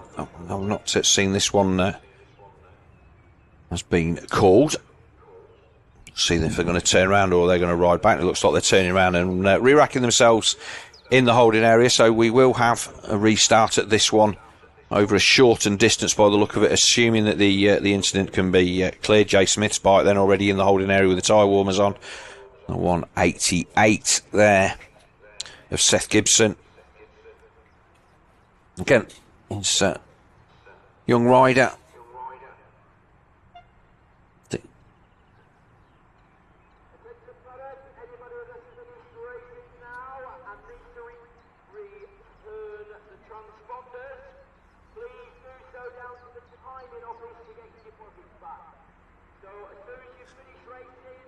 So Dean Wingate then, he was our race leader at the time of the stoppage, and he will not have wanted to see that red flag. But he eased up. He was the first one to see that, and he took his slowed up. So Darryl Pennington then, his Automotive Solutions Husky, Fair to say that he's not spent a lot of time scraping the mud off that one between races, because it's still got all the early morning stuff on it, but he'll wash that off at the end. There's not a great deal of washing facilities that here at Teesside. Obviously a kart circuit, so they're not really used to having muddy go-karts, but... Saw a few out with pressure washers this morning. I saw the Bathmate team giving them a good wash. I think Andy Mitchell was worrying he'd got into Superpole after he'd washed his bike. He didn't want to have to get it mucky again. I can see that, like I say, he was very, very close to being in Superpole out of the B group, so... Andy Mitchell, then, he will be out in a race which will be following this B resumption of this B final. And we will hopefully get back underway shortly as we look at the back of the 151 of Blaine Pearson. 4-stroke mounted now after a few seasons plying his trade on a 300 2-stroke KTM. So he's finally seen the light, but obviously he was very much like myself, enjoyed riding the 2-stroke against the 4-strokes. So we'll just wait then till we get the some word on when we are going to resume, and we will be back with our final B race of the afternoon.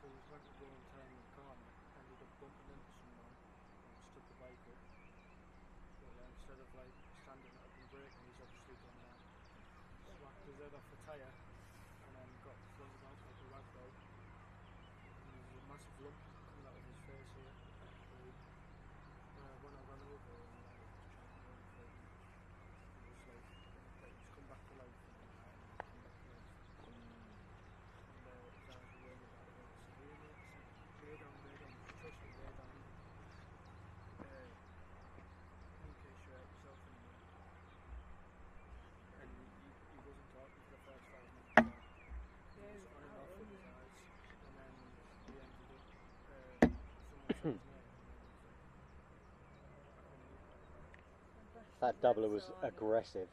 He's broken it in his face. Yeah, his face. Guaranteed. That's about the best I can do. And with the helmet on as well. Yeah, it was.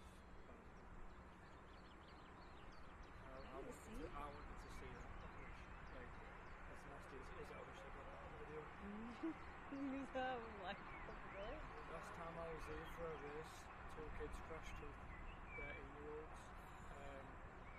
Came around the corner, coming out of the pit lane at 50 miles per hour. The lad went on the underside of the scale in the door cars and ended up jumping off this curb, landed underneath. Do you want to get him into the holding bay, please?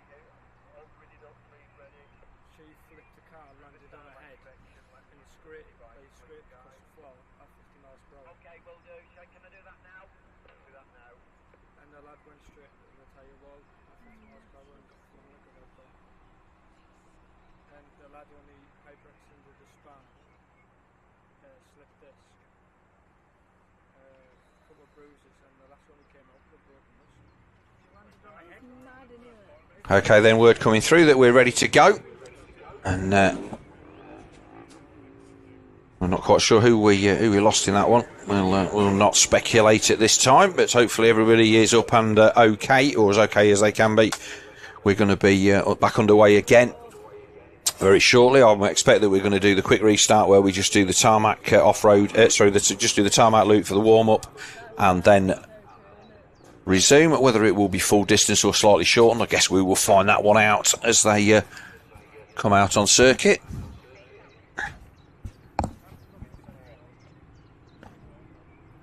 So the 98 Jamie Ruggersworth makes his way. He'll be on the back row of the grid.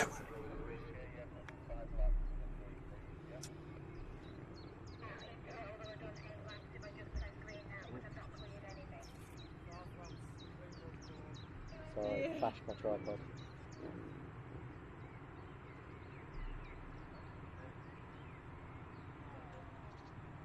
Is there out on track?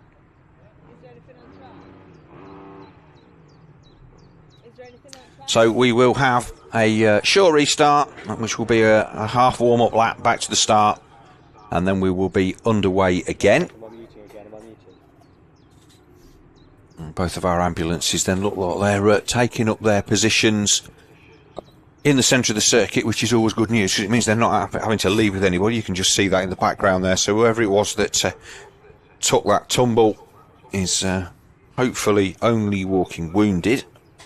But a very fast part of the track down that, like I said yesterday, that's one of the bits of the track where it feels like it goes on forever, but all of a sudden you get to the other end. So if there's been a bit of tangling of bars or somebody gone down there, that won't have been a small crash. Let's just see a couple of riders missing from the front end of the grid there. Formation wheelies down the start straight. Everybody loves a show off.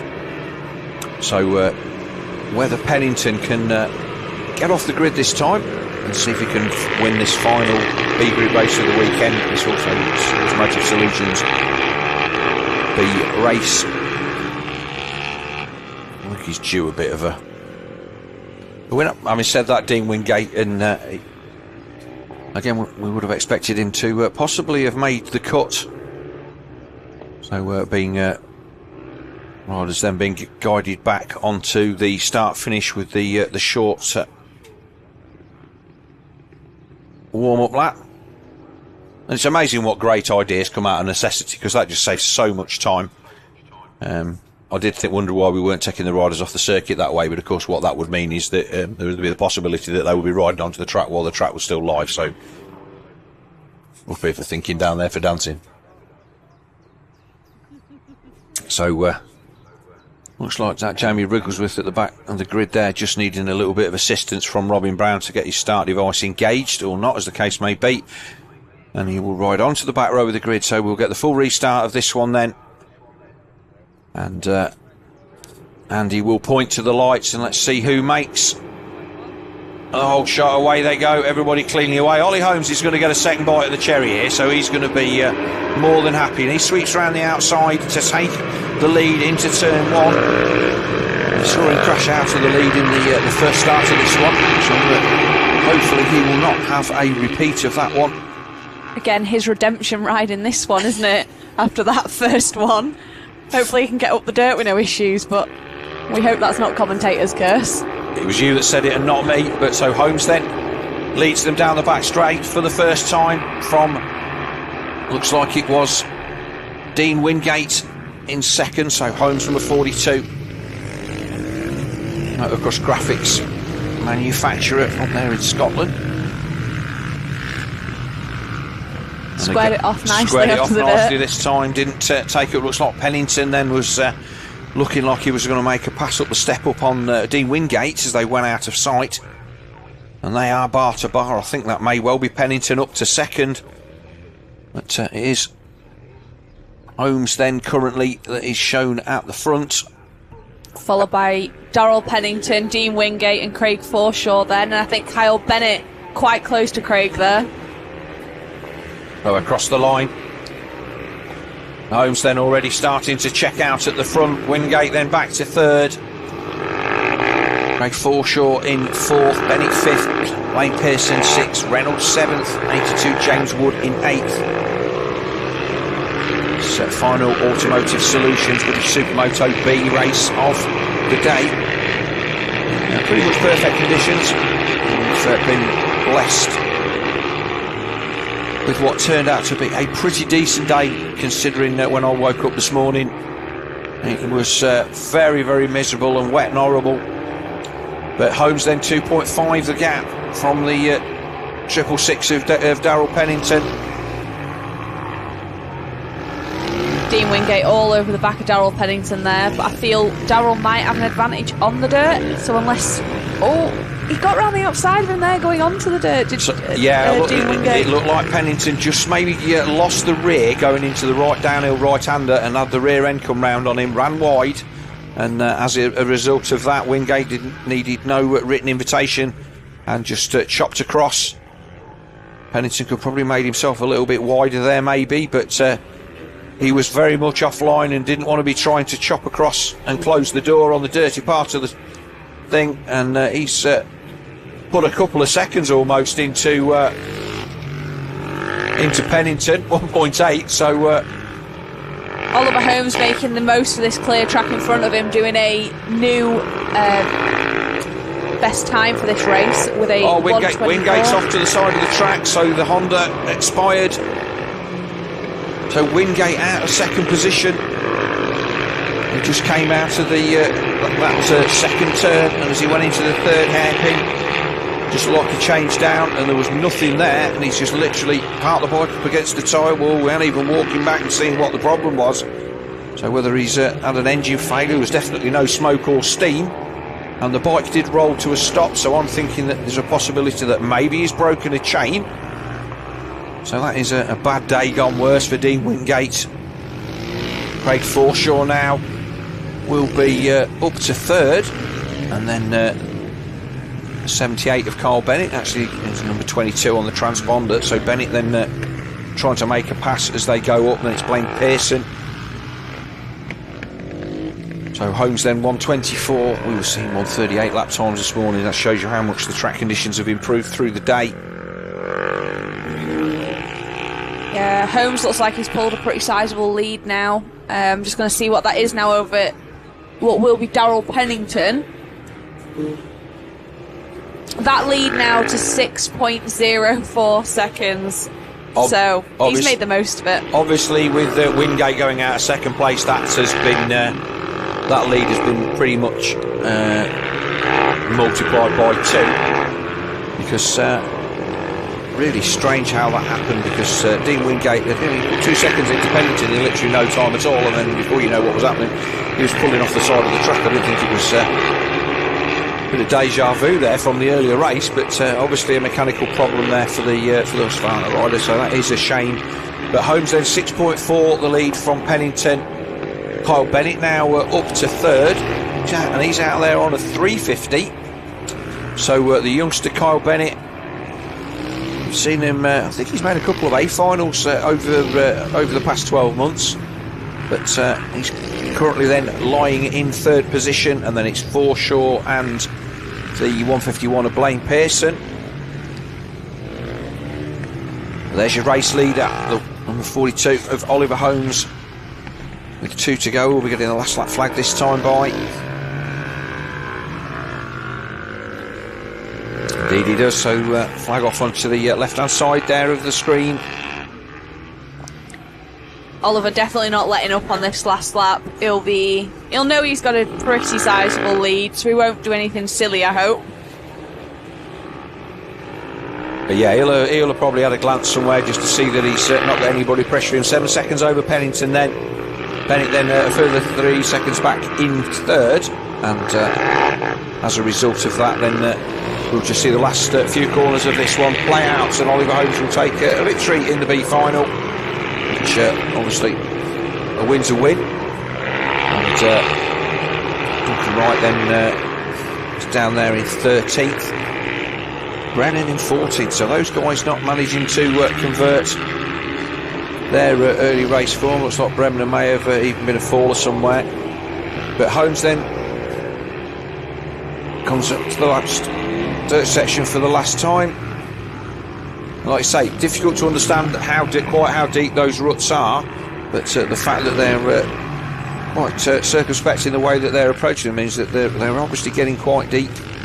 This bit of the track now very, very dry. I saw people fall there for fun this morning, but Still easy to end on the floor. Just a few nods of acknowledgement then to the crowd at the side, and the customary wheelie across the line from Oliver Holmes. Then he takes victory in this final beat final. He's pleased with that. Across the line in second place will be Pennington. Third place Bennett. Then Bennett closed that gap down. It will be Blaine Pearson in fourth. He passes. He managed to find his way past Forshaw, and the rest of them: Reynolds, Gibson, James Wood. There is Duncan Wright then on the 111. So, like I say, he came back from the C final, and came up from the C final. When he locked the back wheel there, and I bet he'll be pleased to know that we got that one on camera. So the 111 then, just last lap of the day, just getting a little bit out, and it shows you how easy it is to go. Now, I would say that without a doubt he was a little bit offline. Knew he was going to run wide, didn't want to touch the front brake, and he just touched the rear and locked it, and round it came. And that is how easy it is to fall off on slicks on this type of surface. So I bet Michael Craig's got his head in his hands. He probably has. He'll be like, oh no, my exhaust pipes. Oh, my handguards. Oh, my handguards, yeah. And then, of course, the best bit about it, he can't even deny. No, we've got evidence. We've got evidence.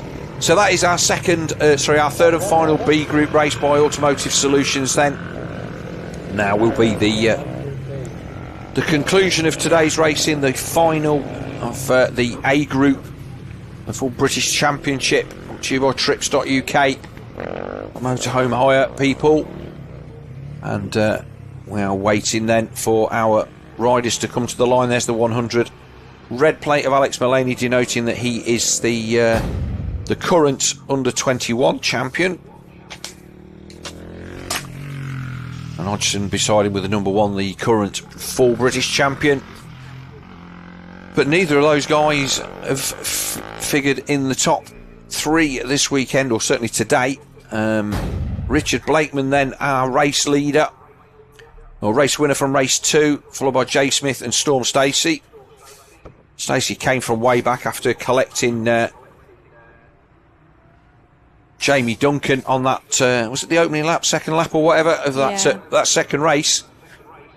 So everybody coming to the grid. It will be a reverse grid, as we've seen previous championships. So although that will show that, it's actually a reverse grid on this one. So it will be pole position then. In fact, pole position will be the 110 of Chris Eastwood. So Eastwood will start from pole, and so Eastwood will start from pole. Then it will be Alex Mullaney, Richard Sharp and Chris Hodgson on the front row, and then it will be Jamie Duncan, Storm Stacey, Jay Smith and Richard Blakeman on row 2. And finally we will then see on row 3 will be Dean Hillier, Andy Mitchell, Jack Nation, Peter Bennett, and then Harley Sharp, Paul Rose, Josh Jasper, Chris Walker and Ollie Pope, and then the 2 riders that came up from the Bs last time, which will be Kyle Ecclestone and James Sherwood. So final race of the day then, Danielle, who is your money on? Oh, you're going to make me pick. I think Storm Stacey, the BSV rider. That is who my money's on. If he gets a clean first lap and can pull a gap, that's who I think. I'm really not willing to put my money on anybody for fear of giving them the commentator's curse, but I will. You've got one, you made me do it. Oh, okay. With the front row start, I'm going to... obviously I can't pick Storm Stacey. I want to say Richard Sharp. He showed a good turn of speed all weekend. He had 2 silly tumbles by his own admission in that last one. And with a front row start, I think that he's got a pretty good chance. But we will see in a few minutes.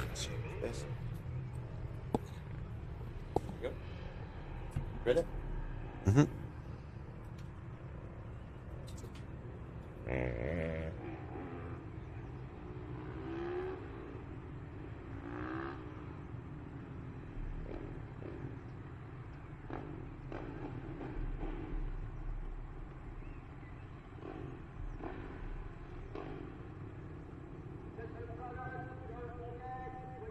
All right.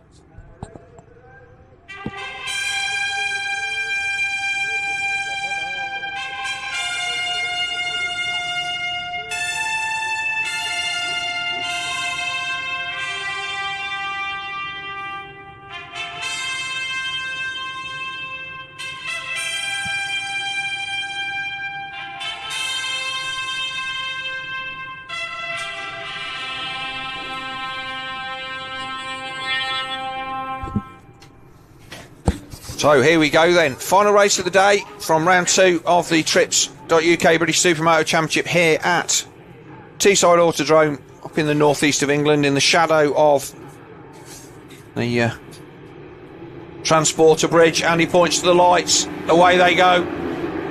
Is it Richard Sharp that's going to get the whole shot? No, it isn't. Eastwood comes across. And Eastwood leads into turn 1. Blakeman.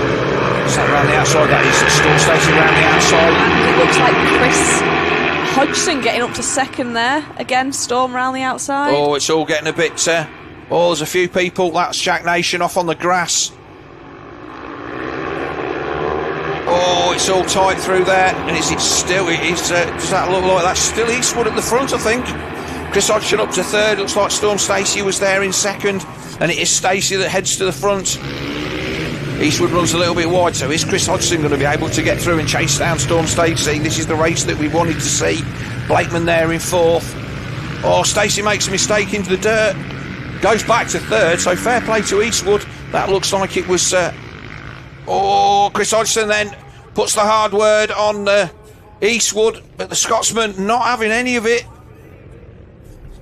He has been good value for money this weekend, Chris Eastwood. He tucks the front. Is that going to let... Stacey by? It isn't. So for the first time this weekend, a resurgent when it matters. Chris Hodgson comes across the line.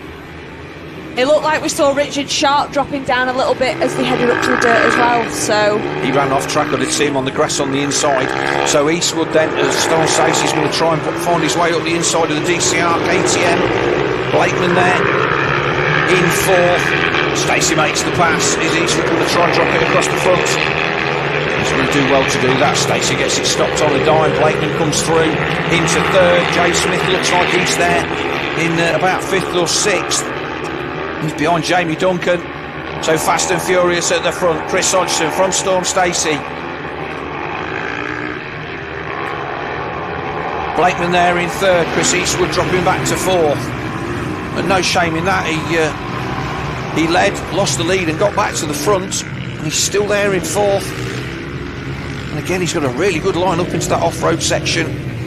Duncan and looking like Jay Smith there in the background. Stacey was saying that he was Storm Stacey saying he was surprised at how much time he was making up in the off-road. But Hodgie just got a little bit of a gap. Jay running a little bit wide there, heading off the off-road then. So my pick then, Richard Sharp, absolute commentator's curse back in ninth. He'll thank me for that later, I am sure. Mulaney also up there with Dean Hillier in 7th and 8th, so we'll say he's been off the radar today. But with the excitement we've had at the front, the guys running there in the just inside the top 10, not really had the chance to talk about them very much at all. There's been too much action going on screen at the front. But Hodgson leads them from Stacey. Blakeman in there as well. They're just starting to drop Eastwood and Duncan and Smith off a little bit. And they're 2.3 clear of the Hillier and Mulaney battle, but they make their way down the back straight then. With 7 laps to go.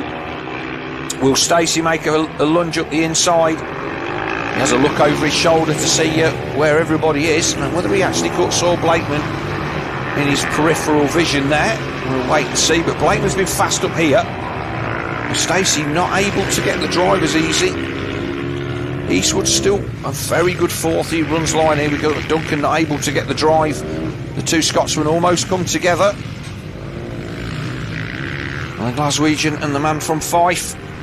But it is Eastwood who's been knocking on the door for some decent results, but they come out onto the start-finish straight. Stacey almost level on that Automotive Solutions Husky. Let's not forget, these guys are supposed to be teammates, and we'll say that they're not, but this matters. Hodgson then needs the points, but Stacey's here to race and here to win. And try and put it up the inside of the number 1 as they go round the South Bend, but this is a cracking race again, Danielle. Yeah, my money was on Storm, but obviously multiple-time British champion Chris Hodgson's never going to be an easy pass. Oh, but he makes the pass. He just put the front wheel down the inside and moved Hodgson off the line. And that's all he wrote. So now, has Chris Hodgson got any answer for the number 79 Automotive Solutions Husky? Say, both riding out of the same stables. Blakeman still close in third. Jamie Duncan then has found his way past Chris Eastwood, as has Chase Smith, and Duncan's starting to close that gap. So are these guys just going to get a little bit tired? Or Blakeman then, he's looking like he fancies a bit of this. So Stacey's got to the front. Is he going to be able to pull away? It's all down to the next 5 laps to see who will win the final here. And it does look like Stacey's going to come across the line and possibly put in the fastest lap of the race. Richard Sharp's also made some progress, making his way up from 9th to 7th. See if he can capitalise on getting past Eastwood. And those guys being tailed off because the pace at the front very, very fast at the moment. And Stacey just starting to edge away. I think that what we're now going to see is, by my rudimentary mathematics, and obviously this is all fingers and thumbs, is that Blakeman needs Blakeman sitting where he is by result of the fact that both Storm Stacey and Chris Hodgson have had what we'll call mediocre results, but certainly not have been at the sharp end in the other 2 races. This will possibly give Richard Blakeman the overall victory for the weekend. Jay Smith then off the pace beyond just only a couple of seconds, but he's there with Jamie Duncan, and we saw Duncan had a 4th. We've seen Blakeman have a win and the 3rd so far, so I think 1-3-3 is looking like it's going to be very close for the overall win. I think he will take the points victory from Smith, because obviously Hodgson having a 5-8 score so far before this race means that he's not going to have the points. Jay Smith then trying to find a way past Jamie Duncan on the Contract Solutions KTM. The gap now between Storm and Hodgson opening up to just over a second, with Storm having the fastest lap time of the day with a 1:19.3. Well, that's 20 seconds pretty much under what we did this morning. Smith knows that all these points count. So many times runner-up in this championship, like Chris Hodgson, 17 times a winner, but every year he's got to ride out of his skin to beat the likes of Jamie Duncan and Jay Smith. Because none of these championships are easy won. But track difficult to overtake. Looks like there's the drier outside line up the right hand side there was what we saw Blakeman using. We'll go back to that battle, but the battle at the front looks like Hodgson is starting to close back in. Hard to know where to look, but as they cross the line this time with 3 laps to go. Yeah, Hodgson's closed that gap down to 0.5 now between him and Stacey.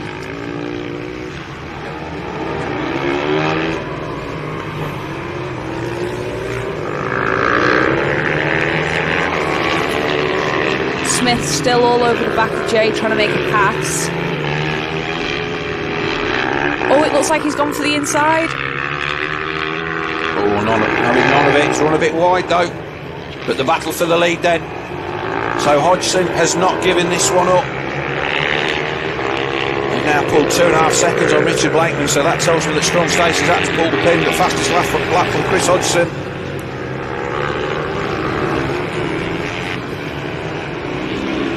You will want to win, and obviously, he's got a mistake from Stacey, but Chris had gone the wrong side of him. If he'd have gone the what I would consider to be the Blakeman line there, he would have probably had a bit of a chance. But Chris got the wrong side of Storm Stacey and had nowhere to go. That would have been a passing opportunity. Stacey then just takes a bit of a dab, and he's having to work for this one. 2 to go then. The gap just gone out a little bit at the front. Storm definitely hasn't had his all his own way this weekend, with that them couple of incidents in race 2, and then Chris definitely not letting him have this one easy. I think that if Chris can just looking like he's got just lit the rear up a little bit there, backing it in. If he could just close it down a little bit, have a good run through the off-road, get himself onto the back of the number 79 of Storm Stacey. Stacey not a championship threat, but he will be taking points.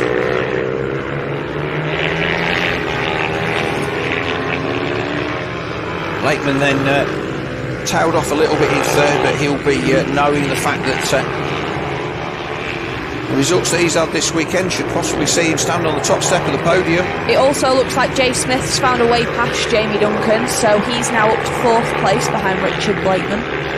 So I think that will put the number 33 of Jay Smith on the second step of the podium. I'll have to do some mathematics, and it is obviously you've got a few classes all mingled in here, but these front guys all in our main British Championship elite class. So the final lap then for Storm Stacey. He will need to keep his wits about him and not make any mistakes, because Hodgson is still there in the background.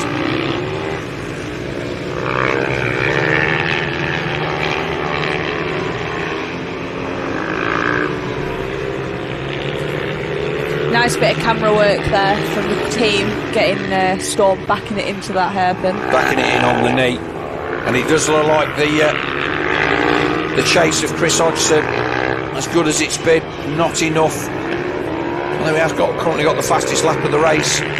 These last few corners now, what Stacey's got to do is bring it home. Hodgson has broken the 118 mark with a 118.924, so he's definitely pushing. He's the only first guy into the 18s this weekend, but not going to be enough to take victory, assuming that Stacey doesn't make it. Oh, he run a bit wide there. He nearly took the front, didn't he? That was a little bit of a mare. The rider there looks looking like they're just about to go a lap down. Andy Mitchell also looks like he's had a moment, but it is going to be a race win. Finally then for Storm Stacey, a good second place for Chris Hodgson. He pushed all the way until the end, but I think that Richard Blakeman will come across the line and take what is going to be a third place and overall victory this weekend across the aggregate of the 3 races. Jamie Duncan then in 5th, Chris Eastwood a fantastic 6th after starting on pole. Richard Sharp then will come across the line in 7th from Ollie Pope. Here's the battle for the lower end of the leaderboard then, and that's Jack Nation. Looks like Kyle Eccleston in there as well, Chris Walker. So that overtake there from Jack Nation was actually an overtake for first place in the clubman class, so that will have been a really crucial overtake for Jack there to get that done on the last lap. He's put that pass on Eccleston, and he'll come across the line and bring the racing to a close. Josh Jasper then comes across the line. Last rider on track then is going to be the 133 of James Sherwood, but he was the guy that came up, won the B final, but it just shows you the step between the front of this class and the front of the Bs. But these guys all want to get to race with the best guys that there is, and we've seen them today, some fantastic racing. So your call for the win. Okay, I know I'll put the mockers on Richard Sharp, but seriously, he's been really impressive all weekend, and with a front row start I thought he had something to offer there, but I do think we both forgot about Hodgson though, didn't we, after he's off this afternoon. I just think that Chris has he's had just one of those days where we walk around in the lunch break and see what's going on. They had the rear end out of that Husqvarna, just trying to do some suspension modifications to get the bike sorted out. So it's definitely been behind the 8 ball a little bit, but led that one for a little bit until being taken by his teammate. But that brings to a close then our coverage then of round 2 of the Tripz UK British Supermoto Championship here from Teesside. Thank you very much to our hosts at the circuit who've looked after us all weekend, kept us fed and watered and entertained. We had a good night at the Speedway last night, and if you're ever up this neck of the woods and it's on a Friday, the Red Car Bears usually race, that's worth a look. But that is pretty much it from us. Highlight of the weekend then, or highlight of the day for you? Ooh, I think Richard Blakeman's undertake on the inside of that first lap of race 2. I think he surprised a few people going for a gap that was probably about a couple of inches wide. That's never something that he's shy of doing, and I will say that I think I will probably agree with you on that one. That's certainly sowed the seeds for that victory, though obviously Jay Smith's stall handed that to him at the end. But yeah, so I think that Richard Blakeman is going to take the overall victory here this weekend. I hope you've enjoyed our coverage from Teesside here this weekend. Next race, like I say, is end of it's Bank Holiday weekend at the end of May at Rowra. We will be here hopefully doing a live, well not hopefully, we will be doing a live stream for that one event as well on the Sunday. You could ride with me on the Saturday, Phil. Don't tempt me. I've got a bike, I could do. And there is a prize for over 55 riders now, so yeah, maybe I will.